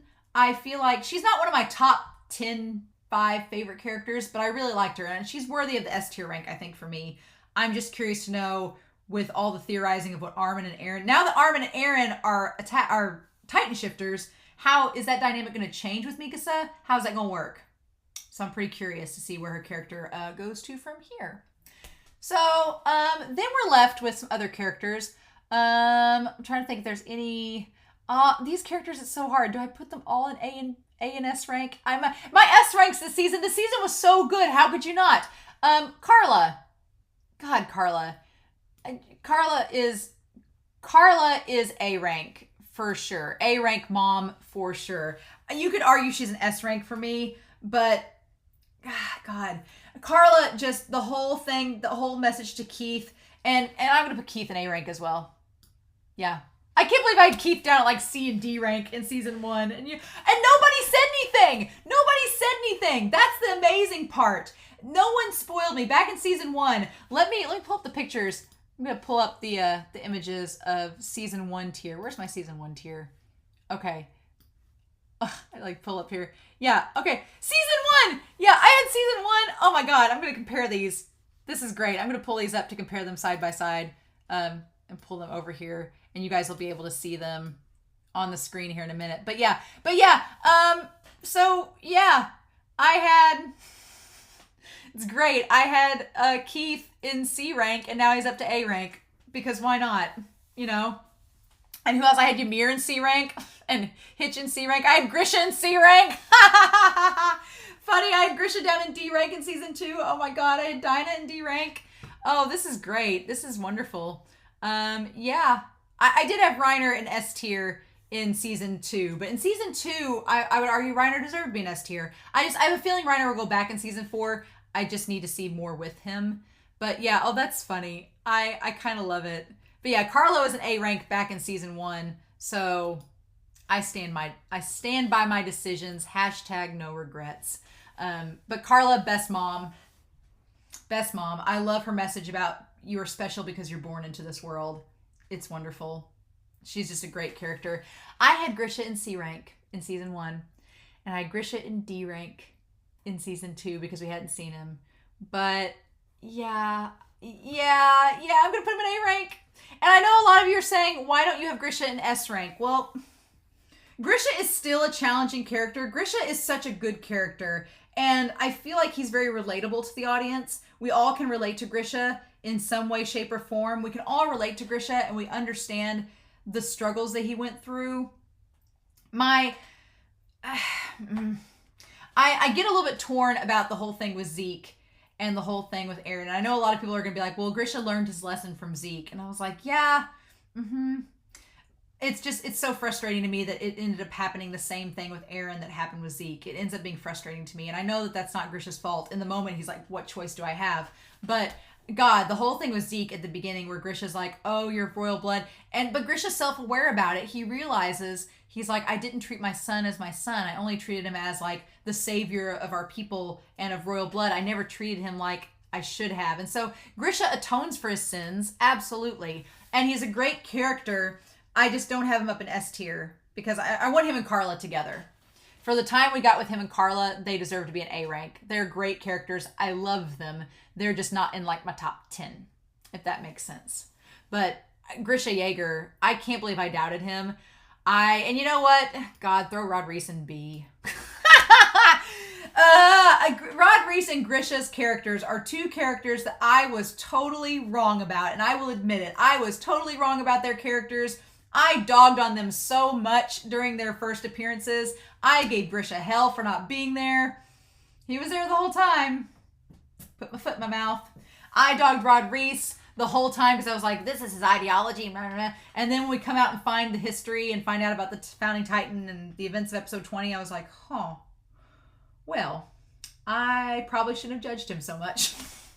So I would say that Grisha and Rod, they earn the award for being most doubted characters when they're actually two of the more important characters in the series. And it's just, God, it's so, I feel bad. I doubted Keith, I doubted Grisha, I doubted Rod Reese, and they came back around. And I still didn't like Rod Reese's character in the end, but I have to respect him for sticking to his character. Damn. So that leaves us with Uri and Eren Krueger and old Zeke. And I'm going to put Eren Krueger in A. Dude, Eren Krueger I may have a type. Because it's like Erwin Smith, Kenny, and Eren Krueger. Like, Kenny and Eren Krueger are like the side character husbandos of this series. Especially Eren Krueger. Like, tall, dark, and handsome. Has like the Erwin-like mentality of getting the job done. Like, definitely all about his character. Doing the whole hand slice. Like, remember Grisha, this is how Titan uses their power. It's like, And then, yeah, he basically tells Grisha to be a man, step up, and do what needs to be done. And it's like, he's like, I've done my duty, you do yours. It's like, Krueger was just a badass. And, like, telling Grisha to grow a set, it's like, I really like Krueger's character a lot. I thought for a second that Krueger might be related to the royal family too. I thought he could have been Dina's brother and be related to the royal family. But no, he was just kind of like an Armin, kind of like a Mikasa. He was basically like Dina's Mikasa, just like staying by her side and helping any way that they could. But yeah, I really liked Eren Krueger's character. I'm sad that he's gone now too. The Owl, R.I.P. the Owl. We'll toast him in a little bit. But I'm sad that he's gone. But yeah, I really liked Eren's character. And I honestly really liked Uri's character. I put Uri in A rank. I gave Uri a hard time too, I feel. But like, once you get to Uri and Kenny's backstory, and you're like, Kenny and Uri, like a pair for the ages, and you get to hear about the miracle. And the more I watch this show and the further I get into the series, the more I'm like, damn it. I really like Uri's character, and I get him more and more as we go on with this story. I get his character and his ideologies a little bit more, and I'm curious. It feels like Eren is almost adopting more Uri-like mannerisms as this series goes on, and it's kind of weird. It's so weird. I feel like Eren is becoming more like Uri, and it's sort of odd. I joked that Armin was going to be the new Uri, but I don't know. I think Eren might be, and that may be the Founding Titans will. I don't know. But it's interesting. But I do appreciate that the episode Friends made me think, oh no, Uri's A rank. And that leaves us with Zeke. And Zeke's an odd character. I'm going to put him in B rank. I am. I'm going to put him in B rank for now. Season 4 may totally change my mind about Zeke's character, but I still don't know how to feel about him. Zeke is the oddball character in this whole show right now for me, because I'm like, okay, I'm thinking Zeke's character, the way that he's written off in this series, I'm like, all right, Zeke's character he's tragic. He's tragic, and I feel bad for Zeke's character. I feel like Zeke's character, you feel bad for him because it's so sad, because you get why he's like the way that he is. You get why his upbringing, the sin that Grisha had, and that Grisha repeating his father's mistakes and trying to force this role on Zeke, it could mess up a kid, and you get why it does. And you get how it does, and you're like, oh my God. But Zeke's character is so odd to me still. I feel like I need more backstory with Zeke. I need more into his character. I need to see him interact more with other characters, because he kind of comes across in a way as pompous, sort of. Especially around Reiner and Bertholdt. He comes across as I'll kill you if you don't do what I want. But then I'm like, you're kind of childish yourself. So it's his character is still very hard for me to read. I feel like he's a very tragic Shakespearean type of character. And I don't know what's going to happen with him and Eren moving forward. We have the two Jaeger brothers. I'm very curious. I like that looking at this chart, Zeke is here and Eren's over here, and they're looking at each other from opposite ends of the spectrum. I'm very curious to see what all goes down with their characters moving forward. So, I don't know. But that's my character rankings. The only characters I'm kind of wavering with is if you wanted to move Grisha up to S tier, I get why you would do that. If you wanted to move Carla up to S tier or Reiner up to S tier, I get why you would do that. Those three, I could get why you'd move up to S tier. I'm kind of hesitating, would I move Reiner and Carla and Grisha up to S tier? Probably, I guess. I'm going with my heart, #no regrets, but I'll be curious to see where this goes later on. But I want to take a picture of this now so I can keep this chart for later alongside the other charts. It's funny comparing these. I'll retake that. Oh, dang it. It's funny comparing these two charts because it's funny looking at the old charts and seeing how my views of characters have changed. It's kind of funny, but yeah. So, yeah. We'll see how that changes for season 4. But I'm not done talking about characters, though. Talk about characters a little bit more in here. Let me get off this chart though. Okay. So going back to my notes about characters, obviously I do regret where I put Dina, Grisha, and Niall. I'm not regretting Zeke and Flock so far. They're pretty much where they need to be for me. Eren Krueger is now in my crush club alongside Erwin and Levi. I feel like Erwin and Levi and Krueger are more in my age group for guys to have crushes on, so it seems fitting. And then Bertholdt had his finest moment. He died. Immediately after that, Pix has proved himself. So characters that exceeded expectations.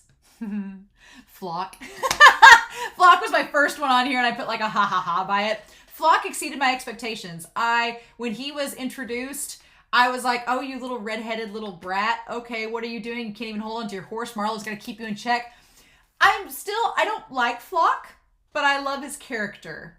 I find Flock fascinating, and he's so unapologetically a coward and unapologetically just the way that he is, and he's unashamed of it. I'm so curious again to see him interact alongside Eren and Jean and Armin in the future, if that's even possible. Hell, he may die in episode 1. I don't know, but I just feel like his character, there's more to him yet to come, I hope. I hope Isayama's saving up some good stuff with Flock, because I'm pretty excited about seeing where his character goes to from here. Eren and Armin exceeded expectations.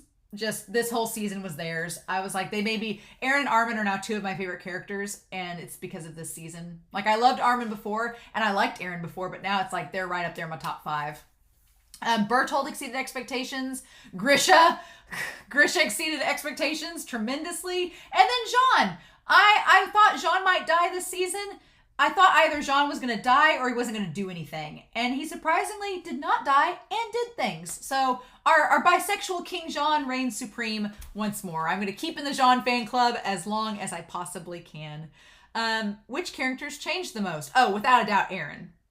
Without a doubt, Eren changed the most. From the start of season 1, even from the start of season 1, where he was having that conversation with Historia, I was like, man, Eren's changed a lot since season 2. And that was in the first episode of the season. And then from then on, it's just like his character has gone over this roller coaster of development. And I'm like, oh my gosh. And the thing of it is, I imagine that at this point, one of you commented that at this point in the series, it had been 9 years. Isayama had been writing Attack on Titan for 9 years at this point. And so I imagine that the events of part 1 and part 2 at least take the span of over 1 to 2 years, maybe? One to 2 years in the manga. So seeing, it would be so cool to see week to week or month to month a character like Eren slowly developing over like a couple of years in the manga. Like, I could just see it happening, and it's really cool. And it's neat to see how it's happened here in the series. And it has me so excited to see him in season 4, because I'm like, well, what are we going to do with this character now? We'll see.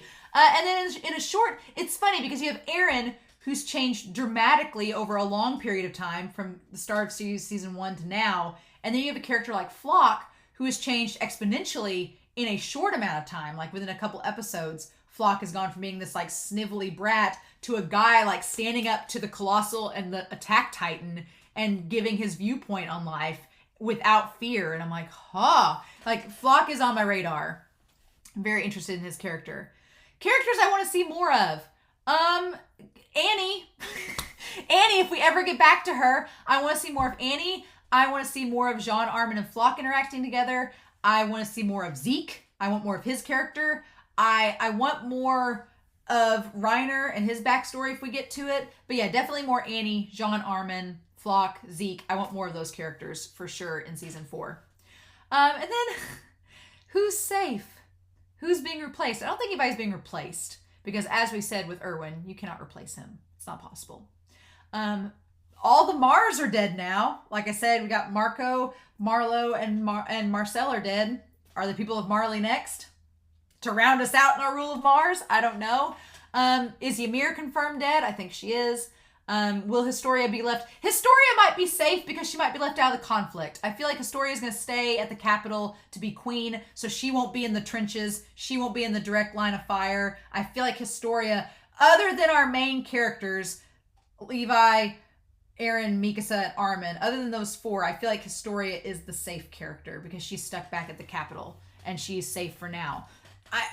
I feel like Eren, Armin, Levi, and Mikasa are safe. But this season, when episode 17 happened, I was like, well, hell, maybe Armin is going to die, and then what? But I feel like Armin is safe to end game now. I feel like if any character is making it to the end of the series, it's Armin. And I say that because he started out as our narrator. He's been narrating the story so far. And as soon as Midnight Sun was over, I was thinking to myself, I'm like, okay, Armin just survived that and was made into the Colossal Titan. I mean, Armin's going to die in 13 years. We've established that. He is going to die, but we don't know if the series is going to end. I don't know if the series is going to end within those 13 years, or if maybe there'll be an epilogue and we'll find out Armin did pass away. But I think as far as surviving the conflict that's going to happen between Marley and the Eldians, I think Armin's safe. Everybody else, I don't know. I don't know. I want to say Eren's safe. I do, but Eren threw up a death flag where he's like, if there's some way I could die and it would change something, I would give my life. But the funny thing about that is it almost feels like a red herring, because Eren's, under normal circumstances, you'd be like, oh, okay, well, Eren's saying that he would give up his life for his people. That's a death flag. He's probably going to die. But it's Isayama. You know Isayama's planned this all out. And Eren has established, Isayama's writing has established, that Eren dying will not solve the problem. It won't, because someone else will just inherit his power and it starts all over again. So, yeah, I don't foresee Eren dying, even though Eren may want to die. Eren has begged for death twice so far in this season. He's begged Historia and begged others for death, and they were like, nope, not gonna do it. And so I feel like that's just a sign that Eren's gonna make it. Him and Armin are gonna make it. But everybody else, I don't know. I'd like to think that Levi is safe, but I don't know. At this point, it's kind of a free-for-all. Anybody could die, and like I said, season 4, I have no clue what to expect. So, wow, I talked a long time about characters. So with that being said, we're up to RIP number 9, which is our last RIP of the recap, and that is Eren Krueger from episode 21. What a badass. What an absolute badass. I feel like Eren Krueger, he had all the badassery of Erwin Smith and Kenny just in an episode and a half. Being the owl, his ties to Grisha from an early age, like his whole lead up, the whole thing where him like pinning Grisha down so they wouldn't reveal Dina was royalty, him like explaining everything, the thing with the hand being cut, him explaining the Titan powers to Grisha, setting everything up. The man was so epic that Grisha named his son after him. That should be justification enough. So I'm really sad that we only got an episode and a half with him, because I was totally on board with his character. But it's one of those characters that he has this short, brief appearance, and it's amazing. And then we move on. So cheers to Eren Krueger, one of my favorite side characters in the series. It's a shame you'll be in there for season 4, but RIP. Okay. So yeah, I've got some songs that I want to listen to. We've got some songs and a live action trailer I want to listen to, and then we'll talk about season 4 predictions and conclusion. So there were 2 character songs that were sent to me by Nathalie, Reluctant Heroes and Call Your Name.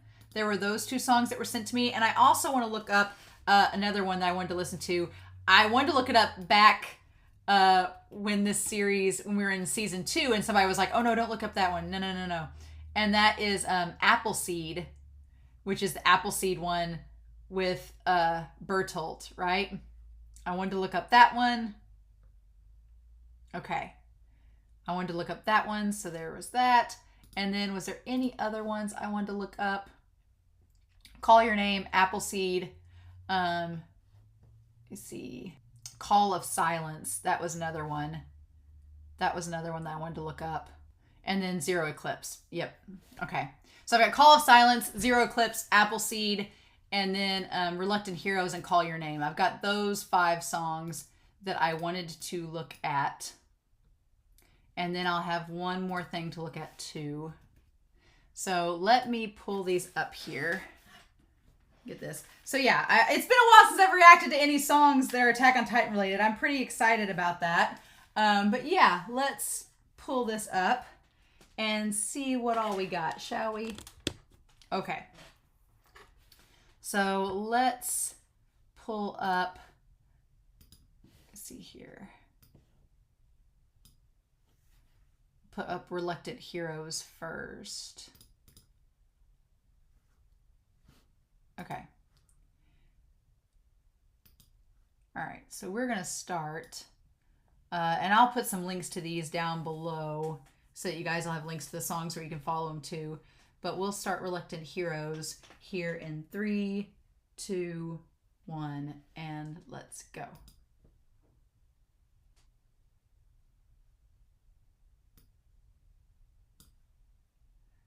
I'm guessing that's Sasha there too.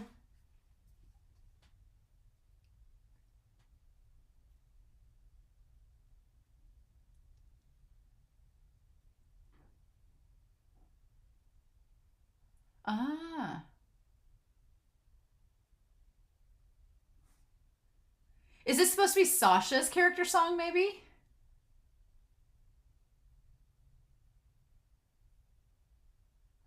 All right.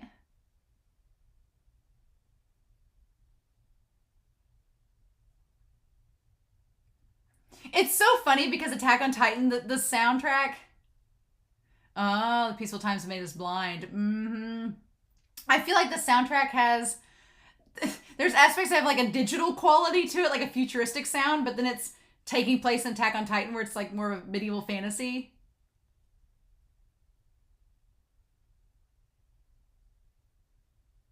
Mmm.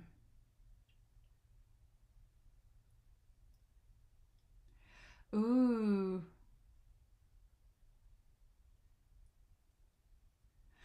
It's like Attack on Titan, it's pain for everybody. Hmm. And that's funny, the whole die too fast, because now that they're Titan shifters, they only have a limited amount of time to live. It's like, oh, it's brutal.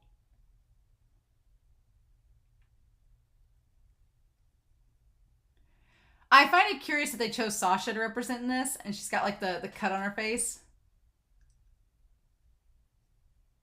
Ah, the reluctant heroes. Oh, and our life is so short. Oh man, no. Oh.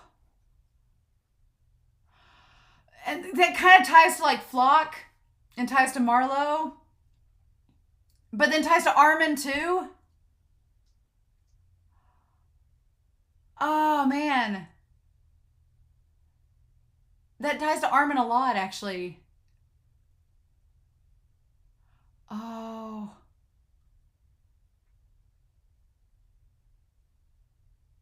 Okay. Yeah, that ties to Armin, the whole idea of the reluctant hero. But it also could tie to Jean. It could tie to a lot of people in this show. Oh. Hmm.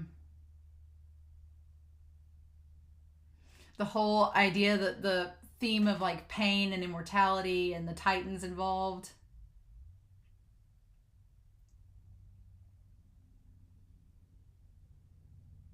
Okay.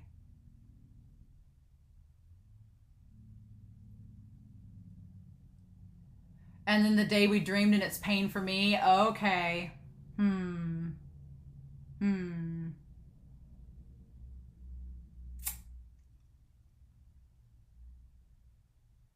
Hmm. I mean, this song is fine. I feel like the other songs are going to be better, but there is some imagery in the lyrics, so I do like that.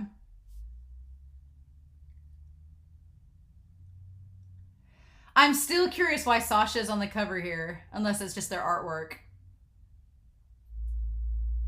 Because it doesn't sound like Sasha's song.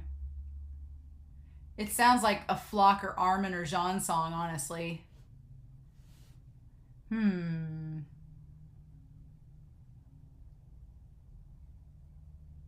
Okay.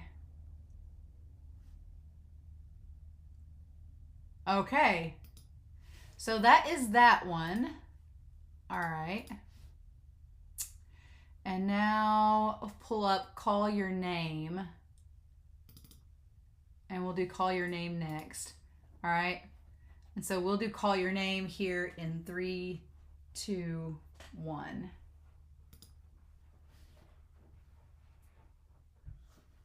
Oh, yeah. I like the music starting here.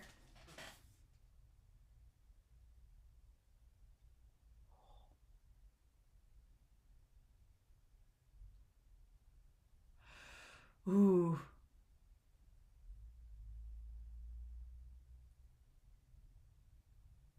So creepy to start.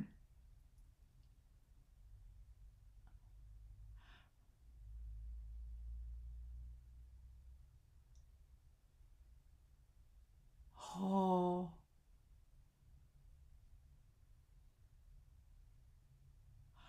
Oh, and that whispering. Oh, that's so creepy. Ooh. Ooh.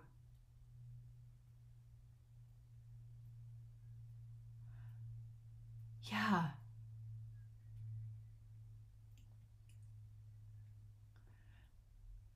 Interesting. Really?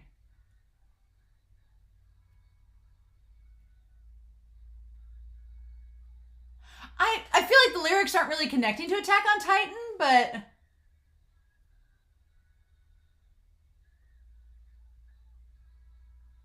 like the theme of not having power to protect the one you love, that connects to Attack on Titan.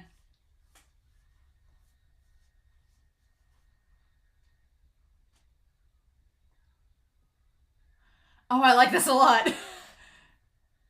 This type of like rock is my jam too. Ooh, and that drop. Ooh, oh, that drop. Oh, that was so good.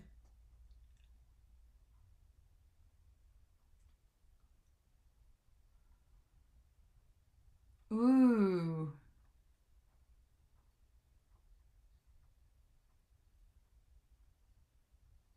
Okay. So finding someone you love and building a house with them to have peace. And talking about this disaster. I mean, it can connect to Attack on Titan. Ooh, we don't know what is wrong tonight. And no one has a place to hide. Ooh, okay.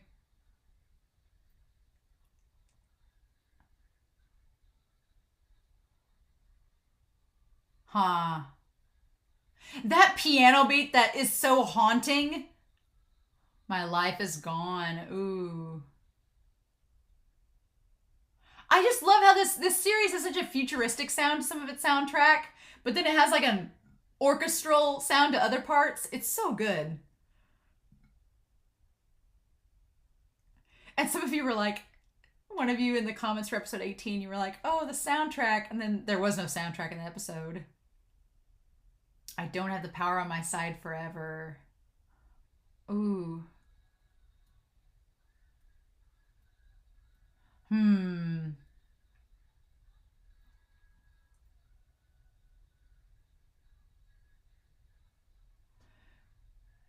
Calling out your name.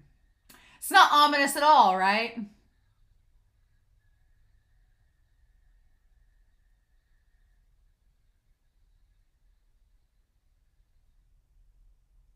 Ooh, and that's distorted at the end. Ooh, like static. Ooh.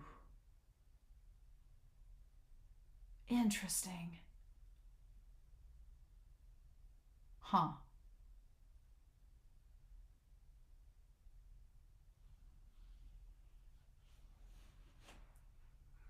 Cool! I liked that one a lot. I liked that one definitely more than the, I liked it more than Reluctant Heroes. I liked Call Your Name a lot. Okay. Cool. So, yeah. Let's see. I just want the Appleseed, just Bertholdt's transformation thing. I don't want any of the other things with it. I just want Appleseed. I want to hear it in its full. Ooh.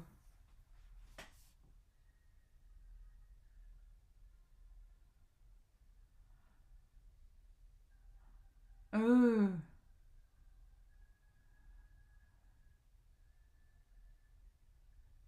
I didn't do a countdown for this. I just wanted to dive right into it. I've been excited for this one. And the idea of his hand, like in the imagery, that's really cool.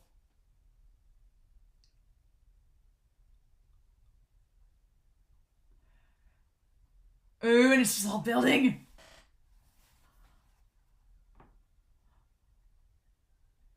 Ooh. Ooh. Is this getting to like Bertholdt's backstory too? Oh, I love it transitions to her voice. Ooh. I love the buildup of this.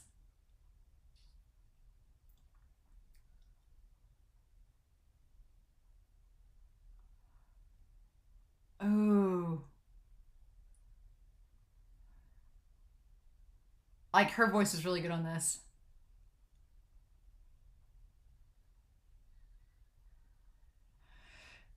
Yeah. Oh man, this is so epic in episode 15. Ooh, as daylight dies. Oh, yeah. Ooh, our demons haunt us.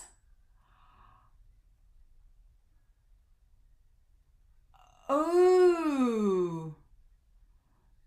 Seeds of a crown, death by sundown. Ooh. Oh, I love that. I love that line. Oh, I'm thinking of Annie.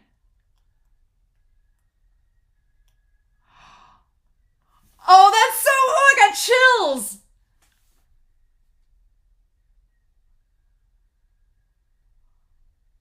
Oh, that whole thing of needles broken and feelings awoken like that. Oh, that was chills.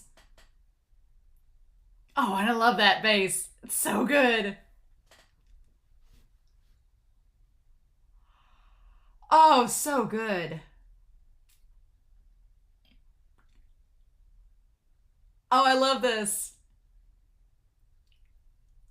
Oh man, I'd honestly been waiting for Appleseed for quite some time. And I was like, oh, when I get to the end of season 3, I'll probably listen to it. But yeah, and as soon as somebody said the Bertholdt's theme, I was like, oh, we gotta listen to Bertholdt's theme. That was so good. But okay, all right, all right. So I've got 2 more. I've got Call of Silence and then Zero Eclipse, which are fittingly Ymir and Historia. So let's do Call of Silence with the lyrics. All right. And so we're going to do that here in 3, 2, 1.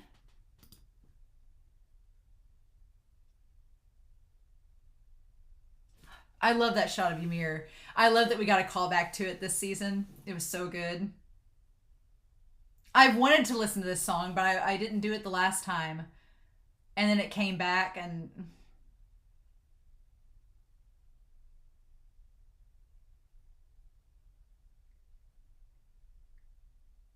Hmm.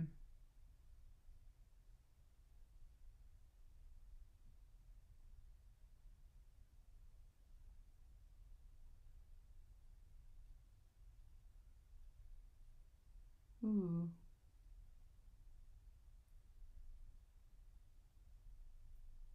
Ooh.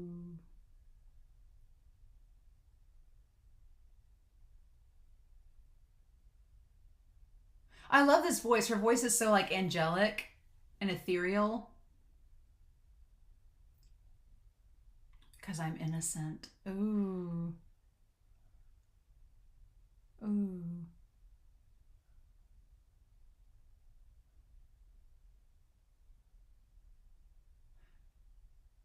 This soundtrack all has like a similar vibe, but the sounds are still so different.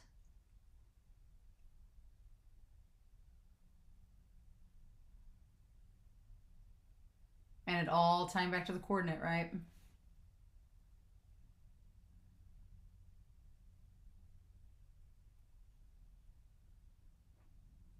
What I remember though, this vibe is so much different than that with Historia. Fitting lyrics, right?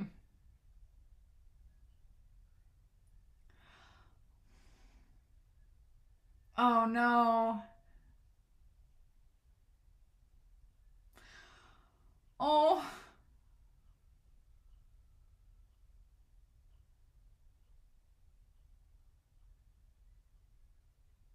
It's a half rhyme. Oh. Isayama, how dare you?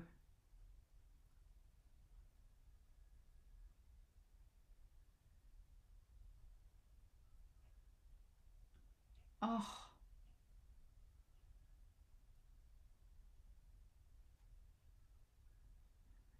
This is perfect for Ymir, actually. It's so perfect for Ymir's character. The lyrics match up so well. Like, Bertholdt's were great. Like, those lyrics were awesome for him.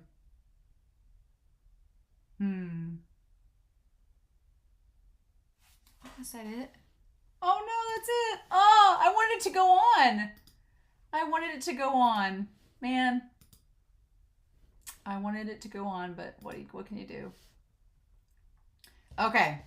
And so the last one I'm going to listen to is a Zero Eclipse, which is Historia's song. from season 3. And ever since episode 7, I've been like, I want to hear this song. So, okay, we'll do this in 3, 2, 1. I've wanted to hear this ever since Wish, and somebody was like, oh, it's called Zero Eclipse. I'm like, oh, I want to listen to it. So.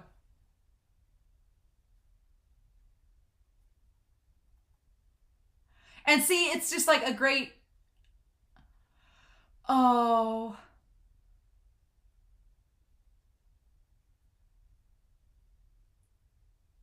Is this about Historia or about Ymir? Or both of them?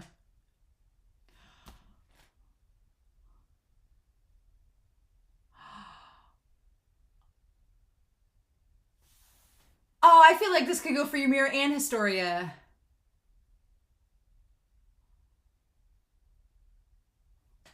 Oh, that's so perfect to go with her being in the Survey Corps.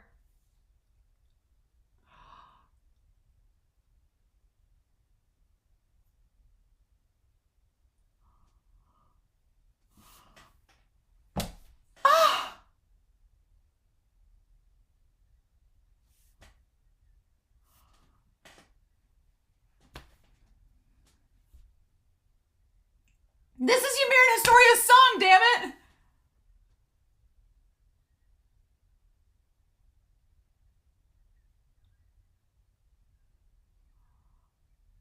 Ah!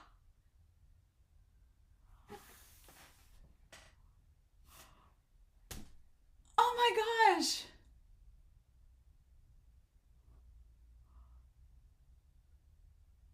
Oh my gosh, yeah, and they're ties to Ymir.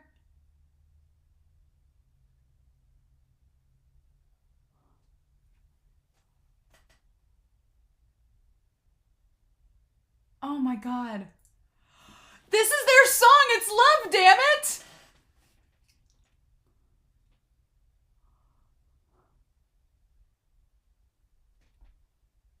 I feel like at the end when she's reading this letter, she's just thinking of this song.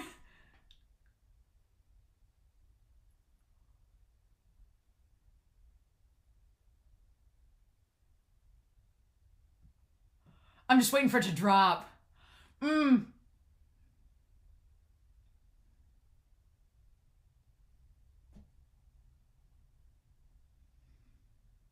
It's like,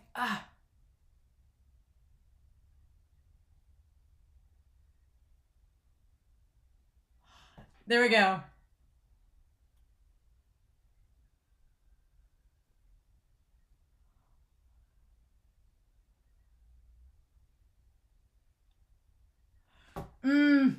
God, I'm just thinking back to episode 7 now and Wish and her just like having those chains. This will always be like Historia's theme, but oh my god, no regrets. No! I want her to be able to see Ymir one more time. Yeah, no! Ugh! That episode was so good! Wish was so good! Yes, in that shot! I loved Wish. That was such a good episode.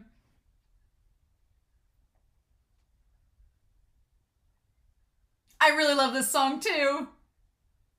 This one's so good.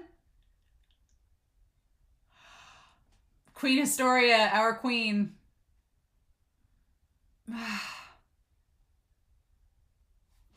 No, never forget her feeling for Ymir.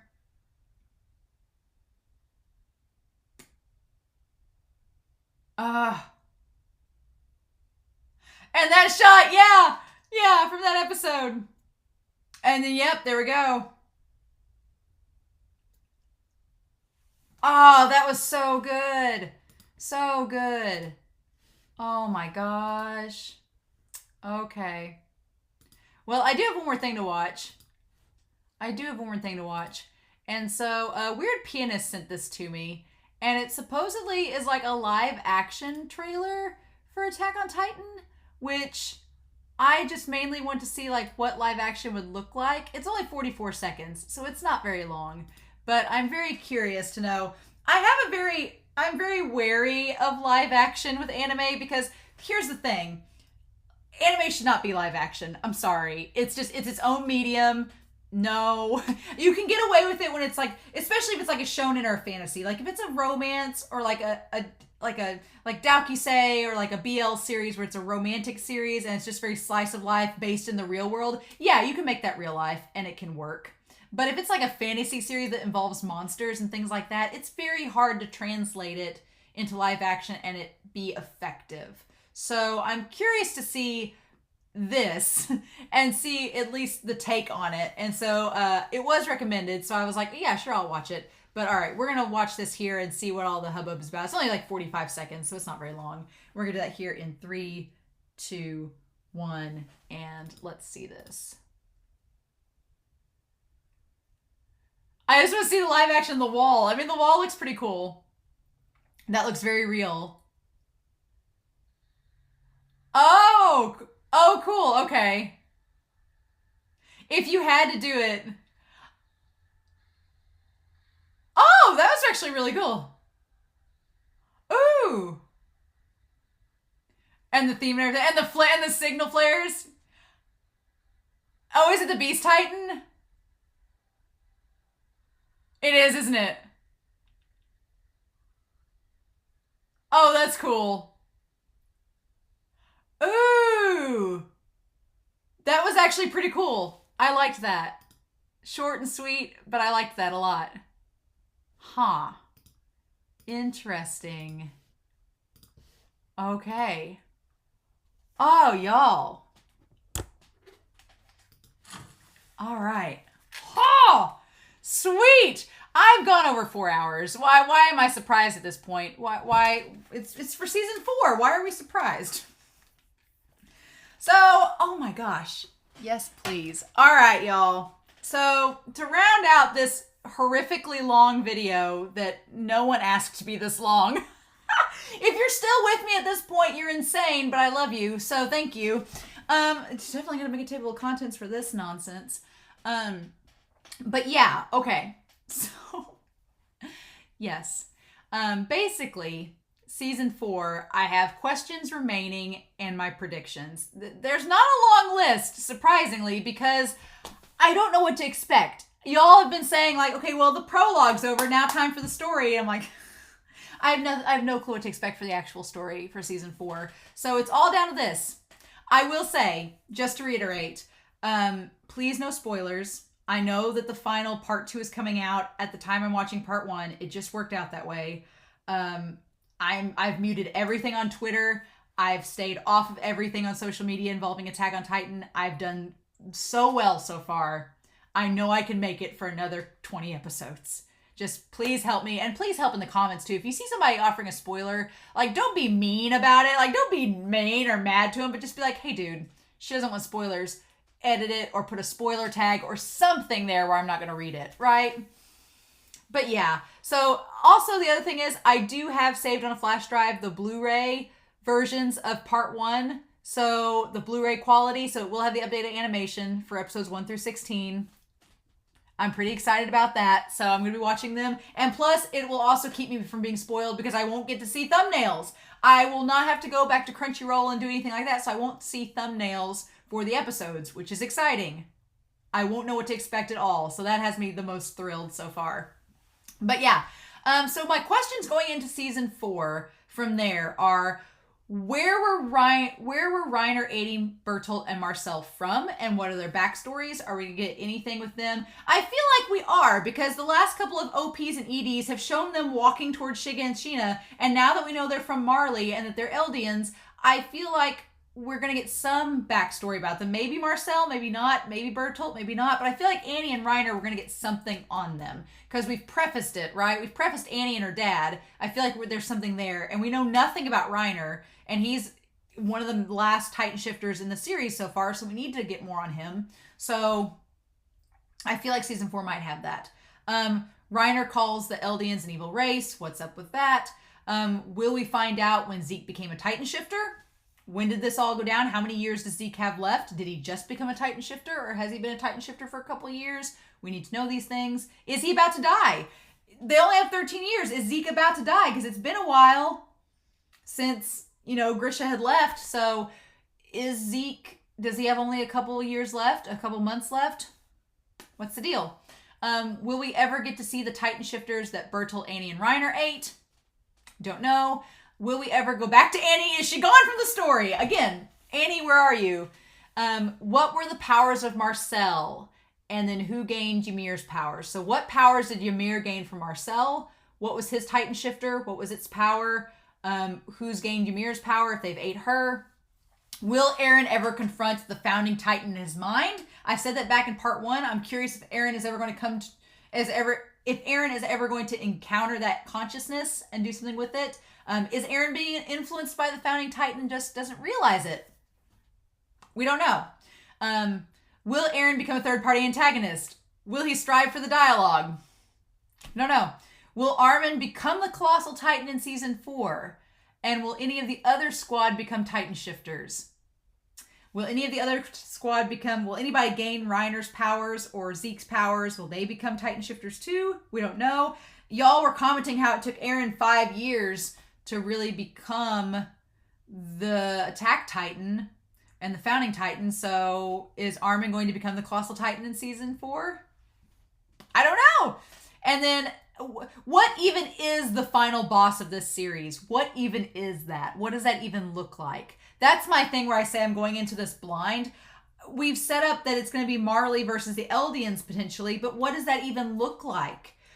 What's the conflict resolution? How do you resolve that? How are our technologically inadvanced Eldians going to fight against a technologically advanced Marleyan crew without using the Titan shifters? I don't know if it's possible. So that sets up areas for debate too. Like, are Eren and Armin going to help them use their Titan powers to attack Marley? What does that look like? So I don't know.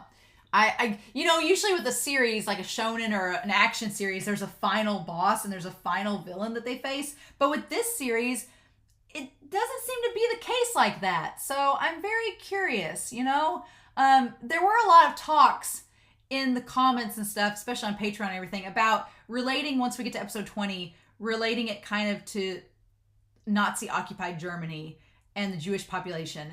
And somebody was talking about how the Eldians were kind of like the Nazis. And I was like, no, I don't see that at all. I see, like, if anybody's comparing anything, the Eldians are like the Jewish population because they have the armband and they're being persecuted. And the Marley people are like Nazi-occupied Germany, if anything.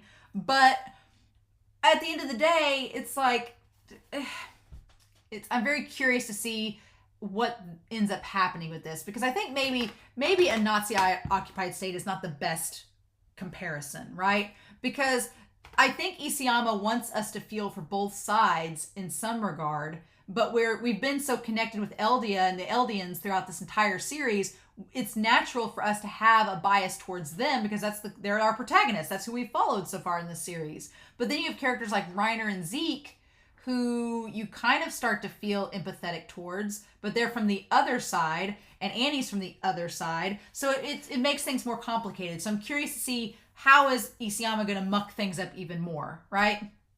So my predictions going into season 4, I do think that Eren is going to confront Zeke again.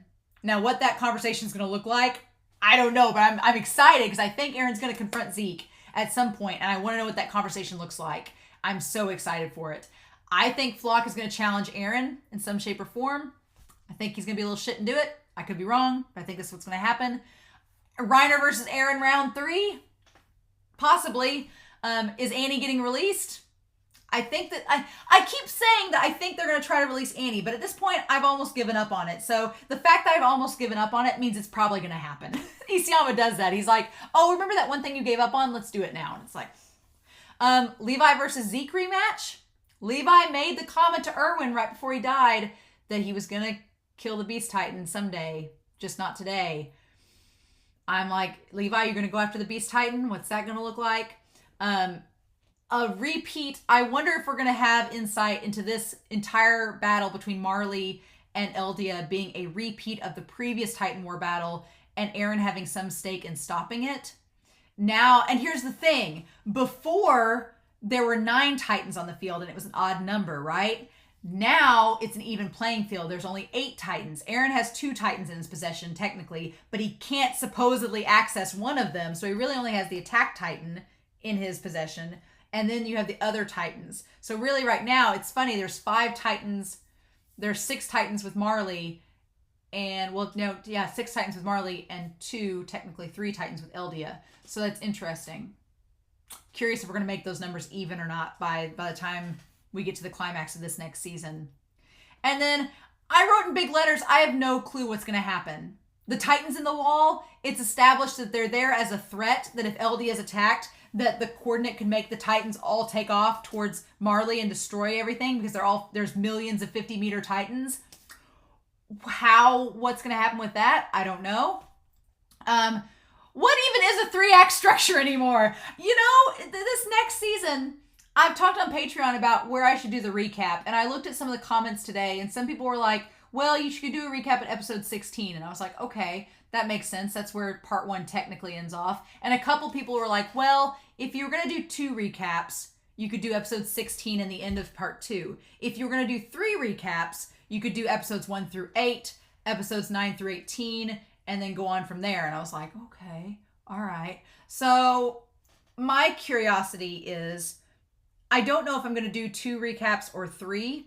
I don't know. I'm not going to do 1 recap for season 4. There's no way. I'm at 4.5 hours with this part. There's no way. So I feel like I'm going to gauge when I get closer to episode 8, I will gauge and see if I feel like a recap is needed after episode 8, or if I can go on and wait until episode 16. I feel like I'm just going to play this by ear and see if by episode 8, I'm like, no, I need to stop and recap all this before moving forward. Or if I'm like, no, it's fine, we can go on to episode 16. One of the two. I don't know. But yeah, as far as that goes, I'm so hyped, y'all, because I have no clue what's going to happen. It's all a blank slate, and I'm so damn excited. So yeah. So we'll see. So yeah, this was,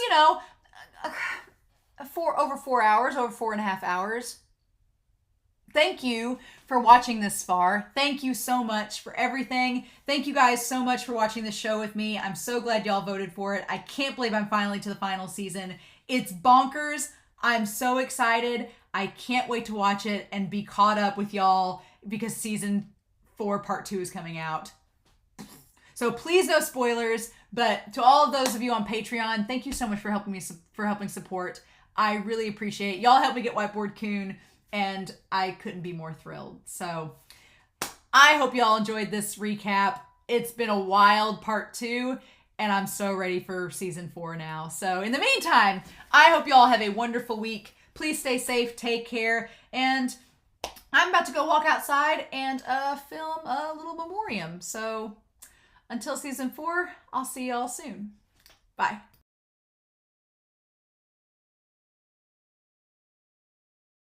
You got to know when to hold 'em, know when to fold 'em, know when to walk away, know when to run. You never count your money when you're sitting at the table. There'll be time for counting when the dealing's done. Mm-hmm. Mm-hmm. Mm-hmm.